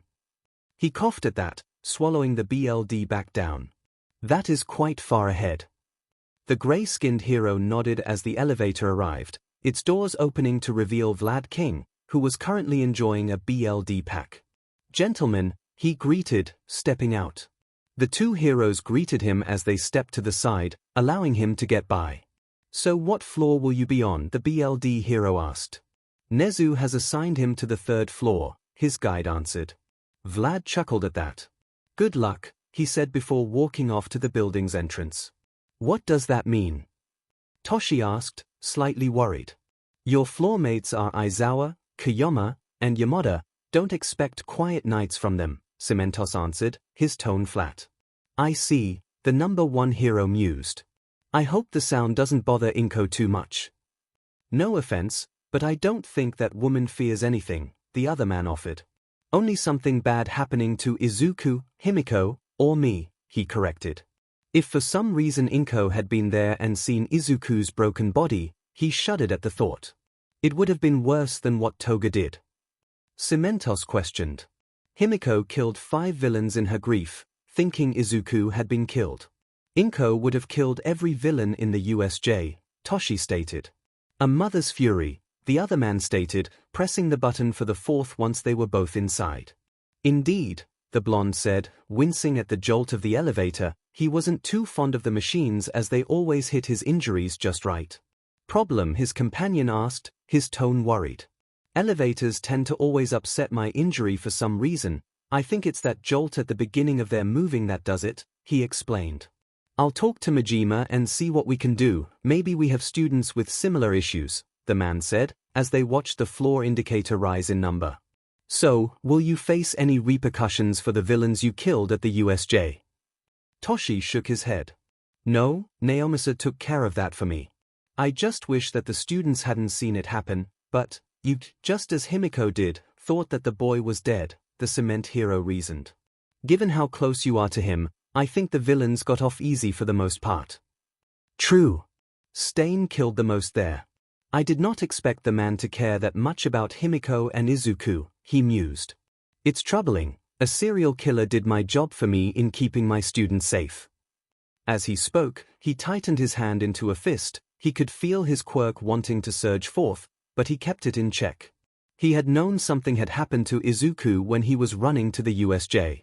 He had felt his quirk waver for a few seconds, and a feeling of cold had settled in his stomach. Going by the best time frame they had, it was roughly when Izuku offered Himiko one for all. Had Izuku seen him as he had seen Nana? Had his phantom stopped Izuku? With Izuku not remembering anything, it was hard to say. Izuku should have gone to the hospital, he heard a few people mention it, but the boy didn't need it.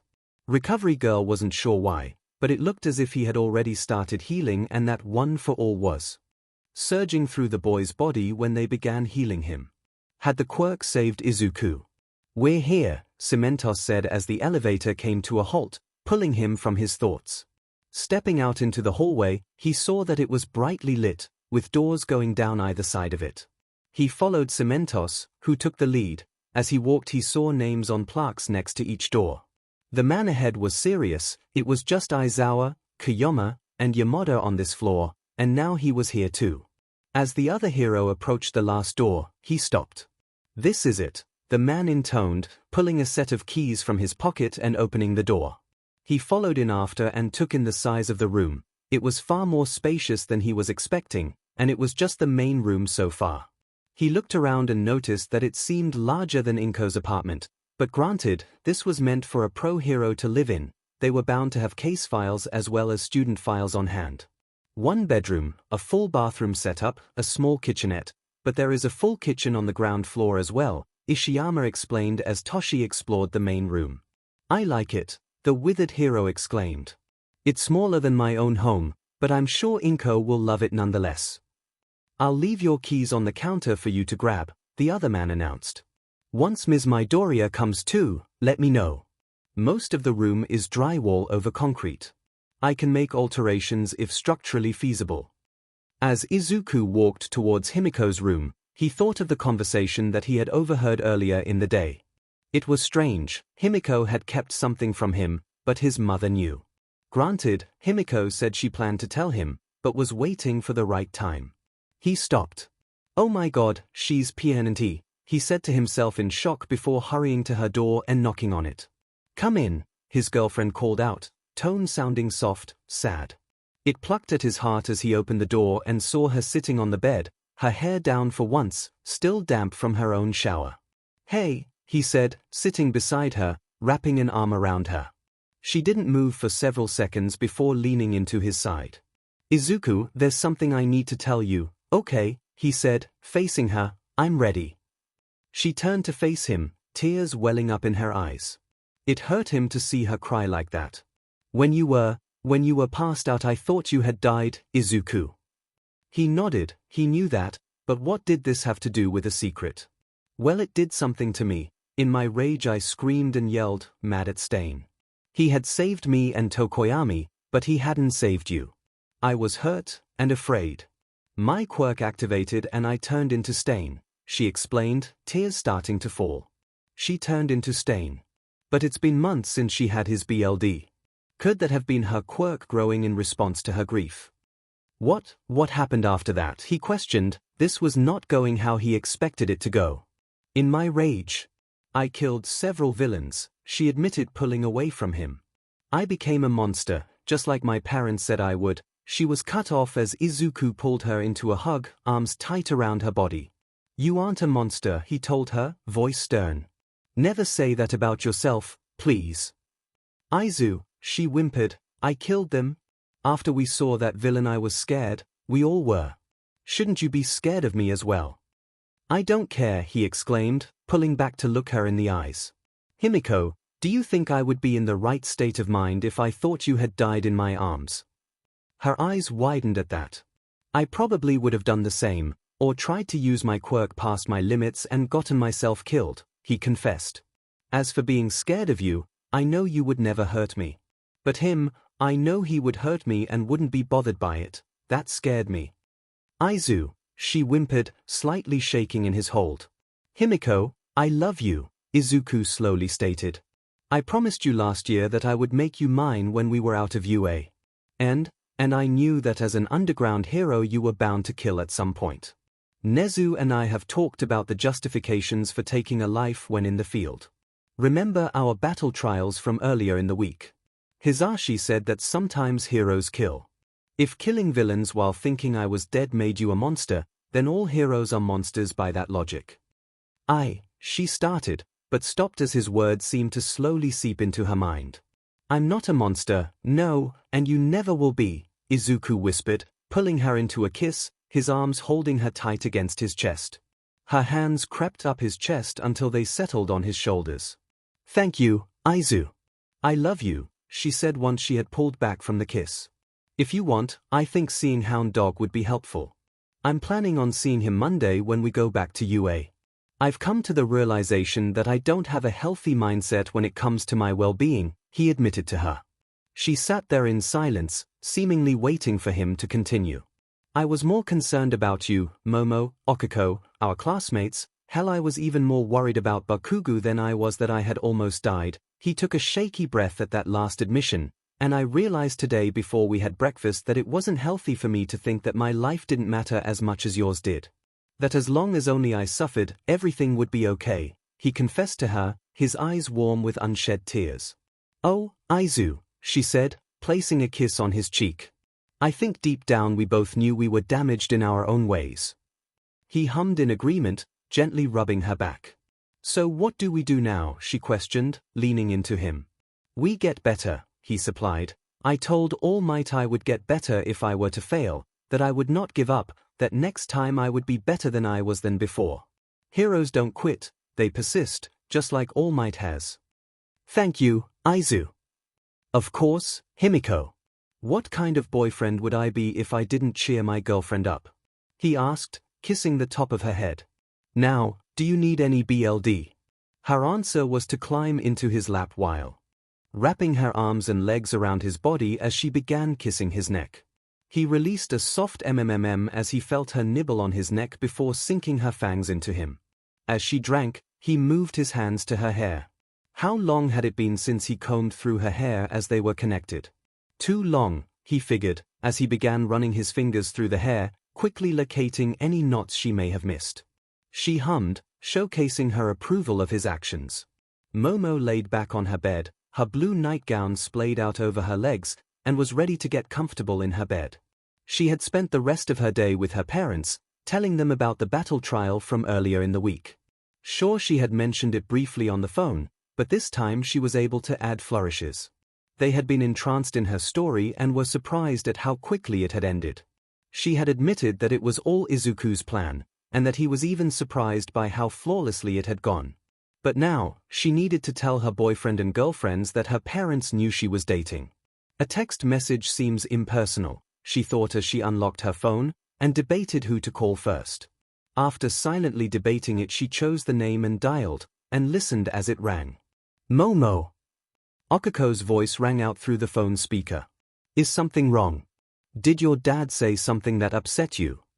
No, he didn't do anything bad, but my parents are why I'm calling you, she quickly answered. Oh, yeah.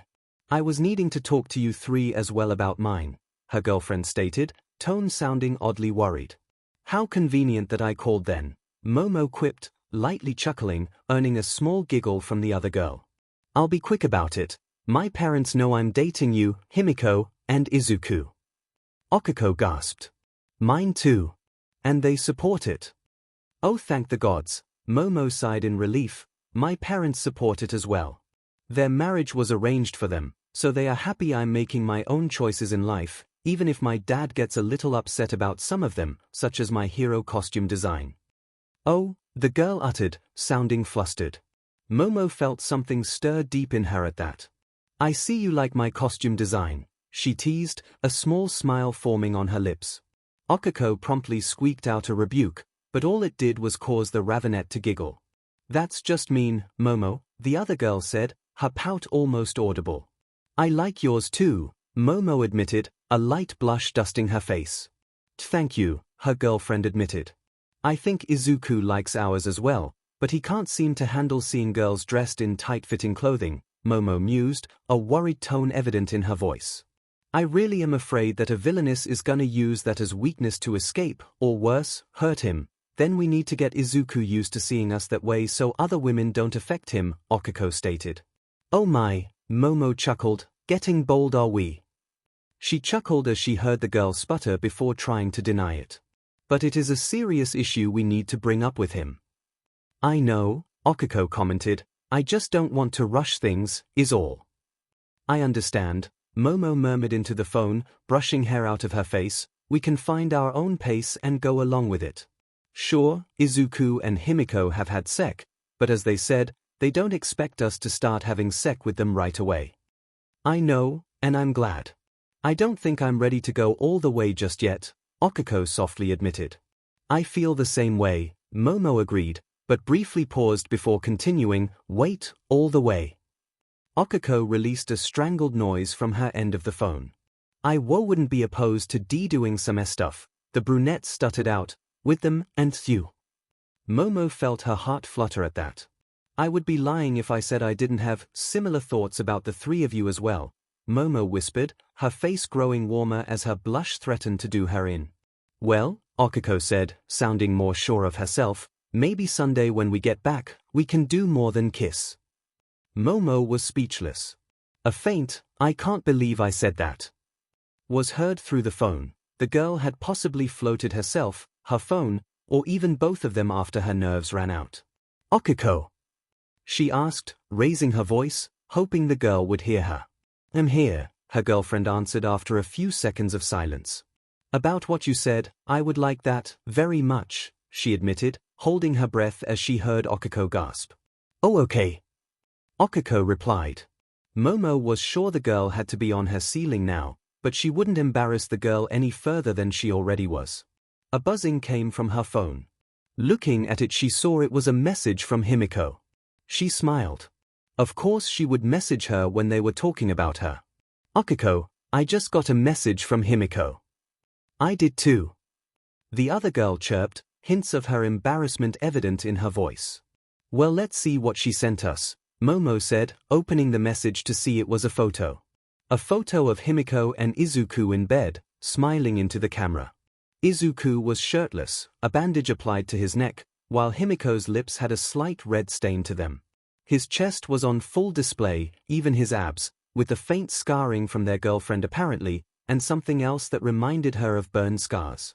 She shook her head before looking once more. Her eyes traveled down to the dip of his waist where she saw a faint trail of hairs leading to his groin, but it was halted by his boxers. She felt her core heat up as she took in the sight before looking at Himiko in the image, causing her to release a gasp. The blonde was wearing a nightgown similar to her own, except it had more lace, and consisted of a sheer red material that allowed her to see the girl's hardened nipples, evident by that one that had either slipped free or possibly been pulled free of the nightgown. 𝐒𝐿𝐵 gasped as she too realized that Himiko had sent such a provocative image.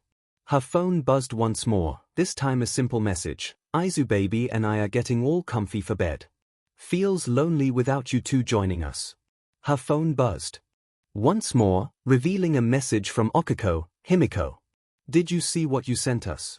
Maybe she didn't notice. Momo tried to reason, blushing as she continued to stare at the photo. Himiko's response brought forth another buzzing from her phone. Opening it, she saw, I'm not ashamed of my body, I have no issue with you seeing it. Plus we're girls, we see our melons all the time when we're naked. Momo quickly typed out a repose, you aren't wrong, I just wasn't expecting that is all. She hasn't responded, 𝐒𝐿𝐵 observed. She isn't going to do something crazy, is she? Before Momo could offer an answer, her phone rang. Himiko was calling. She saw the option to add her to the call, so she clicked it. Hello Himiko, I was on the phone with 𝐒𝐿𝐵 when you sent that, so I added you. Thanks, Momo. Hi 𝐒𝐿𝐵. The blonde sang out. Hi Momo, 𝐒𝐿𝐵, Izuku said in the background, obviously embarrassed by their girlfriend's antics. So, the blonde began drawing the word out before she continued, I didn't go too far, did I? I mean, 𝐒𝐿𝐵 did just talk about trying going further than just kissing, Momo thought to herself. Not necessarily, I think the two of us were mainly caught off guard. Well, I figured a nip slip would be the best way to see how you two would react. I wouldn't send you two a photo of 𝐼𝐿𝐵's PP like that. Momo and 𝐒𝐿𝐵 both made a strangled sound at that. Himiko, he hissed at her, eliciting a giggle from the blonde. I wouldn't do that 𝐼𝐿𝐵 baby. She wasn't sure how to process that. Just seeing it through his boxers this morning, and later feeling it between her legs, rubbing against her core. She paused, realizing that the sensation of rubbing wasn't from her memory, but from her actually playing with herself as she thought about the morning's activities. Was that a Izuku asked. Momo gasped, she hadn't realized she hadn't. I think Momo does want a photo, after all, she did play with it this morning, Himiko mused. What about you, 𝐒𝐿𝐵? Himiko, you're embarrassing them, he chided, before his voice grew louder, I'm sorry about that girls. It's okay, Izuku, 𝐒𝐿𝐵 stated before taking a deep breath, but I think I would prefer my first time seeing Izuku in such a way would be in person. Wow, way to be bold, 𝐒𝐿𝐴, Himiko teased. Izuku made a strangled noise over the phone. I just meant that I would see it when I was ready to see it, 𝐒𝐿𝐴 hastily explained, no doubt shaking her hands back and forth in front of her regardless of whether they could see her or not. That is probably for the best anyways, Himiko commented. Everyone has their own pace. Just know Aizu and I will welcome you two with open arms whenever you girls want to go a bit further in the relationship. Speaking of which, would you girls be able to have a special meeting with Midnight on Sunday to discuss our new relationship? What's it about? Questioned Momo, curious as to why it would be needed. Well, I figured a talk about poly relationships would be helpful for all of us, she began. This is new for all of us, so I don't want one of us to overstep your boundaries by accident. I know Aizu and I have said that before, but it's important that we know each other's limits, that way we can trust one another. You three trust me to not hurt you when I drink your BLD, as I trust you all to not judge me for my quirk. She's right, Izuku interjected, sounding closer this time. The relationship isn't just about being NTMT, it deals with romance as well, showing affection. Himiko is more open to being openly affectionate than I am, and she respects that. Well, that makes sense, 𝐒𝐿𝐴 mumbled. Momo. I agree, this is new to all of us, 𝐒𝐿𝐴 and I more so than you two, but nevertheless I would hate to make a faux pas with you two and earn your ire, Momo explained. I love it when she talks all fancy like that, Himiko whispered to Izuku, most likely unaware that Momo had heard her. Himiko, Izuku softly chastised. What, you like it too, she countered. He does. Momo thought to herself. I mean, yeah, he bashfully responded. She could almost hear the blush in his voice. So boring relationship stuff aside, Himiko declared, her tone back to teasing, what are you girls wearing?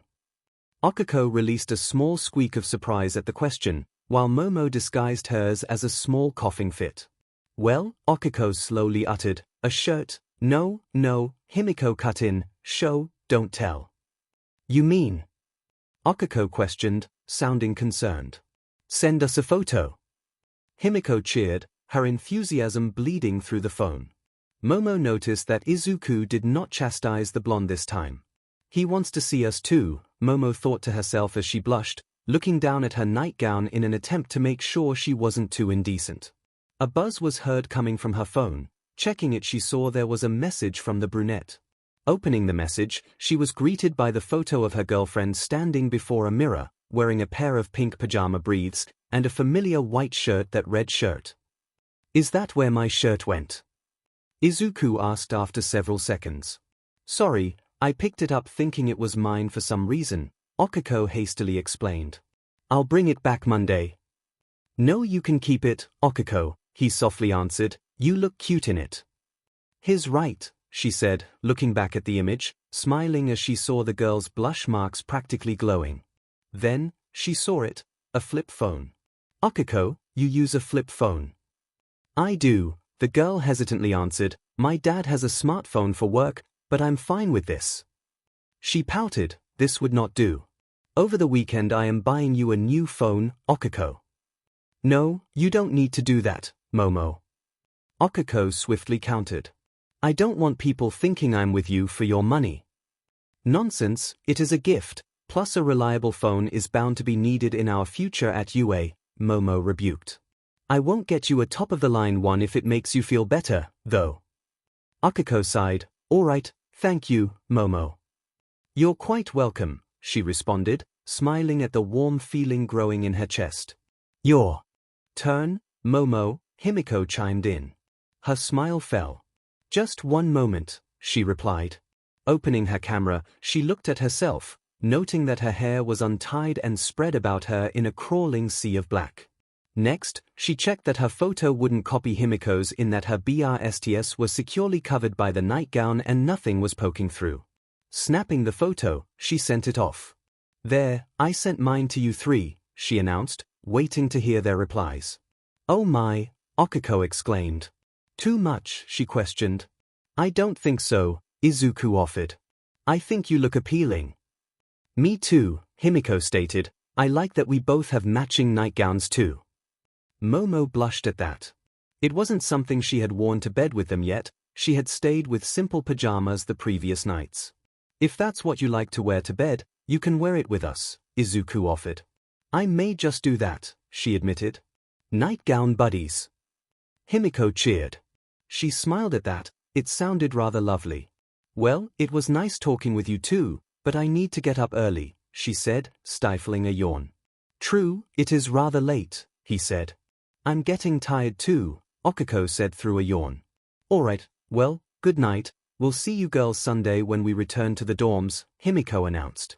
Good night, Okiko said. Night, Izuku and Himiko said in tandem. Good night, Momo said with a soft smile as she ended the call once they had said their part. We can't go in there, 𝐭𝐿𝐴. It's off limits, Izuku, a small boy with green hair and a smattering of freckles, said to the blonde who stood beside him as he looked at the fence before them. Some stinking rule isn't gonna keep me from showing how great I am, shot back 𝐭𝐿𝐴, or Katsuki as was his real name, a blonde boy with an explosion of hair similar to his mother's. But, listen, how else am I gonna be the next #1 hero? Now hurry up, Deku, we need to find this monster of the woods. The blonde declared, taking off, walking right through the older version of himself who was standing at the opening in the fence. What the F, the older blonde said aloud as he watched the memory play before him. Is this something dream? I don't want to be here. He screamed aloud, voice slightly cracking. He sighed, he roughly knew how this would end, and he hated it. Fine, he grumbled, slowly falling the path his younger self had taken. Come on, Deku, this way, the younger blonde called out to the green-haired boy who had stopped on the trail. Deku, always holding me back. Katsuki stopped as the dream version of the greenette turned to look at him. Not back down the path he was standing on, but at Katsuki himself. Deku, he asked, staring at the young boy. Can you see me? Deku, his younger self yelled louder this time. Coming, 𝐭𝐿𝐴. Deku squeaked out, scurrying down the trail. God damn it, younger me. Katsuki howled at the trees separating them, before running down the trail. As he rounded a corner he stepped into a clearing against a rock face with what looked like an opening in it, a clearing he hadn't been in years, a clearing he thought he would never return to. There was nothing suspicious about it as he watched the two boys traipse around. Just dirt, grass, trees, bushes, half-eaten corpse, 𝐭𝐿𝐴. Deku screamed, the first of the kids to find it. What is it? The blonde asked, but quickly stopped upon seeing the body. 𝐭𝐿𝐴, we should go, call the heroes. The greenette was promptly cut off as twigs snapped in the underbrush behind them. Both Katsukis spun in place, their hands crackling with explosions, but then the older one realized he couldn't fight. This dream was nothing but memories, no matter how weird. He looked at the kids and saw Deku staring at him again. This has to be someone's quirk, Katsuki said to the little boy before he turned to face the shaking bushes. Izuku, the younger blonde whispered, catching both boys' attention, stay behind me. As Deku nodded, a long slender black arm emerged from the bushes. So hungry, spoke a voice that sounded strained, as if speaking through clenched teeth. A voice that caused the older blonde to shiver in place, a voice he had nearly forgotten. The owner of the voice crawled into the clearing. Its body was severely damaged, onyx skin hanging in strips, as blood ran down its legs. Its teeth were irregular and interlocked, similar to gang orcas, but they looked as if they had been clamped onto the opposing lips, sealing the mouth shut. But most disturbing were the organs that trailed after it and the exposed brain its 6 eyes sat in. Katsuki stared in disbelief at what he now knew was a Numu. He had met a Numu as a child and survived. He blinked and the creature was upon the two boys. The blonde was knocked to the side effortlessly.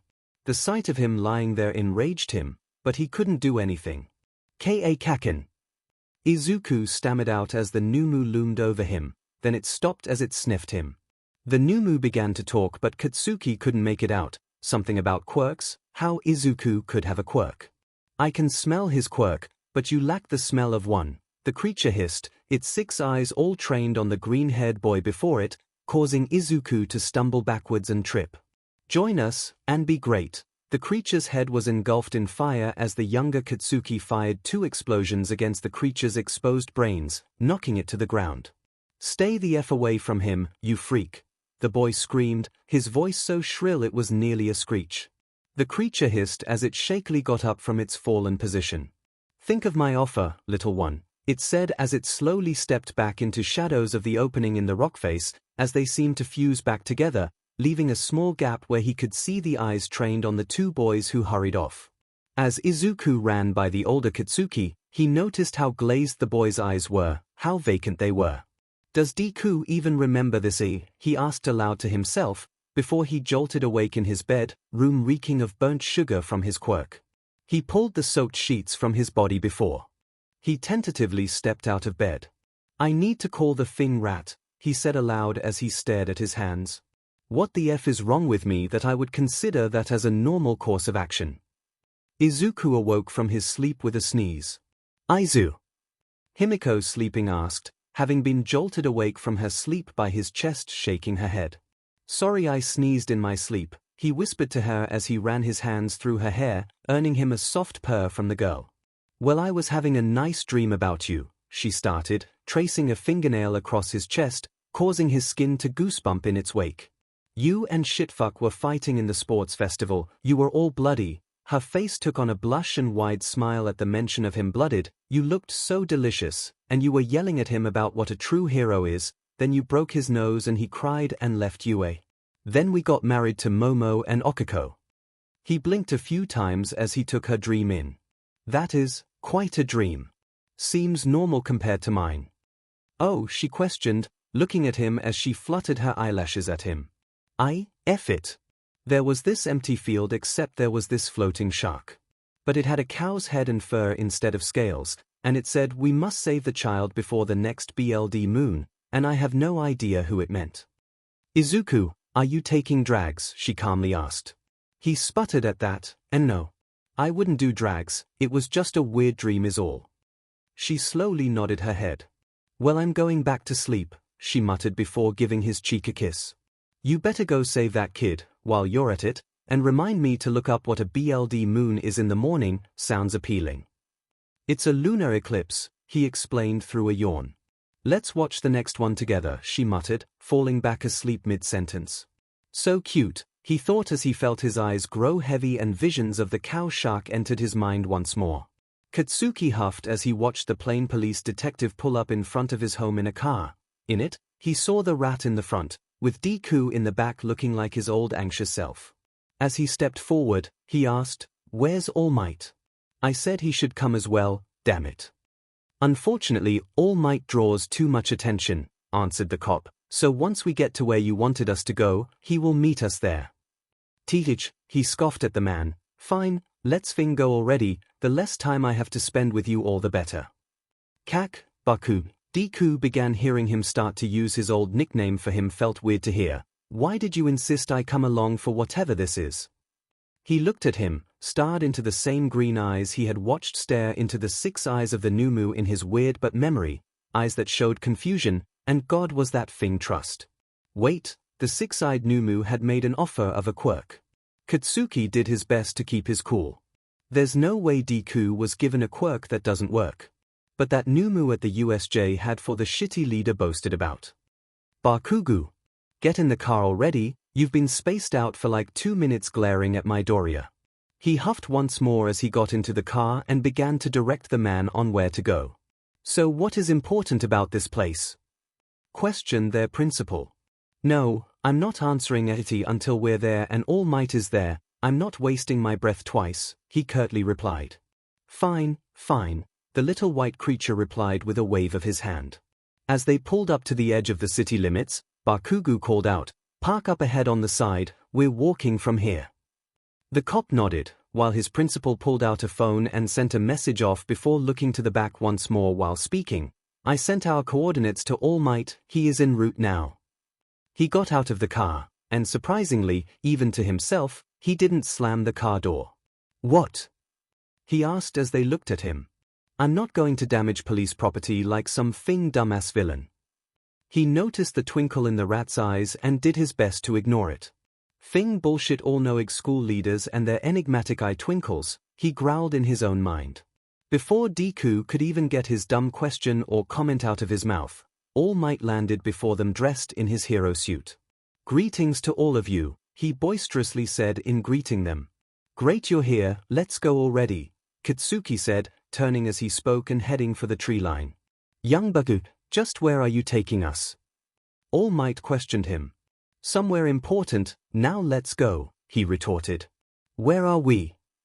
Deku asked him. Katsuki stopped mid-step. Do you not know? He shook his head before answering, I've never been here before. What? He asked, palms crackling. That's a lie, the cop stated. What? Deku asked him, surprised. You must have been here, but forgot you were, the man explained. Deku was writing in his notebook. Where did you get that demon thing, you demon nerd? He hissed at him, ignoring the looks the others gave him. What? It's important, his quirk can detect a lie you don't even know. The greenette replied. Think of how it could be used to find sleeper agents and help those with amnesia. The blonde bomber squinted at him. Goddammit, he's right, he begrudgingly thought. Let's go, he called out once more as he stepped onto an overgrown path. This way. The others followed after him, if All Might's heavy footsteps were anything to go by. As they walked, Katsuki spoke once more. Did you know quirks apparently have a smell to them, Deku? He looked over his shoulder at him to see his eyes wide in surprise. I never heard that before, how do you know that? He asked, his fingers twitching to grab the DMN notebook from wherever it was. He snorted. Several years ago when we were young we came here, and you lacked the smell of a quirk. Not that you smelled of a hidden quirk, but that you lacked one altogether. He watched as everyone present had different reactions, but mostly fear. Even All Might looked troubled by that. What happened here, young Bakugo? All Might asked, the first to speak. Instead of saying anything, he kept walking down the path. This is quite interesting, he heard the principal tell the others. Let's see what he wishes to show us. The clearing. He had reached the clearing, and he could see the rock wall across from him, even see the gap in it.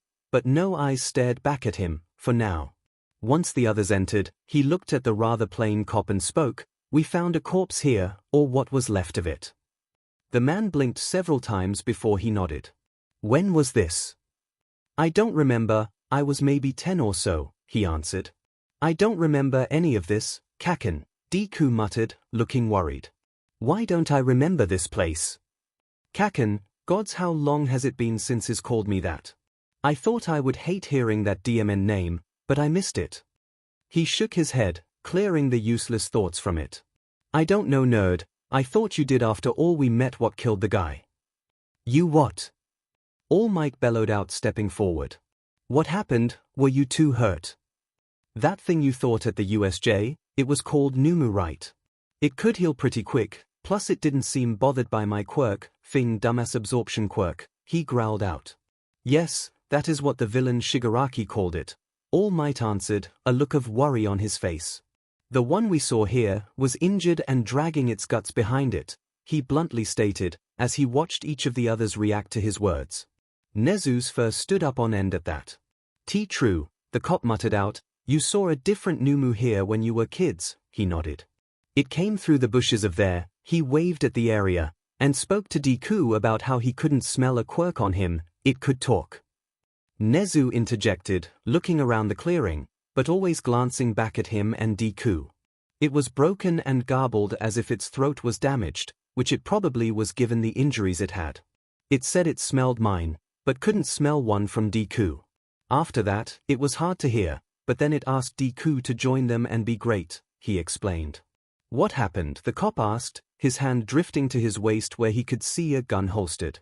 I attacked it, didn't do much damage, stupid thing Numu, he growled out. You did what? All Might yelled, staring at him in disbelief. I attacked it, and it let him go, and went there to the rock wall and entered it. Before that, he told Deku to think about his offer, he said. All Might stepped forward to the rock wall. Right there is a gap where it watched us leave from here. It had 6 eyes in its brain that could look all around, but once it saw Deku, that's all it cared about. All Might plunged his hands into the opening and split the rock face open, sending cracks across the rock face. The blonde looked around the hero and saw something that turned his stomach cold, several broken skeletons were strewn about in what looked to be a cave. "All Might," Deku squeaked out. "Oh, Midoriya, we are leaving, all of us," All Might sternly said, barely glancing at them both before he turned to the cop. "Call in every officer you can, and call in any heroes in the area with earth-moving quirks. If you can, get the Pussycats here ASAP. I'm not going in there alone." "But you All Might," Katsuki shouted at him. "You can handle those things, that's why I brought you here, so the DMN nightmare of having to rewatch us meeting it will stop," he shouted at the man, his eyes pricking with unshed tears.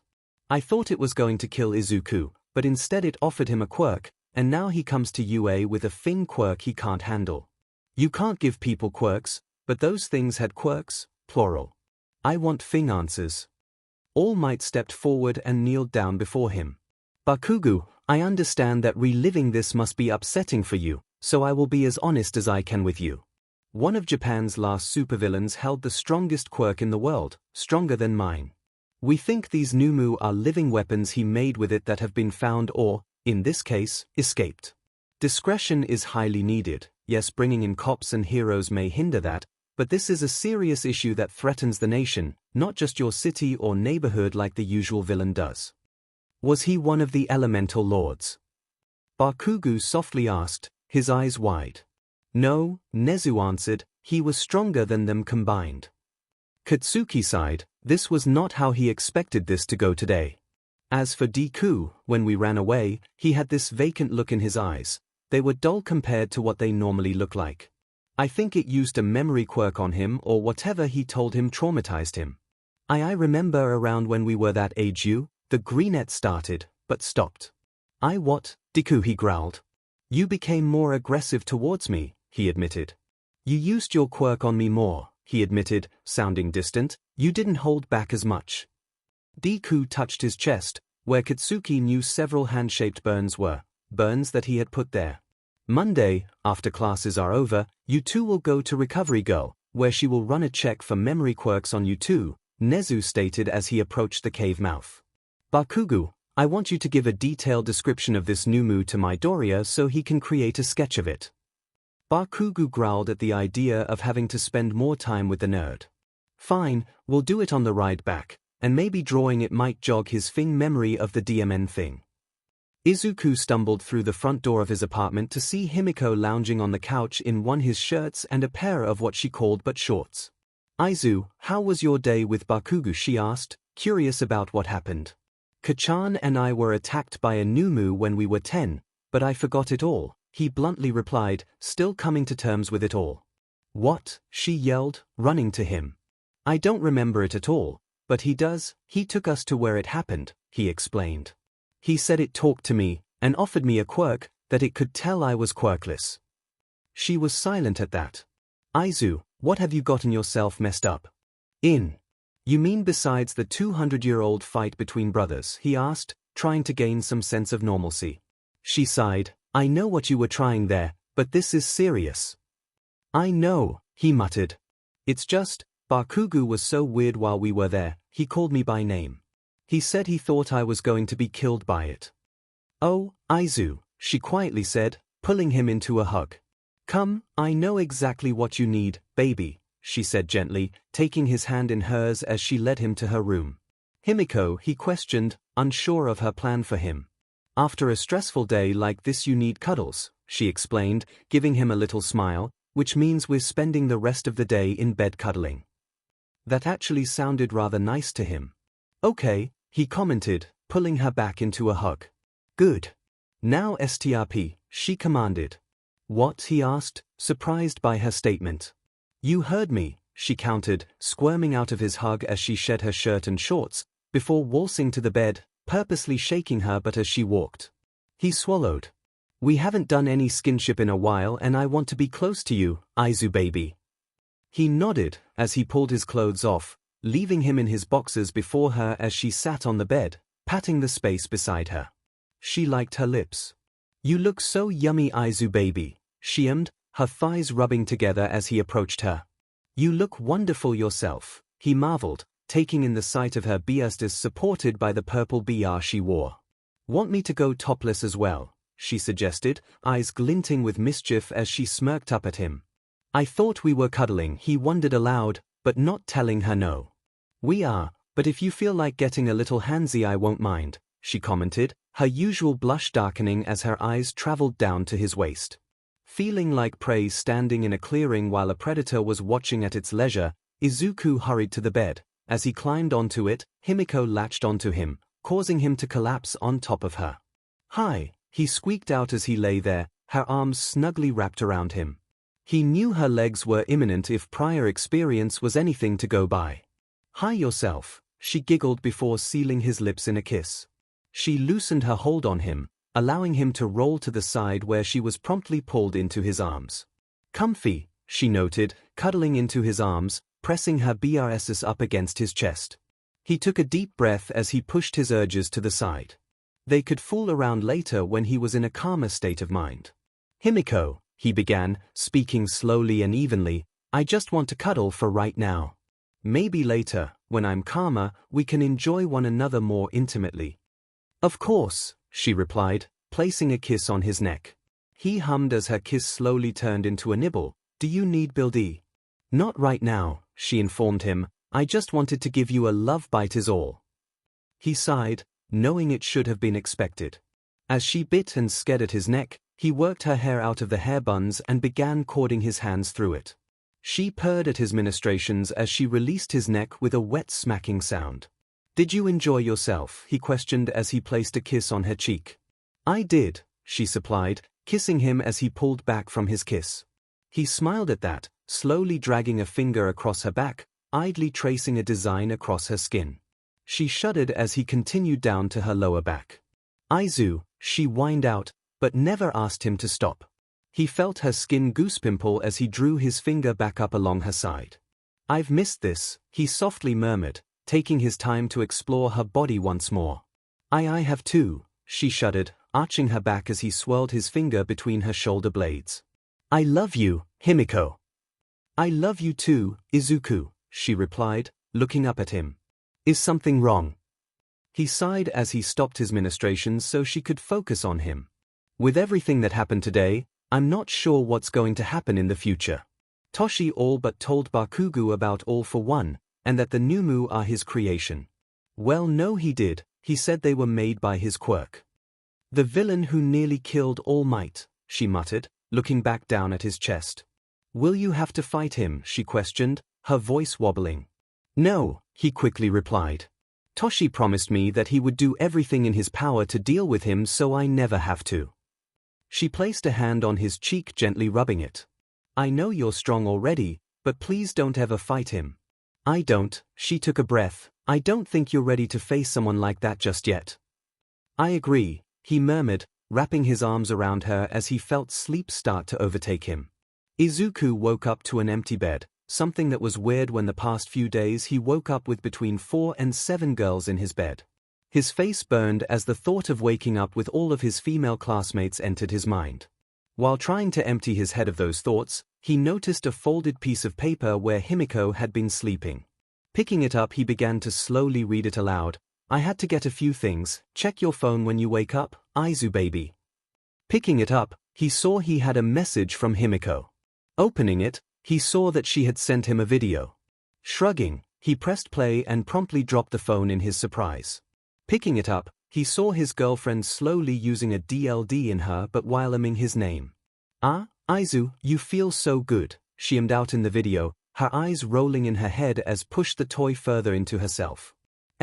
He muttered to the empty room, he free hand drifting down to the hem of his boxers, eager to all leave the tightening he was starting to experience. After everything that had happened, he really needed a good release. He wasn't sure if it was some bodily near-death reaction or if he was just corny, but for the past day or so, he'd had the need to bend Himiko over the nearest object and ravage her. He bit down on his lip at the thought as he began stroking himself. He blinked, not actually sure when he had started pleasuring himself. His phone buzzed, a notification that Himiko had messaged him. Quickly pressing it, he was greeted by a message. If you enjoyed that, you should come to your room. He was out of Himiko's room and at his door before he realized what was happening. Opening his bedroom door, he was greeted by a sight that made his member twitch. Himiko was frolicking on his bed in black cat-themed lingerie with the cat's head opening in the BR showing her cleavage, a black tail sprouted from the panties, while a headband with black cat ears adorned her blonde hair sitting behind her hair buns. She rolled over to look at him as he stepped inside. Her eyes, he noticed, zeroed in on his 𝐒𝐻𝐻 as it bounced at the sight of her. The thin pupils of her eyes were enticing. He wasn't sure if he wanted to look in them or at the rest of her body. Naya, she meowed at him, idly liking the back of her hand. He recognized this. He had written this in their little blue notebook. If he was right, that tail wasn't attached to the panties. Aizu, she whined, crawling to the edge of the bed on all fours, keeping her body low as if she was ready to pounce. He prepared his body to catch her in case she flung herself at him. I want you, she breathed out, her voice husky, lust dripping from every word. I need you. He swallowed, nodding as he stepped forward. He wasn't exactly sure what she had planned out, but he knew he would enjoy it as he reached the bed. She leaned forward, liking the length of his PP from his ball to the tip, where her tongue proceeded to wrap around the tip before pulling it into her mouth. He gasped at the sensation. It had been a while she had last pleasured him like this. He hemmed as she slowly bobbed her head back and forth, skinning him further into her mouth. As she neared the base, he could feel himself sliding into her throat, the muscles there contracting around him in an attempt to start milking him. Himiko reached forth and cupped his ball in her hand, gently squeezing them as she continued, earning her a gasp from him. She hummed as he placed a hand in her hair, fingers digging in as she picked up her pace. He began to move forward after her ball. 𝐹𝐻𝐻 picked up the pace as well, humming as her tongue wrapped around the head of PP, swirling the tip in her mouth. Himiko, he gasped out as she squeezed his ball harder, leading him to dig his hands into her hair more, pulling on it. I'm gonna come soon. Upon hearing his words, she picked up her pace before sliding his PP into the back of her throat one last time as he finally came with a muffled yell. He moved his PP into her throat with each pulse of his 𝐒𝐽, each one followed by her throat contracting on his PP as she did her best to swallow his cum as it flowed forth. As the 𝐒𝐽 ended, he slumped forward, breathing, as his girlfriend continued to SCK on his PP in an attempt to get any remaining cum. Himiko, he breathed out, rubbing her head as she pulled back with a wet popping noise as she showed him her cum-filled mouth before promptly closing it as she swallowed it, then opened her mouth once more. He bent down and sealed her lips in a kiss as he climbed onto the bed, rolling her onto her back in the process. Did you enjoy that, Aizu baby? She asked, once he released her lips from the kiss. I did, he replied, idly rubbing his hands over her abdomen. Now it's your turn. With that, he hooked his thumbs under the sides of her panties and began to gently tug on them. She smacked his hands away and clambered out of the bed, leaving him there with a dumbstruck expression as he tried to process the events. Sadly for him, his current 𝐒𝐻𝐻 was slowing his mental capabilities by a considerable amount.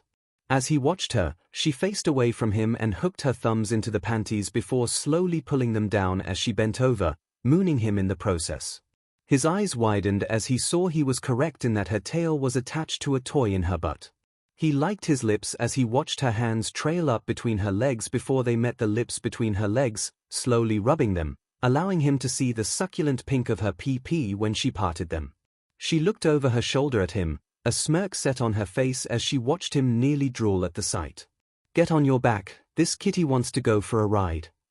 He nodded and rolled onto his back, watching as she sauntered over to the bed, her hips swaying, causing the tail to swing side to side. Upon reaching the bed, she crawled onto it, then slowly crawled up to him where she planted a chaste kiss to his lips before sitting up and crawled past him until her waist was above his head. Getting onto her knees, she positioned herself over his mouth and slid a hand down to her slit, 2 fingers spreading herself for him to see just how wet she was with 𝐒𝐻𝐻. Like, she commanded, and he heeded her command, his tongue slowly exploring the offered opening. As he followed her orders, he slowly moved his hands to her rear, where he cupped her butt in his hands, eliciting a quiet of approval from her. Gently, he began to knead her but as he pushed his tongue further into her. Himiko bucked forward as his fingers drifted closer to her butt and the cat tail she had plugged it with. Looking up, he saw her face was flushed with pleasure as her free hand moved to her BRSS, She slowly circled a NPL with her finger before pinching it in tandem with his squeezes. He pulled back and watched as several strands of saliva connected him to her PP, mesmerized by the twitching of its insides. "Why did you stop?" she asked, head rolling to the side as his hands continued their assault on her butt cheek.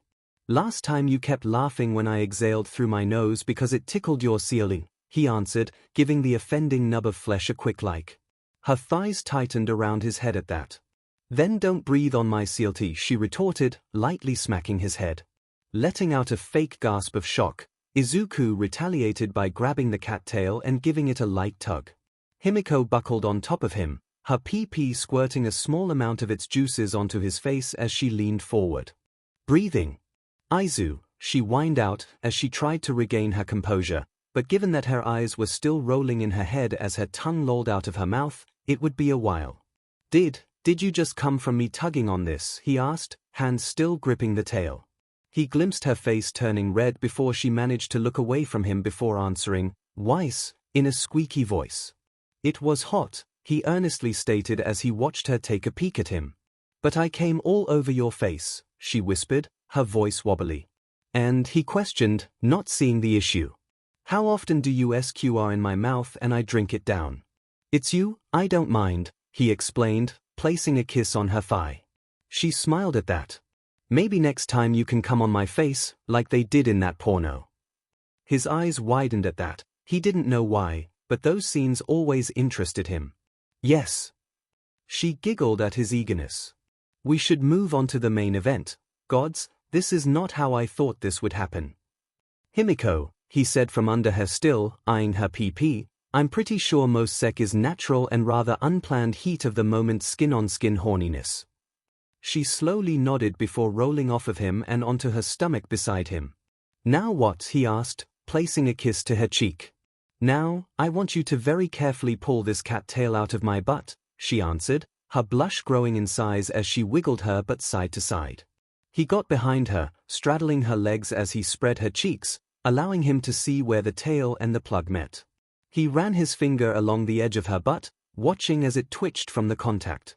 "Izuku," she sternly said over her shoulder, "you are not starting a lawnmower, be gentle with me." Izuku considered humming the now-defunct Beyblade theme song, but figured getting stabbed wasn't worth it. Gently, he began to pull on the toy, watching as Himiko's butt opened as the plug grew in size. "Stop," she frantically called out. He froze, letting the tension of her butt pull the plug back. She took a breath. "Continue." He nodded even though she couldn't see it.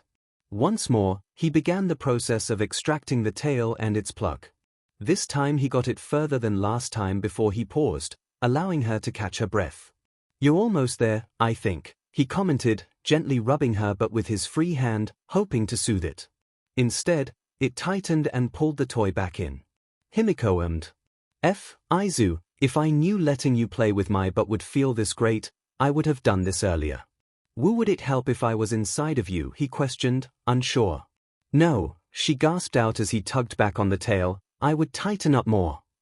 He watched as her butt bulged around the rest of the toy. It had to be almost to the widest point now, and it wasn't as wide as he thought it would be either. He weighed his options and gave it a harder yank than before.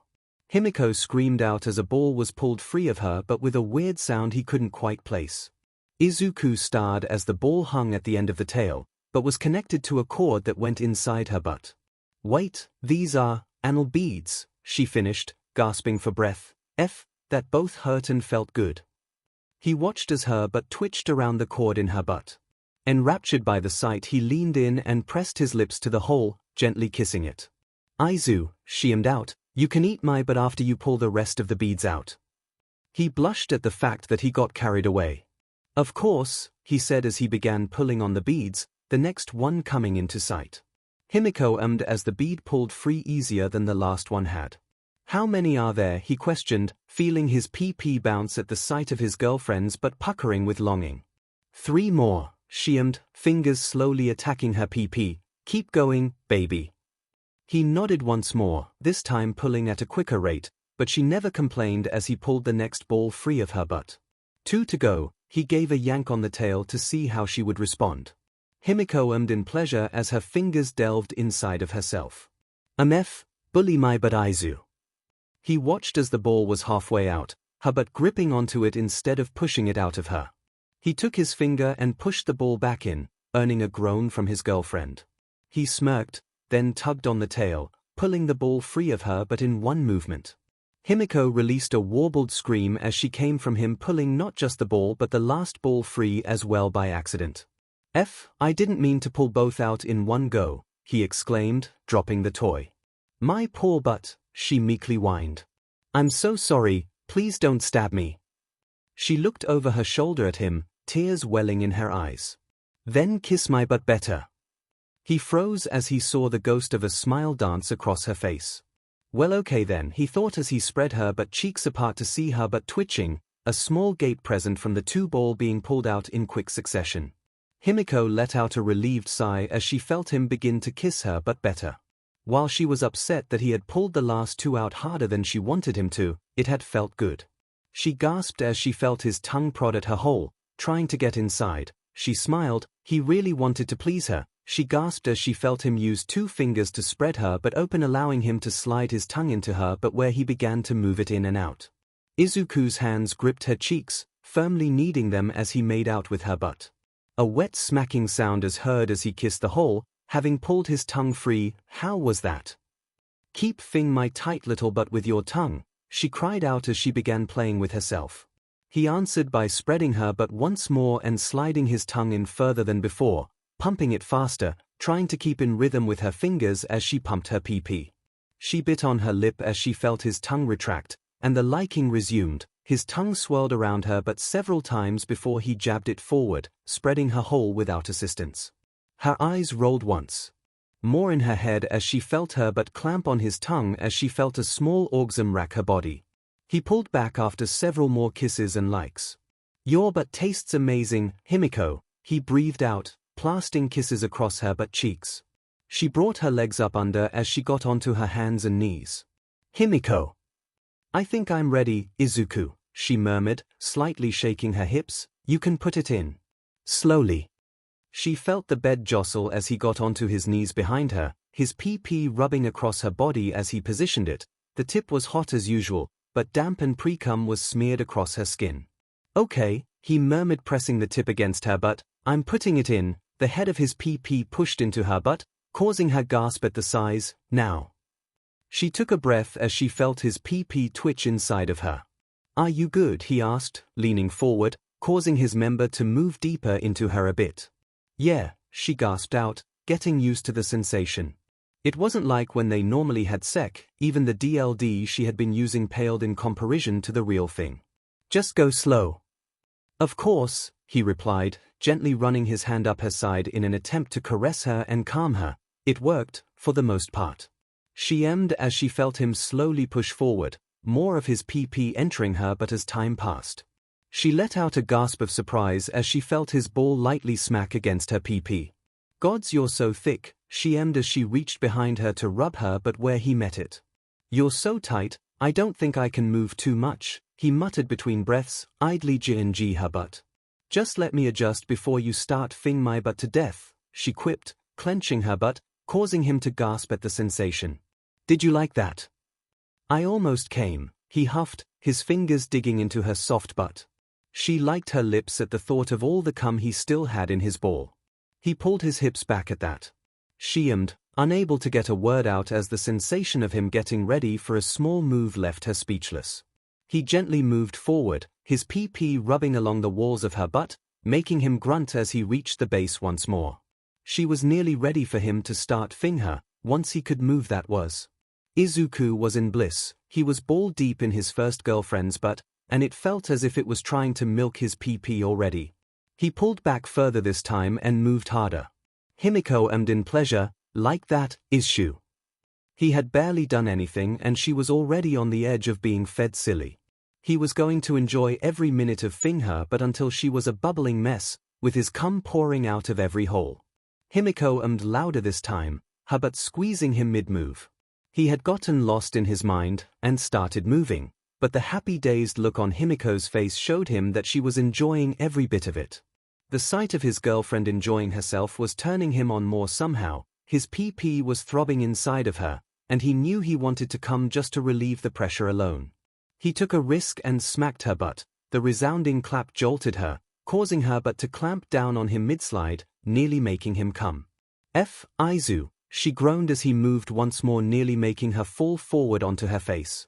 I want to come, Himiko, I want to fill your tight little butt with my cum, he whispered in her ear as he leaned forward, nibbling it as he continued to move, slowly gaining momentum.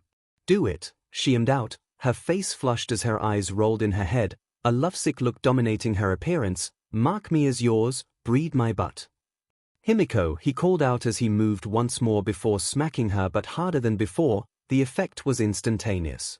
Clamping down, her butt provided the last bit of stimulus he needed. His orgasm fired through his body, his ball heaving as they pumped cum through his PP and deep into her butt. 𝐒𝐻𝑢, she mumbled, apparently lost in the feeling of him filling her butt with cum. As his orgasm died down, he pulled his PP free of her butt, groaning as it milked the remaining cum out of him as he pulled it free. Once free, he looked at her, marveling at how it gaped for a while, showing his cum just about to spill out. His PP jumped at the sight. He could go again. Himiko slumped forward, her arms having given out. Her butt wobbled in the air, but remained pointing upwards. Only a small amount of his cum spilled out of it. So warm, she ummed, your cum is so hot. He nodded, as she saw her PP was glistening. He had missed it, but she had come as well, drenching the bed sheets in a spray of it. His room reeked of second cum, and currently all it did was make him hornier. More, she finally said, trying to pick herself back up onto her arms. F my butt again. He nodded but gently pushed to her side, causing his cum to start flowing from her butt. F, he groaned, stroking himself at the sight. 𝐼𝐳, she pouted, now on her back, legs spread. He smiled at her, as he continued to slide himself. Look at you being all corny, she giggled, what are you thinking about?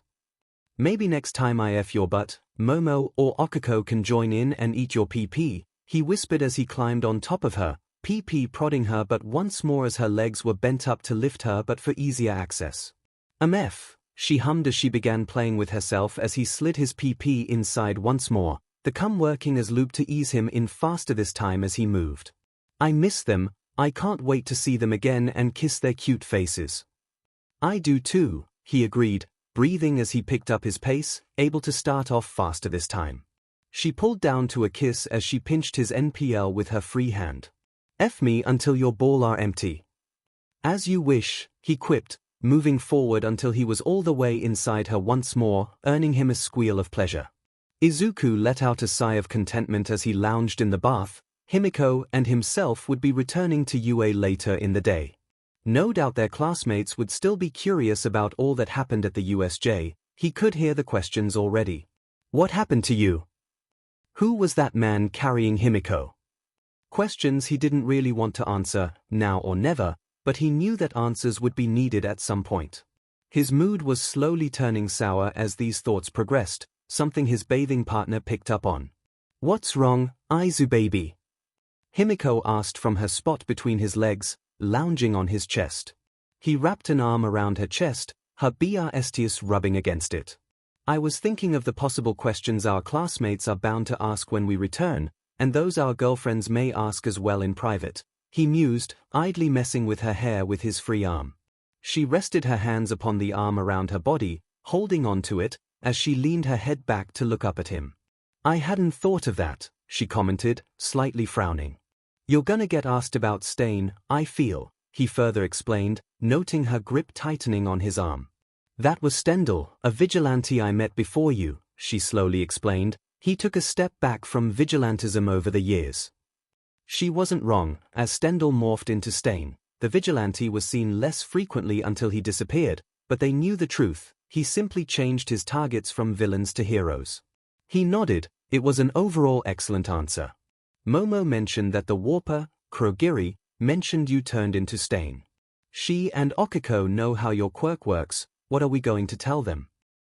She asked, tilting her head to the side, confused by his question.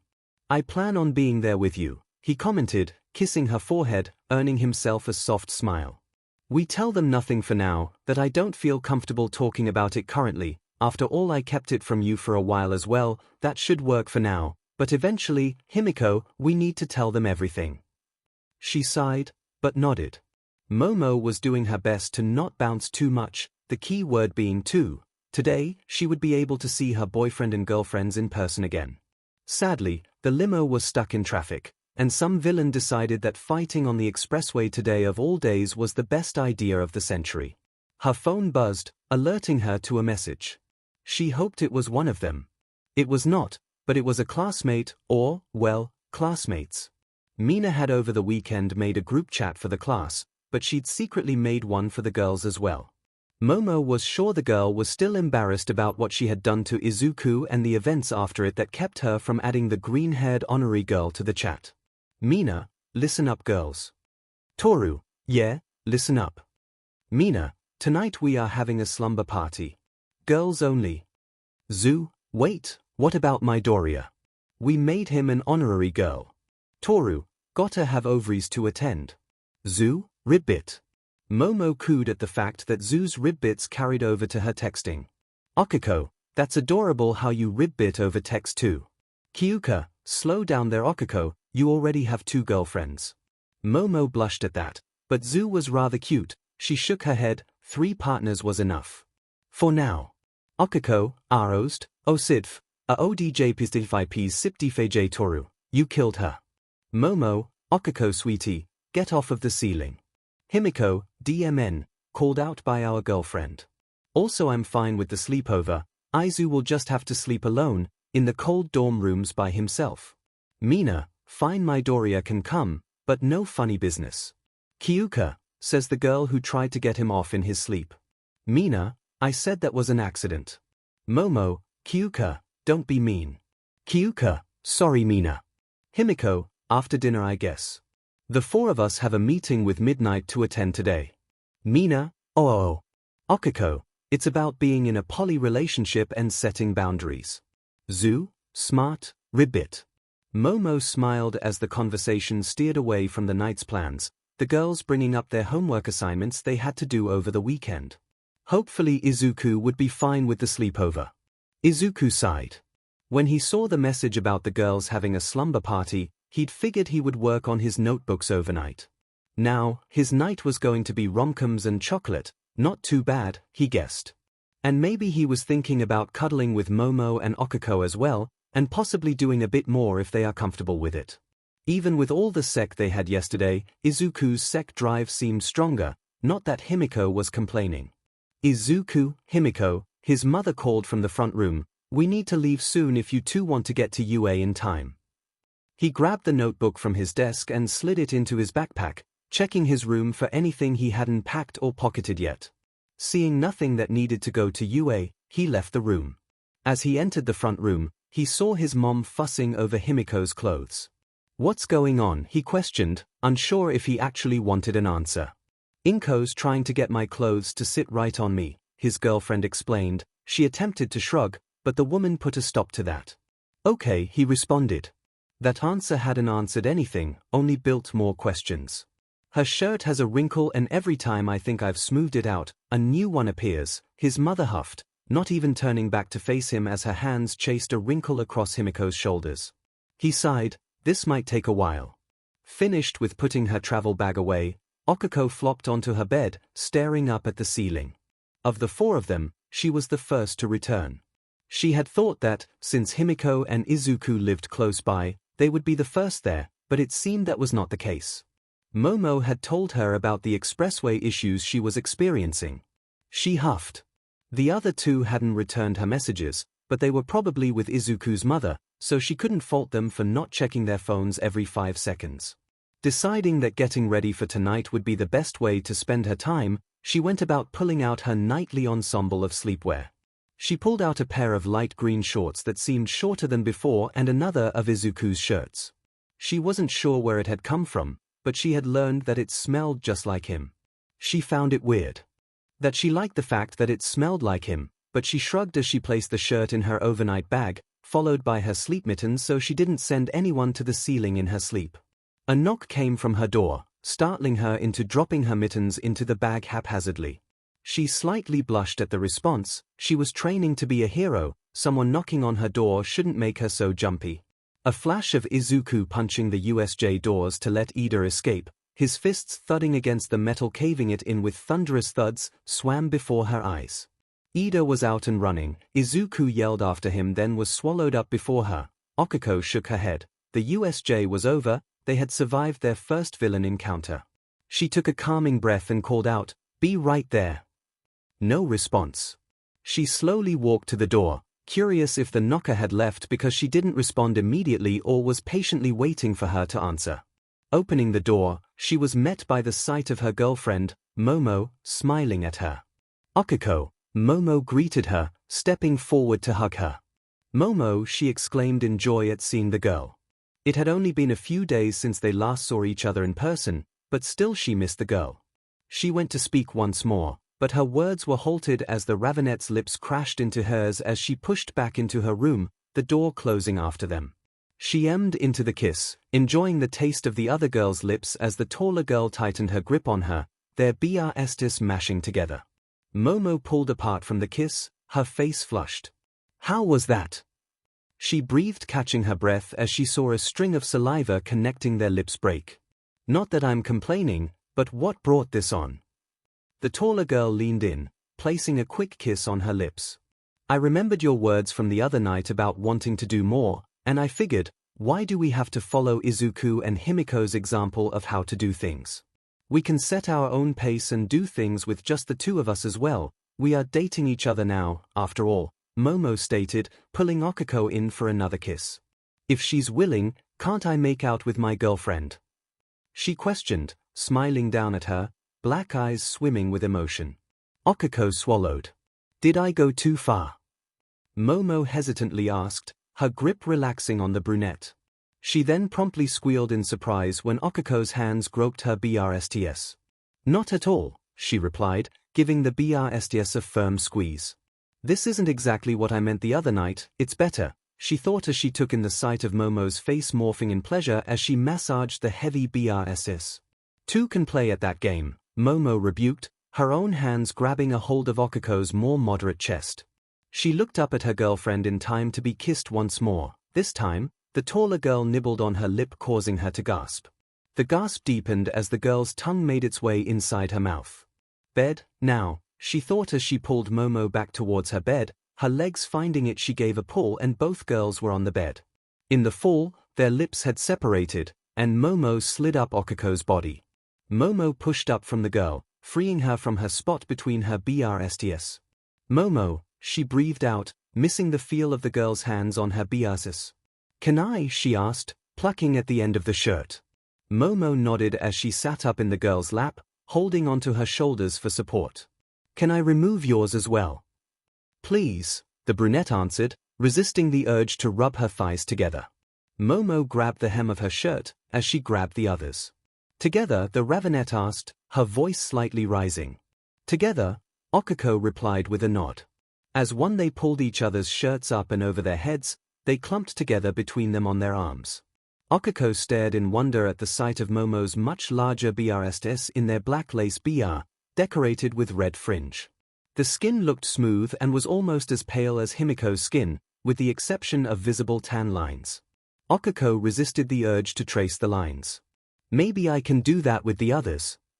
It was then she noticed Momo staring at her BRSTS in the rather plain green BR she had worn. She blushed, hers weren't anything special. "They look so normal on you," the girl in her lap murmured. "What?" "I mean, compared to mine." She released the brunette's shirt, pulling her arms free. She hefted her melons in her hands, causing them to bounce. "They look like they fit your body. Mine feel so needlessly large at times." She was promptly cut off as Okiko grabbed them from the front, gripping them hard enough for her fingers, save for the pinky on each hand, to sink into the soft flesh of them. "I think they make you look really sexy and I play with myself while thinking of skiing on them," she stated. The room was silent as Okiko's blush marks grew darker and larger. "Okiko," Momo began, but was stopped as Okiko's hair started to float. "I'm so sorry. I said something weird," Okiko blurted out, trying to wiggle free. "Okiko." Momo nearly yelled, silencing the girl. The Ravenet blushed as she took a breath. I play with myself while thinking of you three sking on them as well. You have nothing to be embarrassed by. She pulled the girl in close, whispering in her ear, maybe sometime soon you can do it for real. 𝐒𝐭𝐴 was on the verge of a meltdown. Momo just offered to let her play with her melons for real, she wouldn't have to pretend anymore. She nodded and pulled the girl into a kiss once more, their BRSTs rubbing against each other. She emmed as the other girl's grip on her BRSTs tightened. The pressure wasn't too much for her to bear. She ran her hands over the cups of Momo's BR, she could feel the girl's nipples hardening. Are we going too fast? She asked herself as the other girl's kisses stopped only for them to resume as she began trailing kisses down her neck. Momo tugged on her BR, wordlessly asking if it could be removed. Before she could answer, a knock came from her door. Again, she thought to herself as Momo halted her 𝐿𝐿𝐿𝐿𝐿𝐿𝐿. And kissing. Who is it? She called out, doing her best to not sound like she was about to let Momo have her way with her. 𝐒𝐭𝐴 Himiko called out, 𝐼𝐳 and I just got here, we wanted to see if you were in. She looked to the other girl, her face flushed, eyelids heavy as she breathed in ragged gasps. I am, she replied. Is it just you two? It is, Izuku answered, sounding slightly confused. She looked at Momo once more, who nodded. Come in, she stated, quickly. Izuku stepped into the room after Himiko, swiftly closing the door per his girlfriend's wish. He looked forward and saw Himiko staring forward. He followed her line of sight and froze at the sight of Momo sitting in 𝐒𝐿𝐴's lap, both girls 𝐿𝐿𝐿𝐿 each other's chests while topless. He felt his breaths tighten. Do you want to join us? 𝐒𝐿𝐴 questioned them, shoulders rolling as Momo hands tightened on her BRSTs, the green BR bending, its straps relaxing as Momo lifted them in her hands. Yes, Himiko softly replied. Momo looked over her shoulder at them. Lose your shirts then. The two were in a flurry as Izuku shed his shirt, then helped Himiko untangle herself from hers. How she had gotten stuck he wasn't sure, but he found it adorable when she pouted at him for chuckling at her situation. So Himiko is in a red BR, Momo a black and red one, and 𝐒𝐴 in a green one, he silently observed as he and Himiko approached the bed, doing his best to hide how the sight was affecting him. Izuku, Momo huskily said as 𝐒𝐴 massaged her BRs through the BR, your breathes look uncomfortable for you. Izuku watched the three girls look at him, then his PP in unison. Himiko liked her lips. 𝐒𝐴 stared, wide-eyed. Momo was biting her lower lip as she shuddered in thought. You can take your breathes off, Izuku, 𝐒𝐴 finally stated, still staring. With a bit of awkward shuffling, Izuku was pantless, his 𝐿𝐿𝐿 straining against the cloth of his boxers. The two girls shared a look and separated after a final kiss, leaving a spot between them. Momo patted the space. Come here, she called out to him, Himiko taking a seat beside her. He sat between his girlfriends, looking forward, unsure of where to look. Izuku, Momo softly said, leaning against him. 𝐒𝐴 took his hand in hers, surprising him. As he turned to look at her, she leaned in, kissing him. As she pulled away from the kiss, leaving him dumbfounded, she softly stated, You can look at us, Izuku. We want you and Himiko to look at us. He blinked a few times before nodding. He looked down at her chest, taking in the sight of her BR-clad BRSs. I really want to play with those, he thought to himself. You do, she asked, her blush marks darkening. I said that aloud, he squeaked out. You muttered it, Momo whispered in his ear, her BRSs pressing against his bare back. She quickly let out a sound of surprise as Izuku felt a pair of hands slip in between them. Hi Himiko, you surprised me, are not so rough, Momo ummed into his ear. He turned to see Himiko resting her head on the rich girl's shoulder, her hands squeezing and pulling on the girl's large BRSs as if she was trying to milk them. He heard his other girlfriend gasp as she took in the sight, followed by a soft needy mmm from her. Izuku wasn't sure if this was real or a dream in which he was going to get extremely lucky. Like what you see, Aizu baby, 𝐒𝐴, the blonde asked, placing a kiss on the girl's cheek, as she ran her thumb in circles over a spot on the brother. Both of them nodded in unison, but he then gasped as he felt the brunette's hands ghost over his chest. Her finger pads were different from anything he had experienced before. How they caught on scars when the skin transitioned from regular to burned to scarred. 𝐒𝐿 hummed in his ear as she continued. The other two girls halted their activities for the most part. The blonde's grip on the other's large breast is still evident by the indentations in the supple skin. I know Himiko said she can get a little rough with you, but these large marks, they feel like burns, and their shape is so familiar, their handprints. Momo breathed out, her eyes wide with shock as she recognized the marks for what they were. Izuku shied away from the two girls, pulling himself from his girlfriend's grip, causing her to slump forward onto the bed. He trailed off. He wasn't ready to discuss that with them just yet. He couldn't do it. Izuku, Momo gently whispered as she pulled him into a hug, quickly joined by Himiko and 𝐒𝐿. You don't need to talk about it right now. 𝐒𝐿 and I knew you two had your own secrets and hadn't mentioned them yet for your own personal reasons. Take all the time you need, and when you think you're ready, we will gladly listen to all that you want to tell us. Yeah, 𝐒𝐿 chimed in, we don't mind waiting for you to tell us. With that she placed a kiss on his cheek. Thank you, girls, he replied, lightly sniffing and doing his best to not cry. It means a lot to me.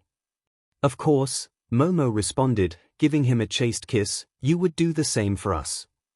I think we've spent enough time getting handsy with each other, Himiko commented. Not that I mind it, but we came here to say that the four of us were going to have a talk with Midnight today about our relationship. Izuku nodded, remembering that was why they came here, but seeing their girlfriends half-dressed and making out had been rather distracting. I should put my breathes back on, he mused, attempting to ignore the sensation of Momo and 𝐒𝐿's melons pressing against his bare skin. Do you have to? Himiko inquired. I rather like it when you aren't dressed. He did his best to ignore her attempts at coaxing him to stay in his current state of dress and got free of the girls. We should get going soon, we don't want her to come looking for us. Himiko froze. You're right, that won't end pretty for all of us. Doesn't she like you though? 𝐒𝐿 asked, confused by her words, the three topless girls still hugging one another for some reason. He turned and looked back at them and froze at the sight. You don't want to be on the receiving end of her anger. If things were different, I don't know what she would do to Izuku and I, the blonde confessed, her cheeks taking on a pink hint. Izuku flushed as well, remembering when Nemirai once muttered, not thinking they could hear her, if only I was single, they would look so delectable under me. He shivered at the memory, an action Himiko copied. Momo sat with her boyfriend and girlfriends in the teacher's lounge. It was empty save for them and Midnight, or Ms. Kiyama as she asked them to call her. She was seated across from them in her civilian clothes, but even those were rather SXL in nature. A short black skirt with black stockings and a white blouse with a black BR that looked like the shirt could barely hide the color and shape of. While her own bust size dwarfed that of her teachers, the older lady knew how to work hers just right to appear larger. Sex appeal wasn't what she was going for with her hero costume, but maybe those tricks could work for the other girls. They seemed to be jealous of her bust size at times given how often they stole glances at it, or they were just corny. Both were valid options, she figured. So, Himiko, you wanted to talk? Ms. Kiyama asked the blonde. Yep, she cheerily replied, her wide smile flashing her fangs.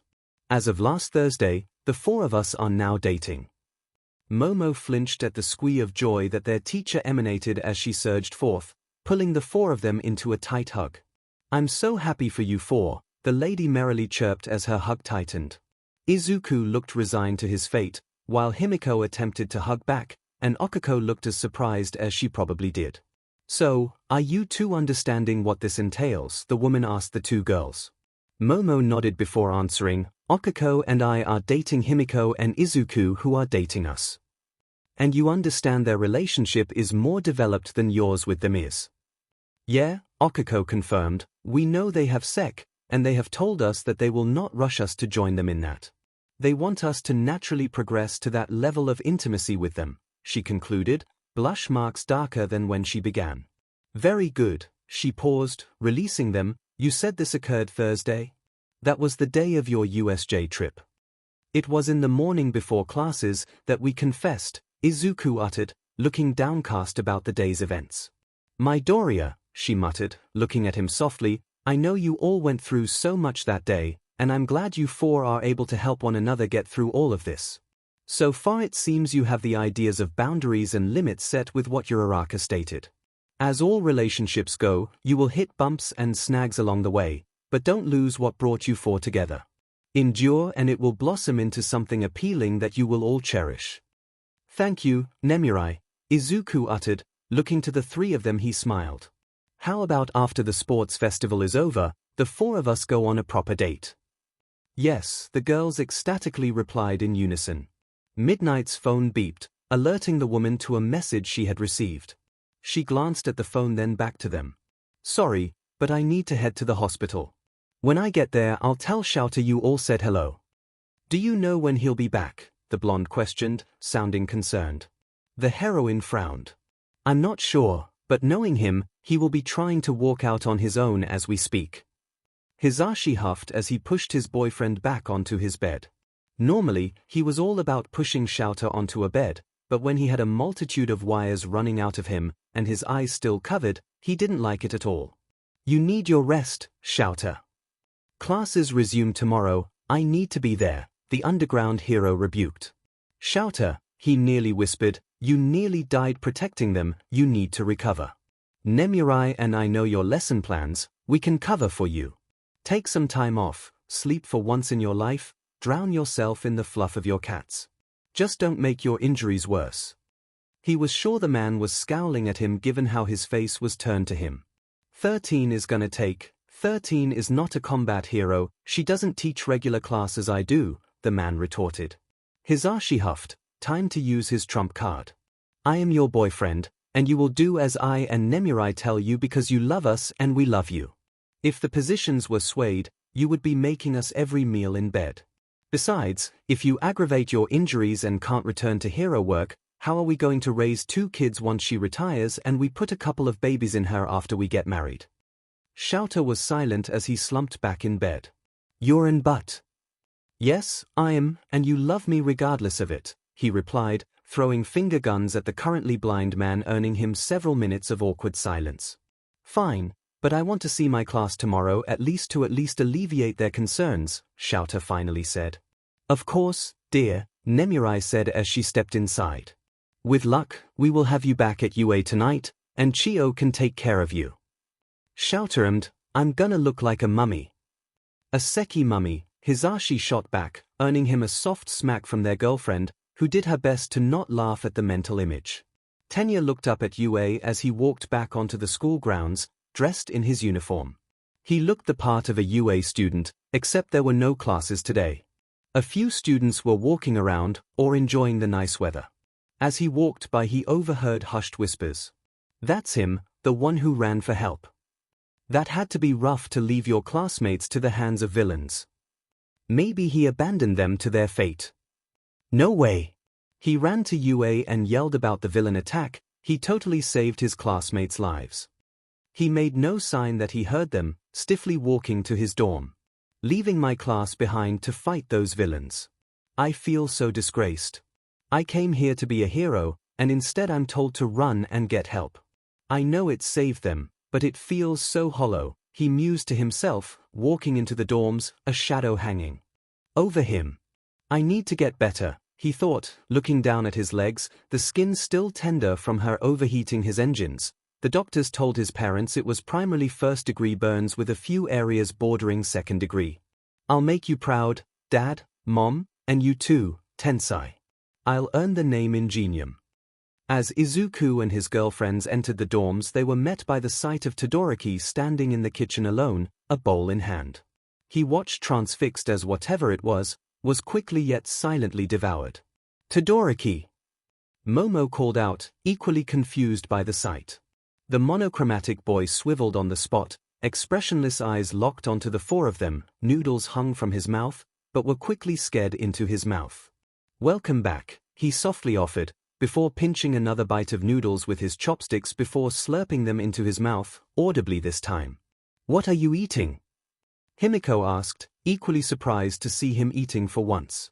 Soba, was his stoic response. Cold soba. Izuku tucked that knowledge away in his head. His mother and Himiko could just about get him to do anything for Katsuden. Maybe Todoroki felt the same way about cold soba. Oh my Doria, Todoroki said, once he finished slurping. Sorry for bringing up your injuries in front of everyone and their parents last week. That was rude of me. No, I've been downplaying what happened to me, putting others' worries before my own. Izuku confessed to the boy, somehow knowing he would understand what he was feeling. As long as I suffer and no one else does, it's fine. The boy mumbled, lowering his bowl, his mismatched eyes staring through it. Izuku slightly nodded his head, worried he would break the suddenly building tension between them. Todoroki made to leave, visibly uncertain as to how to carry on the conversation, but Izuku called out to him. And I'm sorry I called you an idiot at the USJ. The split-haired boy momentarily froze, but continued on to the stairs, not looking back at him or the girls. Once they were alone, Momo turned to him, a question already out of her mouth. You called him an idiot? Izuku looked to make sure no one was there, silent or invisible, before answering. He refused to use his fire at the USJ, even when we were in danger he refused to use it. Oh, Himiko said, a look of surprise on her face. He's hung up on his quirk, like me. Momo and Okiko quickly looked at her. Himiko flinched at that.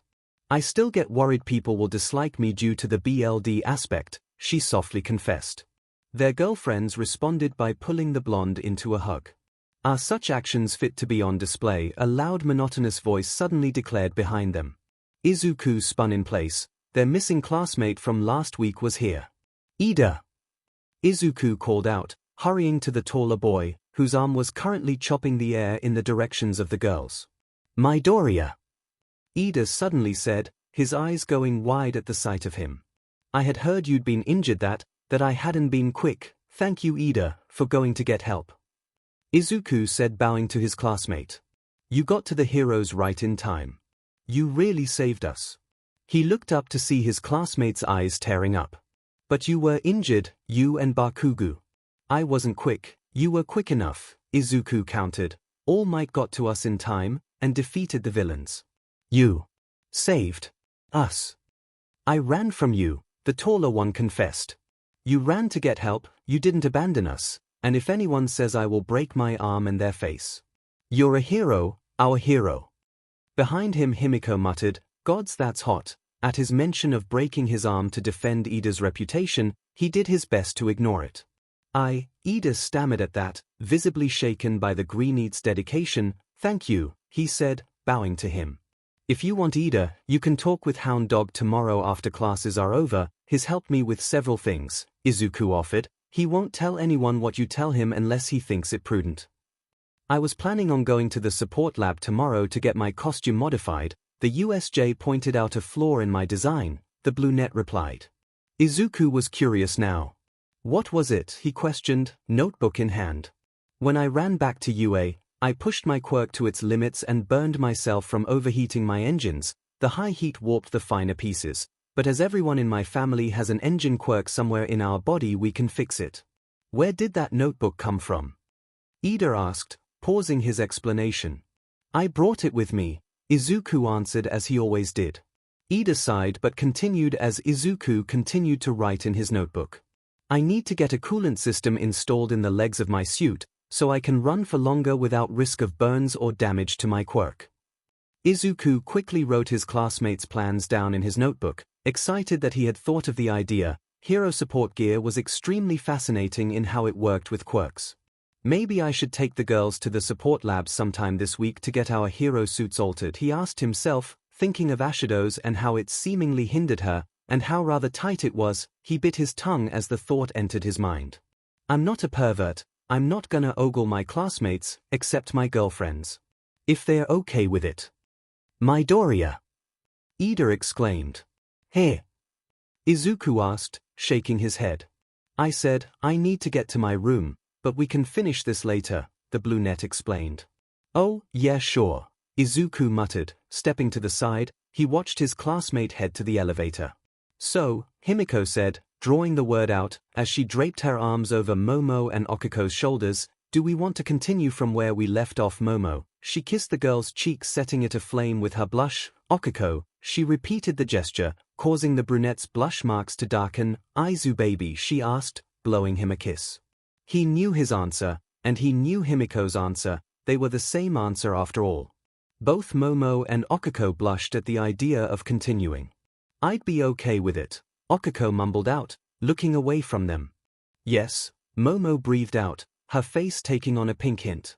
The girls squealed out as Izuku picked the three of them up in his arms quite suddenly. "My room or?" he asked, letting Himiko crawl out of his arms and onto his back, where she wrapped her arms and legs around him. "Mine," Momo offered, her BRSs pushing against his head. Needing no more incentive, Izuku headed to his girlfriend's room.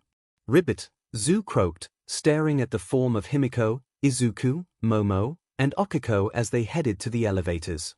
"What just happened?" Toru softly asked, her body still as she stared in shock. "I think Midori is about to get lucky," Mina explained, her usually pink face a rich violet shade. "Holy F, Green's head got eaten by Momo's melons," Kyuka stated, a hint of jealousy evident in her voice. The three girls turned to look at her, while she assumed Toru was looking judging by how her clothes shifted. "What? Ribbit, are you wondering if they are open to more joining in the future?" Zu bluntly asked, her large eyes fixed on the purple-haired girl.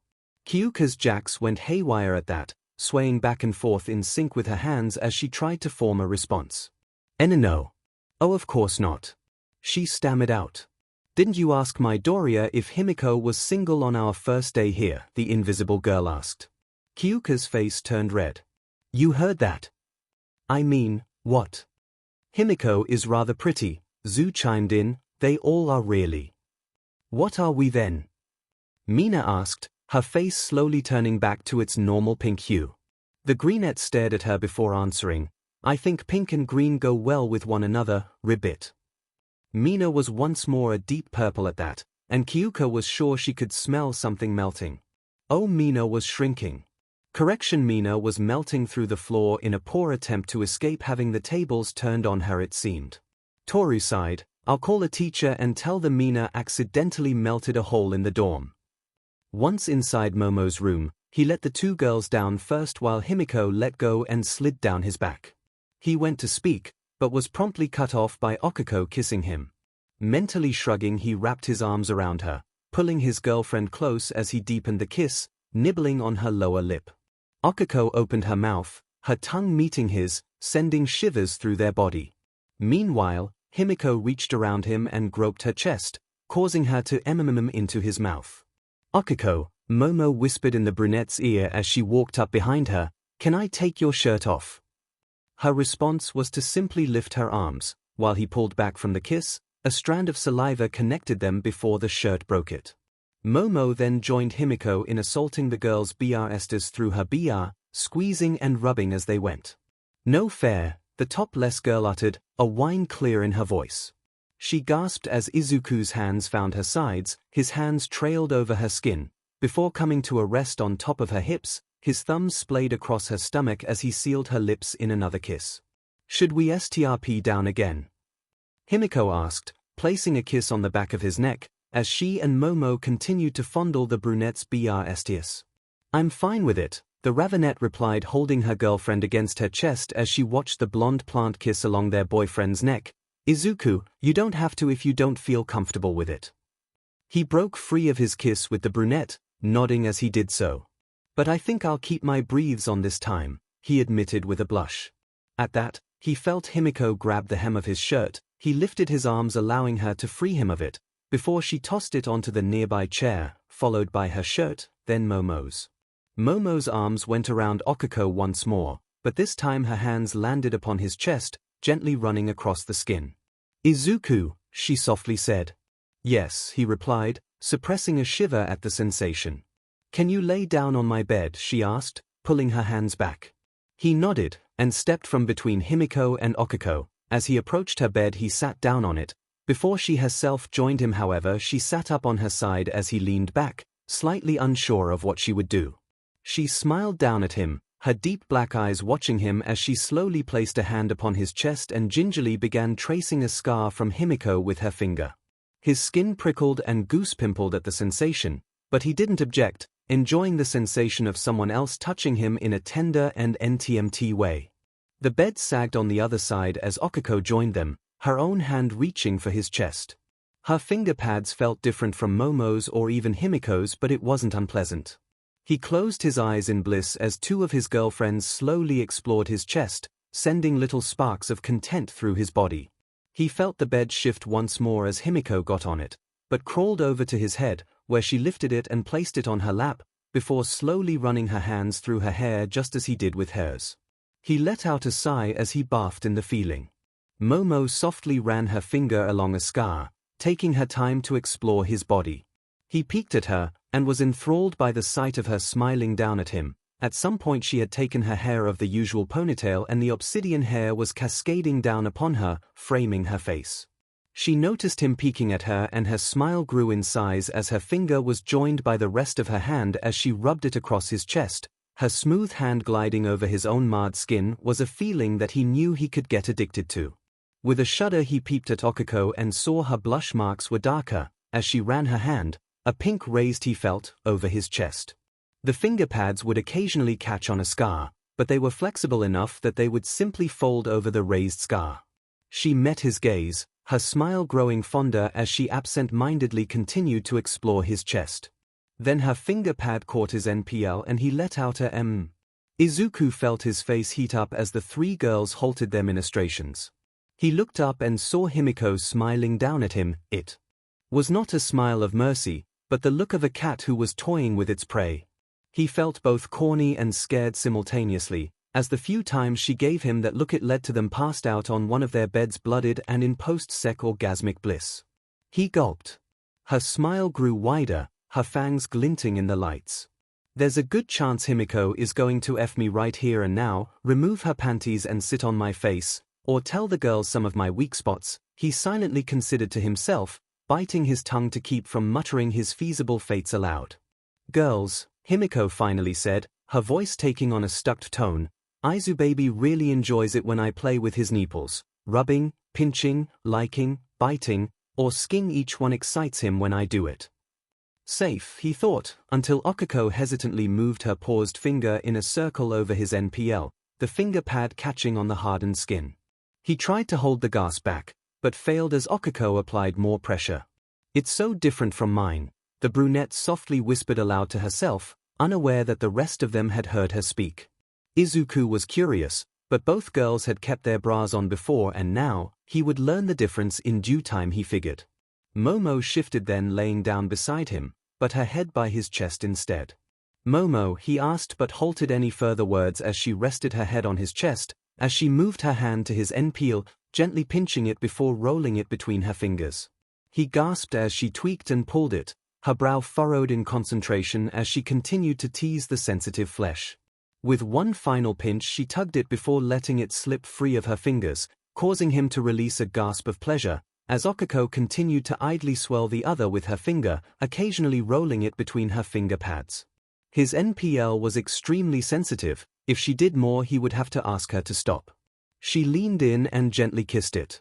He let out a sigh of relief, her soft lips caressed the aggravated skin, soothing it. Momo, he ummed out, his arm wrapping around her body as she clung to him. He slowly rubbed her back, doing his best to not undo her BR out of habit every time his hand met the clasp. Does that feel good, Izuku? 𝐒𝐿 slowly asked, watching their girlfriend kiss and like his NPL. Yeah, it feels good, he answered, gasping as a soft sking noise was heard coming from the ravinette. Oh, Himiko cooed, she's sking it. A look of remembrance flashed across the brunette's face, as her blush marks grew. I want to make you feel good too, Izuku. He watched as his other girlfriend copied Momo, getting into the same position as her, but starting off with a kiss to his NPL. He gasped looking up at Himiko from her lap. The blonde smiled down at him, brushing stray strands of hair away from his face. How is it? She softly asked, her hands tenderly cupping his face. He wrapped an arm around 𝐒𝐿 as she swayed from liking and kissing to sking on his NPL. It feels amazing, he replied between mmms and gasps of pleasure. Maybe next time we can swap places. She smiled down at him. I'd like that, she mused, her amber eyes searching between him and the girls, the pupils halfway between slits and regular circles. The moment, however, was brought to an end as Momo's stomach alerted them to the fact that it was empty.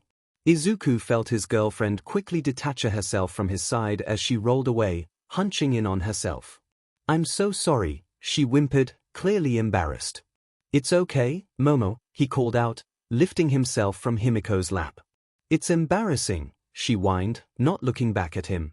He rolled his eyes and moved over to her, pulling her into a hug.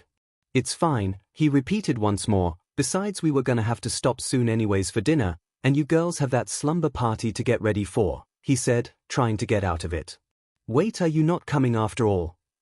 Okiko asked, as she hugged him from behind. Himiko followed suit, leaning around him to look at him and Momo. "No, he's still coming," she stated. "I don't need to," he rebuked. "I was going to use the time to work on my notebooks." Himiko squinted at him. What is it?" he stammered out. "Is it 'cause Mina is gonna be there?" she asked. He blushed, remembering what the pink girl had done to him while still asleep. "I don't want to make her uncomfortable at her own event," he admitted. "She did seem against the idea of him coming," Okiko mused. "Fine, you don't have to spend the night, but can you at least come to see all of us at least?" his girlfriend asked, a pout set on her face. "Goddamn it." He sighed. "Yes, I'll come and visit all of the girls at least." The blonde smiled. "Good. Now let's go eat, Momo needs her food," she teased. Momo bemoaned her fate. "This is so unladylike." "You were just skinning our boyfriend's nipples in front of us," Himiko deadpanned. "I don't think us hearing your stomach growl is the most unladylike thing you've done today." Izuku wasn't sure about the noise Momo made in response to that, but he was certain it wasn't any language he knew of. All Might stood in a dusty room, a room that looked like it once housed state-of-the-art scientific equipment, but now ruined computer banks and dust-filled beakers lined the walls and shelves. All Might, just what is this place? Pixie Bob, one of the wild PP cats, asked, her eyes darting about the dimly lit room. He looked at her, taking the blue of her uniform. Looking over her shoulder, he saw Mandalay standing in front of Ragdoll, who was standing there with her eyes closed, not out of worry, but in concentration. "I can't disclose much, but this place, this laboratory, was once used by one of Japan's last supervillains," he answered, watching how the three heroines reacted to that. "Supervillain?" Ragdoll asked, her usual light tone, replaced by a grave one. He nodded, before adding, "He was able to make living weapons with his quirk, but he needed a catalyst." He nodded to the pile of bones they had passed, and they needed food. "What happened to him?" Mandalay questioned. "He was dealt with silently and off the books many years ago. There exists those who rival me in power who keep their heads down, only acting when a nation is in danger. Like when the elemental lords disappeared." Pixie Bob asked. He nodded, knowing who it was that took the 4 supervillains down. The 2 heroes that took those 4 down never bothered with rankings, or any of the publicity of being heroes. All they cared about was saving people, being. He paused mid-sentence as he was about to quote the hero killer of all people. Maybe he could picture it more as quoting Himiko instead, true heroes. "What are they doing now?" Tiger asked, coming out of the cave they followed. "One of them died in battle against the man who used this place," All Might answered, "and the other is now retired, but packs a mean kick if you PSS him off, or if he's in a kicking mood." "So if the villain is long gone, why are we here?" Ragdoll questioned. "The villain is gone, but his bioweapons still linger in labs just like this one, waiting to be activated and commanded. There was one at the USJ, it nearly killed 2 of my students and took me going all out just to defeat it," All Might admitted. The 4 heroes froze at that. "And we're here?" Mandalay began to ask, but stopped, visibly uncertain if she wanted an answer. "One of those students brought us to the clearing and told us he had seen one here when he was a young child, and that it talked to him and his classmate. If these things are on your level, then how did they survive?" Tiger asked, his usual brashness dropped. "We don't know, and neither do they, but it was injured apparently and couldn't regrow its body like the one I thought." "Regrow its body?" Pixie Bob asked. All Might nodded, as he pushed on his earpiece. "Premises are clear, send in the tactical team. I want this place lit up and every stone checked top and bottom." "Roger that," the police captain replied. "Do you need more heroes or should they stay out here?" "Stay there, the PP cats and I are going to head deeper if we can." If you don't hear from me in 5 minutes, send half the heroes in. That won't be needed, called a voice from the darkness. All Might spun in place, fist tight as he readied a punch. Ragdoll, he called out. I don't sense anyone, she cried out. Of course not, came the voice once more. You smell like the quirkless one. I met here all those years ago. But different. He has the stench of a quirk now. All Might felt his blood run cold. It was the 𝐻𝐻𝐻 Izuku and Bakugo met. It was here, it was alive. A black hand emerged from the darkness of the hallway. It landed on the floor silently, followed by another, then the head of the 𝐻𝐻𝐻 emerged. 6 eyes sat in an exposed brain, each one twisting and darting about in their own way as it surveyed the room. Tell me, is he great now? The 𝐻𝐻𝐻 asked. All Might remained silent. No matter. I can smell his quirk, it smells like yours. It spoke, the rest of its body entering the room, its organs trailing behind it.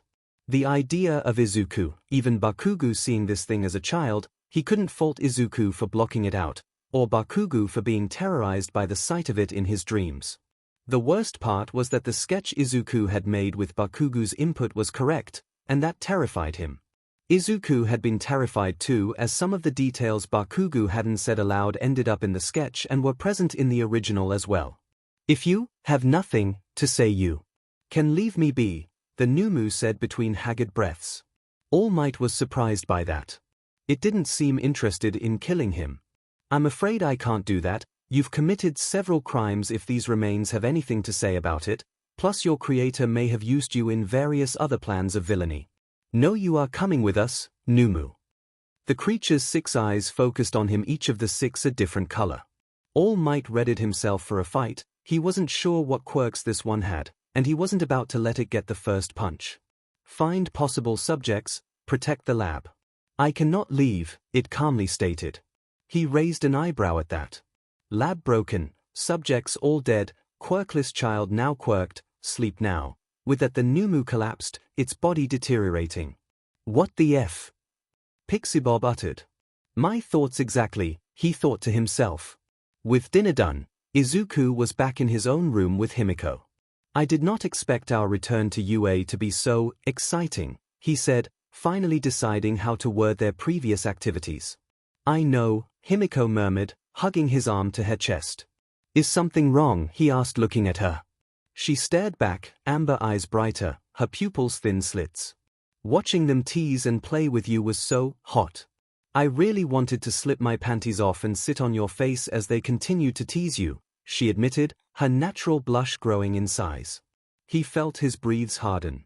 I thought that's what you were going to do at first when you looked at me like that, he admitted, his voice growing husky with want. I almost did it, she whispered. You can do it now, he replied, leaning in to whisper in her ear. She purred. Suddenly he was on his back, sprawled on his bed. Essie, she commanded as she reached under her skirt, pulling her panties down, I want to make you feel good as well. He nodded, shimmying his breathes off as she crawled over him, his view growing dark as her skirt draped over his face. Breathes and boxers gone, he grabbed her hips as she leaned forward, her tongue wrapping around his pee-pee as he guided her to his face.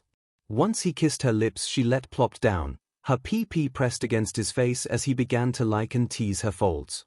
She responded by pulling him into her mouth as she cupped his ball in her hand, gently rubbing them. He squeezed her butt, his tongue delving into her pee-pee as her juices flowed into his mouth. Lost in the taste of her, and the sensation of her swallowing his pee-pee, her tongue rubbing against the tip before she ran it around the head several times. With a wet slurping sound she pulled him free of her mouth. Miss me skin you off, Izu baby? She asked, swaying her hips side to side, smearing herself across his face. He moved down slightly, sking on her CLT as he hummed in confirmation, causing her thighs to tighten their hold on his head. She swallowed him down once more, bobbing her head as she began to hum. Her tongue wrapped around his, pulsing and writing as she moved it along the length the best she could. He bucked his hips as she hummed, the sensation about to drive him over the edge. Squeezing her, but he began to SCK on her folds, before turning to her pee-pee in general, trying to drain it of all of her juices. He was curious how Momo and Okako would taste as well, maybe he'd get to taste all 3 of them in future. He jolted as his girlfriend slid his pee-pee down her throat, her nose nestled in his ball. He felt her throat contracting, doing its best to milk him of his pre-cum, as she swallowed, nearly driving him over the edge. The blonde fondled his ball, her thumb rubbing them in her palm as they heaved, twitching as each time he came close to reaching his 𝐂𝐿𝐴𝐺 and emptying them into her. She gave out a muffled yelp as his legs suddenly shifted and she was in a leg lock, unable to pull him out her mouth and throat. He moved the best he could trying to F her throat. What he could do felt amazing. Himiko made startled sounds, continued to 𝐂𝐿𝐴𝐺 and swallow as he slowly gained speed and rhythm. The sounds she was making was driving him over the edge. He didn't expect the sound of her gagging on him, but she had yet to signal for him to stop, so he continued. Himiko was doing her best to let her boyfriend F her throat. They had talked about it before, leaving Izuku and her a blushing mess after talking about it, but so far she was loving it, and judging by the amount of pre-cum he was leaking, so did he. She gave a final hum and his ball a squeeze, and that was it. His legs tightened their hold on her as he moved into her throat one final time with a muffled scream as his ball pulsed, followed by his pee-pee, and cum was pouring down her throat where she greedily swallowed it, not wanting to miss a drop. As he came, he gave a final 𝐶K to her pee-pee, sending her over the edge as well, leaking in his mouth. He did his best to swallow it all, gulping her juices down as she continued to swallow his load. Once his hips had stopped shaking, he felt himself slide out of her mouth, the sensation causing him to release more cum once free of it. Himiko swallowed several times, trying to get the remaining cum down once his pee-pee was free of her mouth. She placed a kiss on the side of it, then his ball. "Dang Izu baby, you really filled me up," she emmed, laying on him, letting out little gasps as he continued to like her. He breathed as he dropped his back down. A mixture of saliva and her juices connecting them covered his mouth. "Yeah," he said, taking a breath, "we need another shower." "Yeah, we do," she answered, FNDLNG his pee-pee, liking the head. "Wanna see if we can get to the showers without being seen and F in there too." His quickly hardening pee-pee in her hands was answer enough. Momo smiled as 𝐒𝐿𝐴 caved and accepted the phone she had gotten her. It had taken more arguing that a more dependable phone would be needed for hero work. 𝐒𝐿𝐴 typed away, transferring numbers and info she had stored on her phone over the years, saying that she wanted to do it manually as she had been putting off clearing it of junk info. Soon the other girls would be arriving, as they had all agreed that she possessed the largest bed other than Izuku, whose room seemed larger as well now that she thought of it. "𝐒𝐿𝐴," she called out, gaining her girlfriend's attention. "Do you think Izuku's room is bigger than ours?" The brunette set her new pink phone down, a number 13 phone case beside it, as she tilted her head in thought. "You know, I think it is. His bed is larger than yours as well," she commented, glancing down at the large bed they were seated upon. "I really did think the rooms would be larger," Momo muttered, a pink hue to her cheeks. "Well, maybe a smaller bed after tonight would be best," 𝐒𝐿𝐴 suggested, with a small shrug. "But then we couldn't all sleep together on this side of the dorms," Momo quickly stated. "Yours and Himiko's beds are rather small. I don't think all four of us could fit." "FI5, 𝐒𝐿𝐴 stammered out. "5?" she asked, bewildered. "When did someone else join the relationship?" "Izuku did tell Zu she could join us if her nightmares kept her from sleeping," the brunette clarified. "I had forgotten that, and her rib bits would be," she smirked, "cute in the morning." And 𝐒𝐿𝐴 was on the ceiling. "𝐒𝐿𝐴 sweetie," Momo said with a light-hearted huff, "get down from there." "Release," 𝐒𝐿𝐴 whispered, tapping her fingertips together once she righted herself mid-air before landing on the bed, causing both girls to bounce a few times. "Sorry, I just thought her carrying her rib bits over was nice is all." "No it is," she stated, leaning forward, "but not as adorable as you," planting a kiss on her girlfriend's lips, "or Himiko and Izuku are." The brunette returned the kiss, releasing a small mmm as a tongue ran across her lip. A knock at the door froze them, Momo's tongue just about to enter 𝐒𝐿𝐴's mouth. "Open up, this stuff is heavy," called 𝐒𝐿𝐴, sounding strained. The two girls hurried off the bed, doing their best to suppress their blushes. "Coming," the taller girl called out. "That's what she said," Mina snarked through the door. Momo stumbled as she heard 𝐒𝐿𝐴 mutter, "I almost did earlier." She opened the door to see a blushing 𝐭𝐽𝐾 and a laughing Mina who was busy swatting back a pair of agitated earjacks. "We the first ones?" Mina asked, following 𝐭𝐽𝐾 in, who was carrying a laptop and projector. Mina was carrying a rather large makeup case. "I figured we'd probably watch movies, so I brought my projector with me. It's heavier than I remembered," the purple-haired girl announced, indicating to the machinery she had brought with her. "And I figured we could do makeovers," Mina exclaimed, patting her makeup case. 𝐭𝐽𝐾 rolled her eyes. "I'm sure we can all find something we enjoy doing tonight," Momo declared, excited about her first slumber party. "We sure will," Mina shouted, throwing her arms in the air. "While the boys are downstairs talking and playing video games, we get to indulge in the ancient female traditions." Momo was confused. Ancient female traditions, she asked herself. "Oh gods of music, spare me," 𝐭𝐽𝐾 whined, her shoulders slumping. "Hush you," Mina chided. "What are we doing exactly?" Okiko questioned, apparently not the only one confused. "Have you never been to a slumber party?" Mina asked, sounding offended. She and her girlfriend both shook their heads. Mina looked scandalized. "I doubt Himiko has either," Momo mused. Her upbringing was less than ideal. Mina paused her antics. "Oh yeah, she said she ran away from home last time she was here," the pink girl muttered, looking downcast. "All right girls," she stated, sounding sure of herself, "I'm gonna make this the best slumber party ever." Momo smiled at that. It was sweet that Mina was trying to make their first slumber party wonderful. "Knock, knock." Toru called out through the door as she knocked on the door. "Come in," Momo replied. Their invisible classmate entered, followed by Zu, who had her hair tied up on her head instead of the usual low-hanging bow. "Oh, you tied your hair up higher, Zu," Momo commented. "Ribbit, yeah, I didn't want it to get in the way, so I tend to tie it up at night," the green-haired girl answered. "Hey Zu," Okiko said, getting their attention, "how long is your hair when you don't tie it up?" "Oh, it reaches the ground, even when I stand up straight instead of my usual hunched stance," the frog girl explained. "Oh, that's more hair than I have," Momo mused, idly messing with her own ponytail. "Ribbit, that reminds me," Zu said, tapping her chin, Midoriya helps Himiko with her hair, right?" "He does. He's offered to help me tie mine up if needed as well," the tall girl responded, noting how her classmate nearly called her boyfriend by his given name. "I wonder if he'd be willing to help with mine," the greenette wondered aloud. "It can get annoying to tie it behind myself, and pulling it around to tie it, it ends up uneven." "That's a great idea," Toru exclaimed, her bracelets clacking as she waved her arms. "We can have Midori do our hair for us tonight." Momo felt a tingle run up her spine. She hadn't felt Izuku play with her hair for a while. She was looking forward to him doing it once more. "But where are Himiko and Izuku?" Okiko asked, causing them all to pause and think. Momo looked away from them, remembering how when their boyfriend and blonde girlfriend left her room earlier to get ready they had been rather handsy with each other. Did we really turn them on so much that they had to go have secretary? Oh gods, are they having sec now?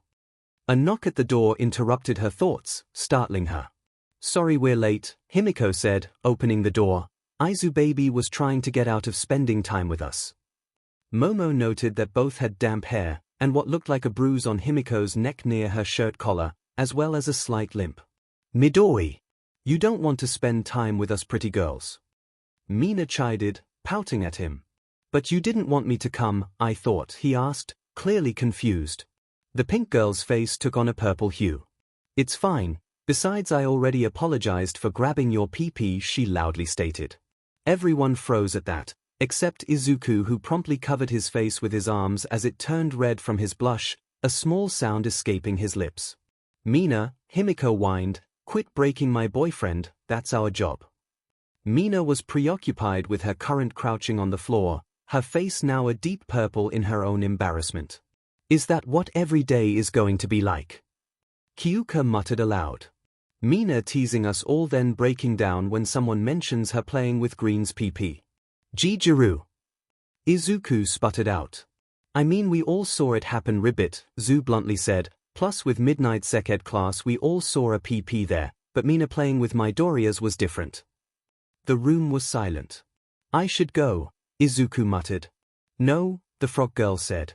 "What are you gonna do if Mr. Aizawa pairs you two up for a class assignment?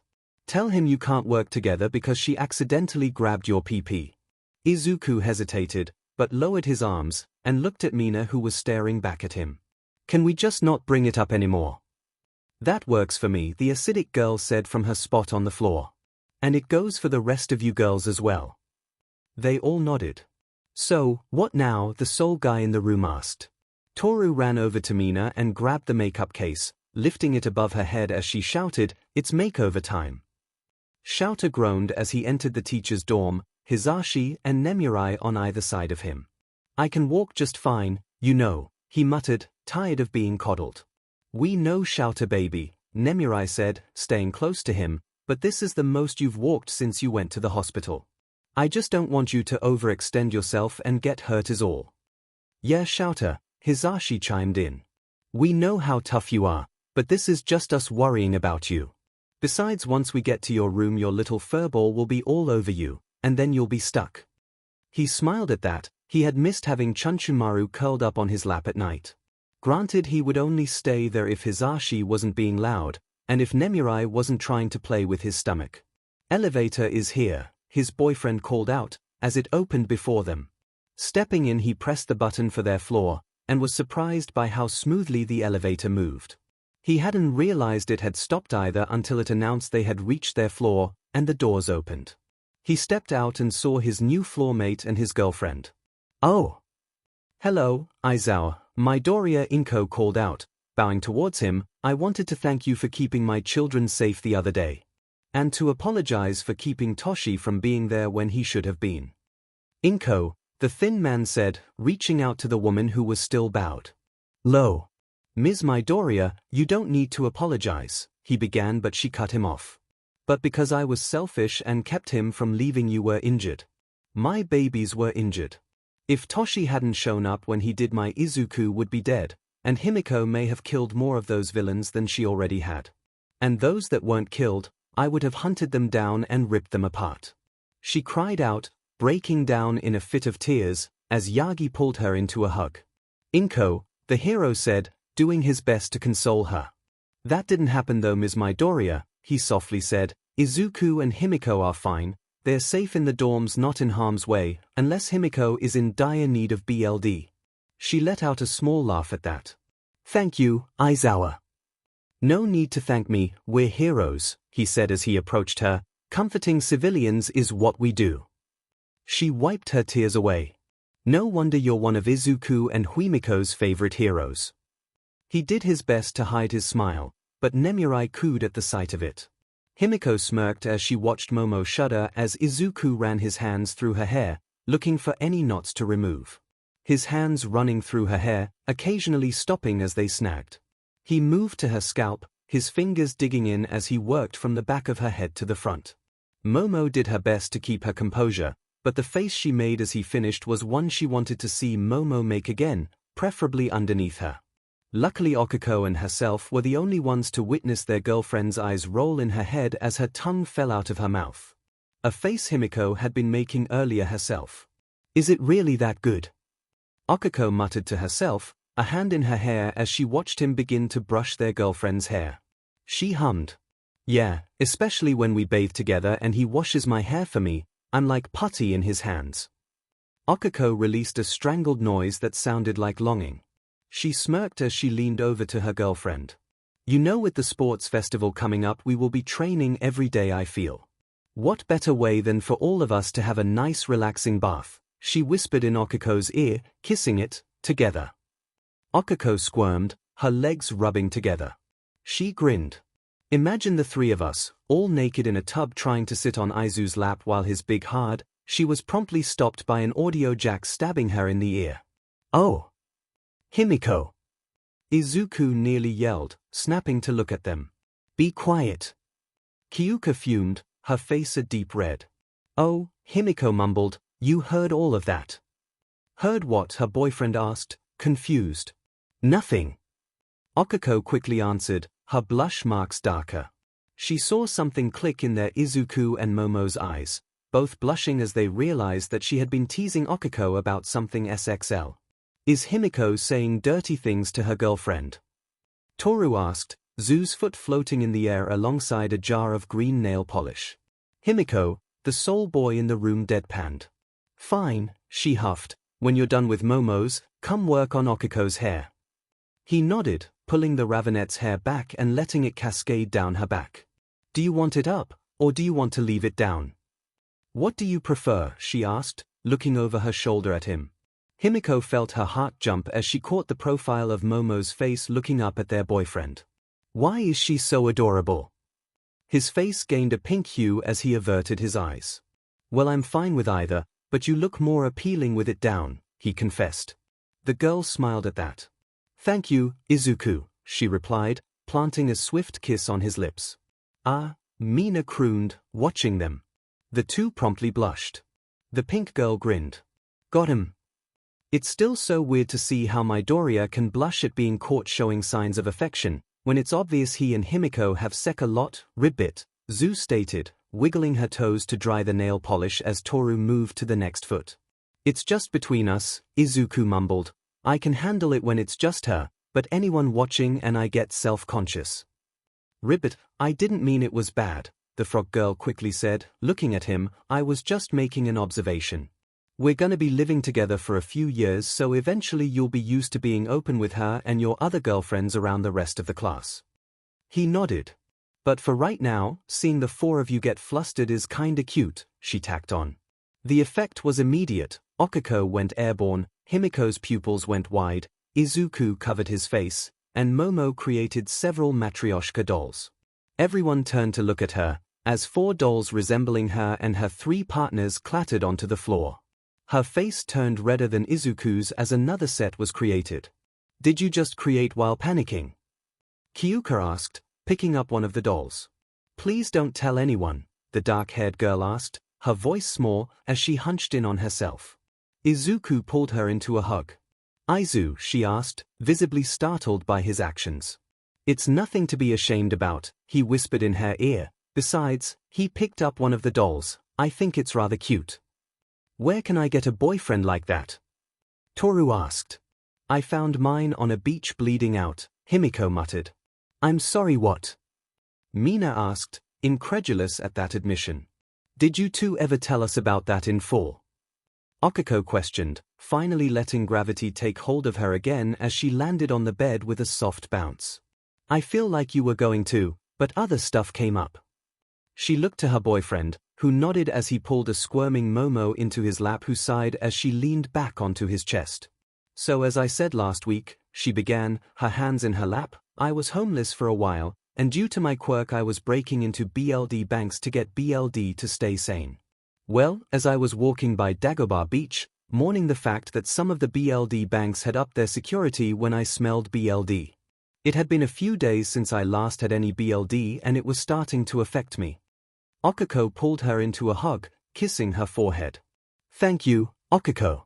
So I followed the smell of BLD, my senses starting to fade as I got closer, and this beefcake, she pointed at the green-haired boy who let out a noise of indignation, had the gall to say I might have rabies. What? Mina asked, looking between the two as they began to laugh. To be fair, Himiko, I'd been trapped under that trash pile for a while and had lost a lot of BLD. I had seen a few stray dogs there before, he said between laughs. What were you doing at Dagobah? Mina asked, leaning forward. I was cleaning it up to help build up my muscles, he said, idly flexing his arms, the bicep bulging his shirt sleeve. Momo reached out and squeezed it, letting out a small hum of satisfaction as he flexed it more under her touch. So I was working on a smaller pile since I was alone for the day, and was dealing with a really stubborn piece of trash that wouldn't come loose. I tugged and pulled on it until it came loose but sent me back into a larger pile. It fell on me and a piece of metal impaled my arm, pinning me to the beach. He held up his arm where a faint scar was seen, then he turned the arm around and there was another on the opposite side. I screamed for help, and eventually passed out. I found him when he had woken up again, Himiko said, picking up from where he left off. He snapped me out of my BLD crazed state and I found his phone and called for help. Who did you call? Momo asked. She looked at Izuku, who sighed. What I say next, promise me it does not leave this room. He looked at each girl in turn, each one nodding, with the exception of Toru, who verbally agreed. I had her call Principal Nezu, and I spoke to him while still in shock. This is what he told me later on. I asked him to get Recovery Girl sent to me, along with All Might. How did you get All Might to come? Zu asked, her large eyes locked on him. He was the one who had me cleaning the beach, Izuku replied. What? Every other girl screamed in unison. He sighed. I met All Might the day of the slime villain incident, which you may have heard of. I tried to save Bakugo while all of the heroes present stood around waiting for a hero with a better suited quirk, he spit out. Afterwards All Might asked me why I did it, and I said I didn't know, I just saw someone in trouble and acted. My feet were moving before I realized it. He smiled at me and said I could be a hero, even while quirkless.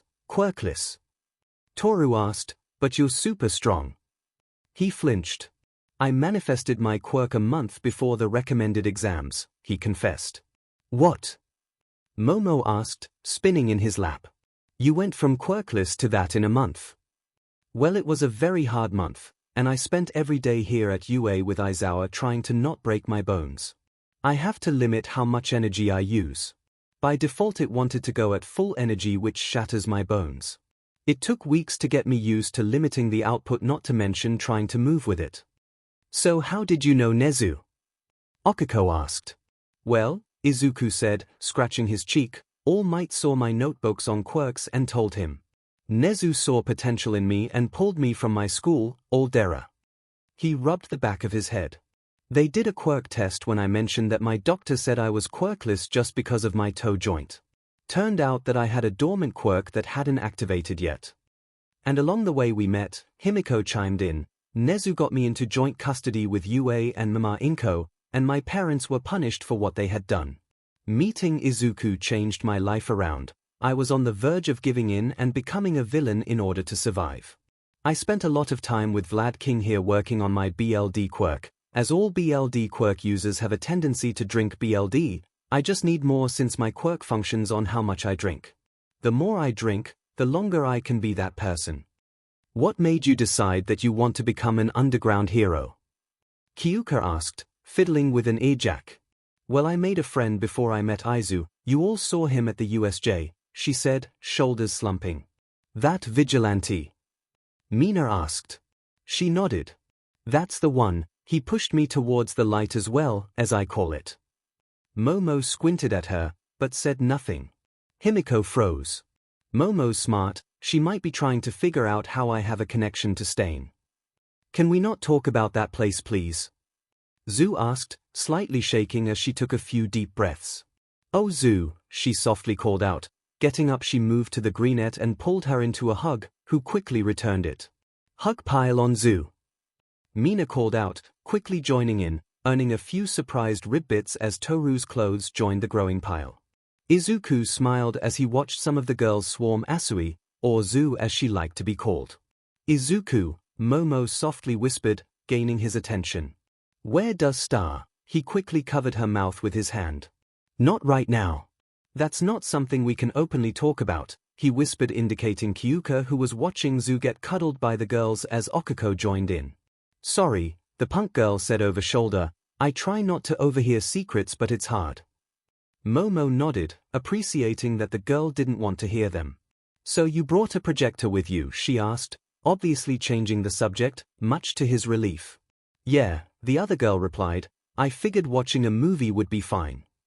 Movie? Ashido asked, her pink hair sticking out from underneath Zu's long green hair. What kind of movie? Hagakyu asked. Do you have any horror movies with lots of BLD? Himiko asked, her face flushed.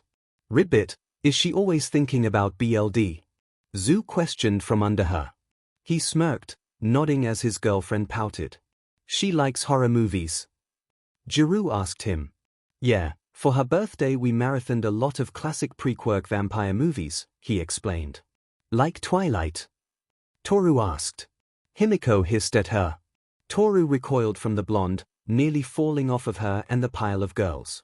Twilight does not count as a vampire movie, Izuku explained. But the invisible girl tried to talk, but Himiko cut her off. That trash is not a vampire movie. No. I mean Dracula, actual BLD. Sking vampires that view humans as prey, Himiko clarified. I have interview with the vampire, yes. Himiko yelled out. That's the good SHT, they're monsters but also sophisticated. I actually wanted my original hero costume to be gothic Lolita in design, but Nemurai said that it would be too clunky. So we came up with a classic vampire bride design instead. You really like vampires, Mina said from the bottom of the pile. Of course, she chirped, smiling so her fangs were showing. And Aizu baby, Momo, and Okiko have such yummy BLD too, she purred, her blush growing. He sighed. Well, you aren't drinking my BLD, Mina stated. He looked at the pink girl and saw she had crossed her arms in front of her. Do you have a problem with it? Here. No, I'm like the xenomorphs in the old Alien movies. I've got that acid BLD, she explained.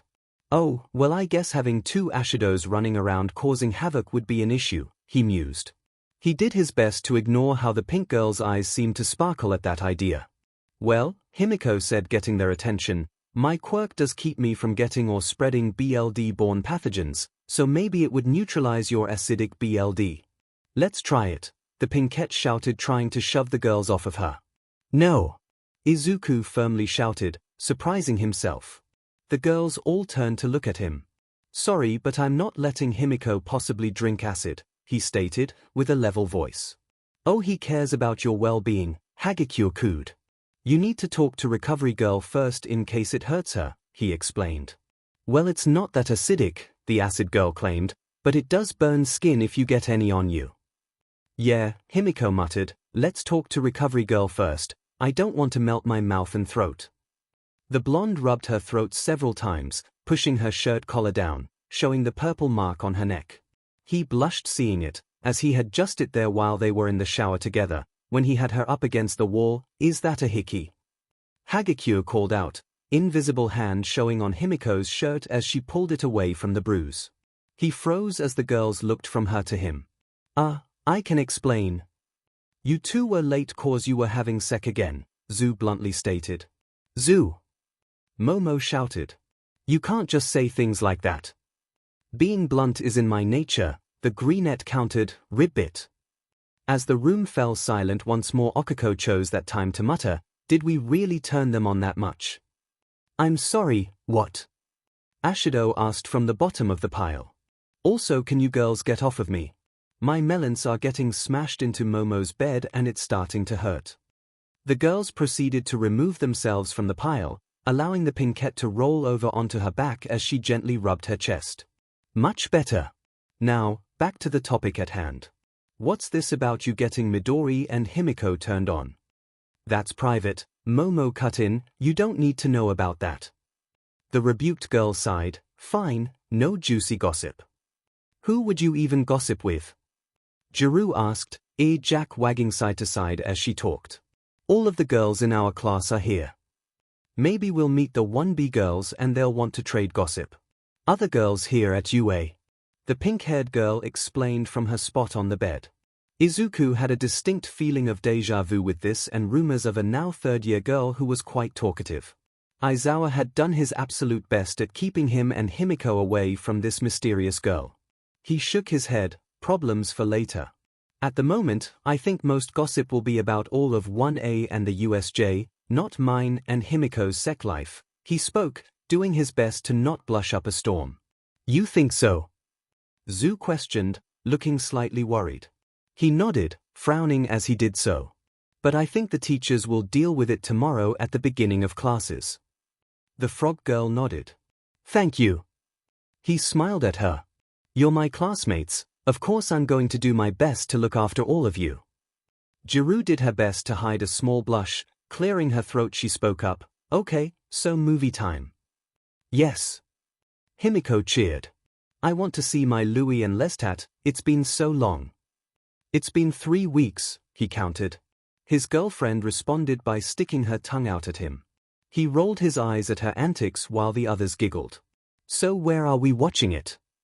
Well, on the wall at the foot of Momo's bed, 𝐒𝐻𝐿 announced. But where will we sit then, 𝐒𝐻𝐿? He asked, hoping it wasn't Momo's bed. Well, we were going to all sleep in Momo's bed, so why not there? Also just call me Toru, you're an honorary girl after all, Toru explained. Ashido and Jiru chimed in saying they were fine with him using their names when it was just him and the girls. He looked at the bed, he had slept in it before, but with all of the girls, it would be different. Izuku. Momo said, you shared a bed with all of us after the USJ, this won't be any different. He nodded. Okay, I'll work on setting it up. Momo, are you fine with us snacking in your bed? Kyuka asked.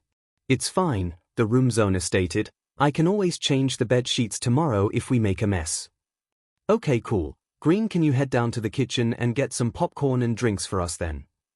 Of course, he said, getting up. Anyone want anything in particular? Some tea would be nice, Momo mused, but I'll come down and make it myself and help you bring stuff back up. Grab me some BLD, Himiko called out as they left the room. Mizu watched as his classmates shoved one another as their characters darted across the television screen. The game seemed fun, but he never got into video games himself. The idea of all of the consoles and wires required clashed with the minimalist design of his room here and back home. Still, he figured he could always just use someone else's. Myheroacademia sat beside him, looking at a case for a fighting game, his tail thumping more the longer he looked it over. Hey, when you guys are done with your racing competition, can we give this a shot? He asked, holding the game case aloft. Sure, man. Kaminari said over his shoulder, you're bound to like it. The characters in that are recorded from actual people fighting. You may pick up a move or two. I tried copying some of the lighting moves, but I can't get my electricity to go where I want it. Mizu nodded in understanding. After all, he had picked up a few tricks from the pre-Quirk movie The Thing, so it's not like he could judge trying to copy a Quirk-era video game. One of his ear appendages twitched, catching the sound of two classmates talking as they entered the room from the girls' side. Are you sure it's okay for me to spend the night with all of you girls? Midoriya asked, sounding uncertain. Oh, so that's where he's been. Wait, spend the night? He thought to himself. It's fine, Izuku, Yorozu replied. Besides, 3 of us will be cuddling with you, so you don't need to worry about a mishap with the others like last time. Just what the hell is going on with Midoriya and the girls? Mizu asked himself. He looked around and saw most of the guys in his class playing video games with the exception of Bakugo, Ida, and Todoroki, while Midoriya was apparently going to be sleeping with all of the girls in their class tonight, again it seemed. Here's something interesting. Dark Shadow whispered from behind him. Dark Shadow, Tokoyami tutted, grabbing his shadowy quirk by the back of its neck. I did, but I feel like I'm missing context, Mizu softly replied, noting that none of the other guys seemed to notice their conversation. So I'll keep it to myself. Wise words, the avian boy murmured, turning back to the screen. Come on, let's head back up, the movie should be ready by now, Yorozu stated. Coming, Midoriya called after her. Did they even hear us come down? I doubt it, she replied. Izuku let out a groan as he came to, the events of last night playing in his mind. Toru painting everyone's nails, her attempt at painting his and his refusal, Mina trying to start a game of truth or dare, but it got shot down when Zu said having one guy was unfair and it worked better with no couples. Mina had turned purple once more at that. Something snuggled into his side.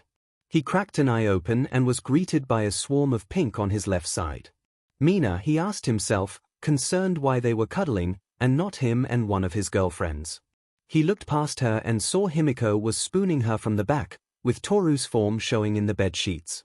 Looking to the right, he saw Momo cuddling with Kyuka with Zu between his girlfriend and Okiko.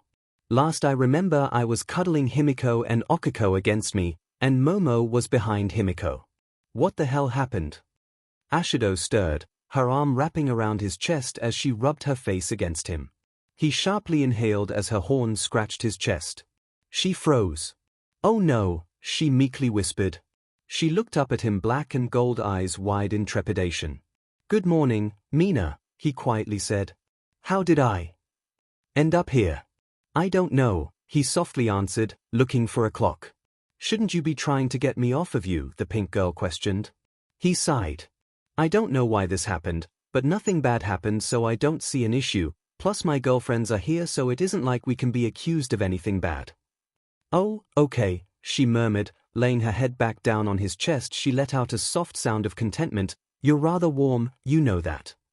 He chuckled, causing the girl to smile. Himiko says the same thing. He is rather warm, Himiko chimed in, reaching around the pinkette as she ran her hand through her hair. Don't worry, I'm already sharing Aizu baby with 2 other girls. I won't mind sharing him with a bunch of cuties like the rest of you, Himiko, he softly asked, trying to shake her awake. Her only response was the soft sound of her sleeping. What was that? The other girl asked. I think Himiko just said she wants to date the other girls in our class, he thought to himself. He looked around at all of the sleeping girls, noting how they were still cuddling each other. He suppressed a as Mina snuggled into his side, as she hugged him closer. He felt a tear well up in his eye as he glanced back at Himiko, a smile on her face. I'm glad I met you, that day on the beach, Himiko. Who knows where I'd be without you? Certainly not in this bed with 7 appealing girls. He paused, then smiled. This is just some weird dream, there's no way I could date 7 girls.